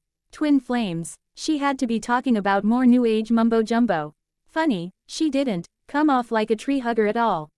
I blew off her comment as my brain focused on the logistics of getting to Whitby. I could take the train, but then I would have to figure out how to get around once I was north. I could rent a car and drive up, but that could get expensive. It's too bad that Rose didn't have a car that I could borrow for the weekend. I climbed the stairs to the flat, trying to pin down my options. How to get there, how long to stay. I was surprised when I opened the door to find Emmett and Rose sitting on the couch cross-legged and facing each other. They appeared to be deep in conversation. Hey Bella, Emmett called out. Hi guys. Don't let me interrupt, I am just passing through. I was too lost in my own thoughts to feel the need to be social. Alice's observations were running round and round in my head, and I needed some quiet to think. Just so you don't worry. I'm going north for a few days, some more research. I'll probably be back on Friday or Saturday. Where are you going? Rose asked, her tone guarded. We'd gotten into it before. And it had always blown over. We both needed a few days of space to let things die down. Then we'd talk and work things through like we had in the past. Whitby. I need to go figure out how to get there and get around. Book train tickets, things like that. I'll see you all later. I started towards my room, and pulled up short when I heard Emmett call out. Hey Bella, if you want, you can take my car. I never drive it, so it wouldn't be a hassle. You have a car, Em? Yeah, I negotiated it as part of my package. Assuming you can drive a manual, you should be good to go. A shock ran through me at the memory of the last time I drove a stick shift. It was only a few months ago, but felt like a lifetime. Yeah, I know how to drive a stick. Come by in the morning before 9. I'll show you where the car is. And it's all yours. Are you sure, Em? I don't want to get you in trouble. I felt my face growing warm. I refused to look at Rose. He gave me a big smile. No trouble at all. Glad it can be of use. I didn't know whether to smile or cry. Emmett was so sweet, so helpful. I thought of Rose's words about how I treated Emmett. I would prove her wrong. He deserved better than how either of us treated him.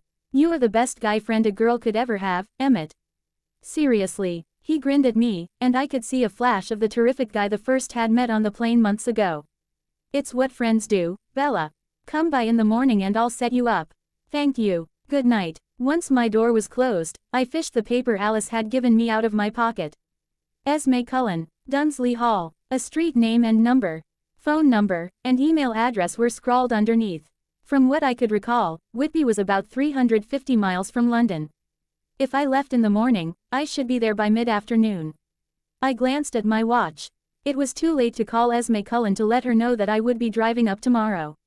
Alice had indicated that the door was open at any time. What the heck? I pulled out a duffel bag and threw in a few days' worth of clothes. Then I printed out driving directions, shot an email thanking Esme for her hospitality and letting her know that I would arrive late afternoon tomorrow. Before powering down my laptop, I googled twin flames. While I didn't believe in a lot of what Alice said, she had made some valid points. The least I could do was listen. A bunch of new age websites came up, and I internally cringed. As a friend of mine in college said, I like trees, but that doesn't make me a druid. I was about to close the window, when the description on one of the links caught my eyes. Twin souls, twin flames. I clicked on the link out of curiosity and read the article. Then I opened the next link.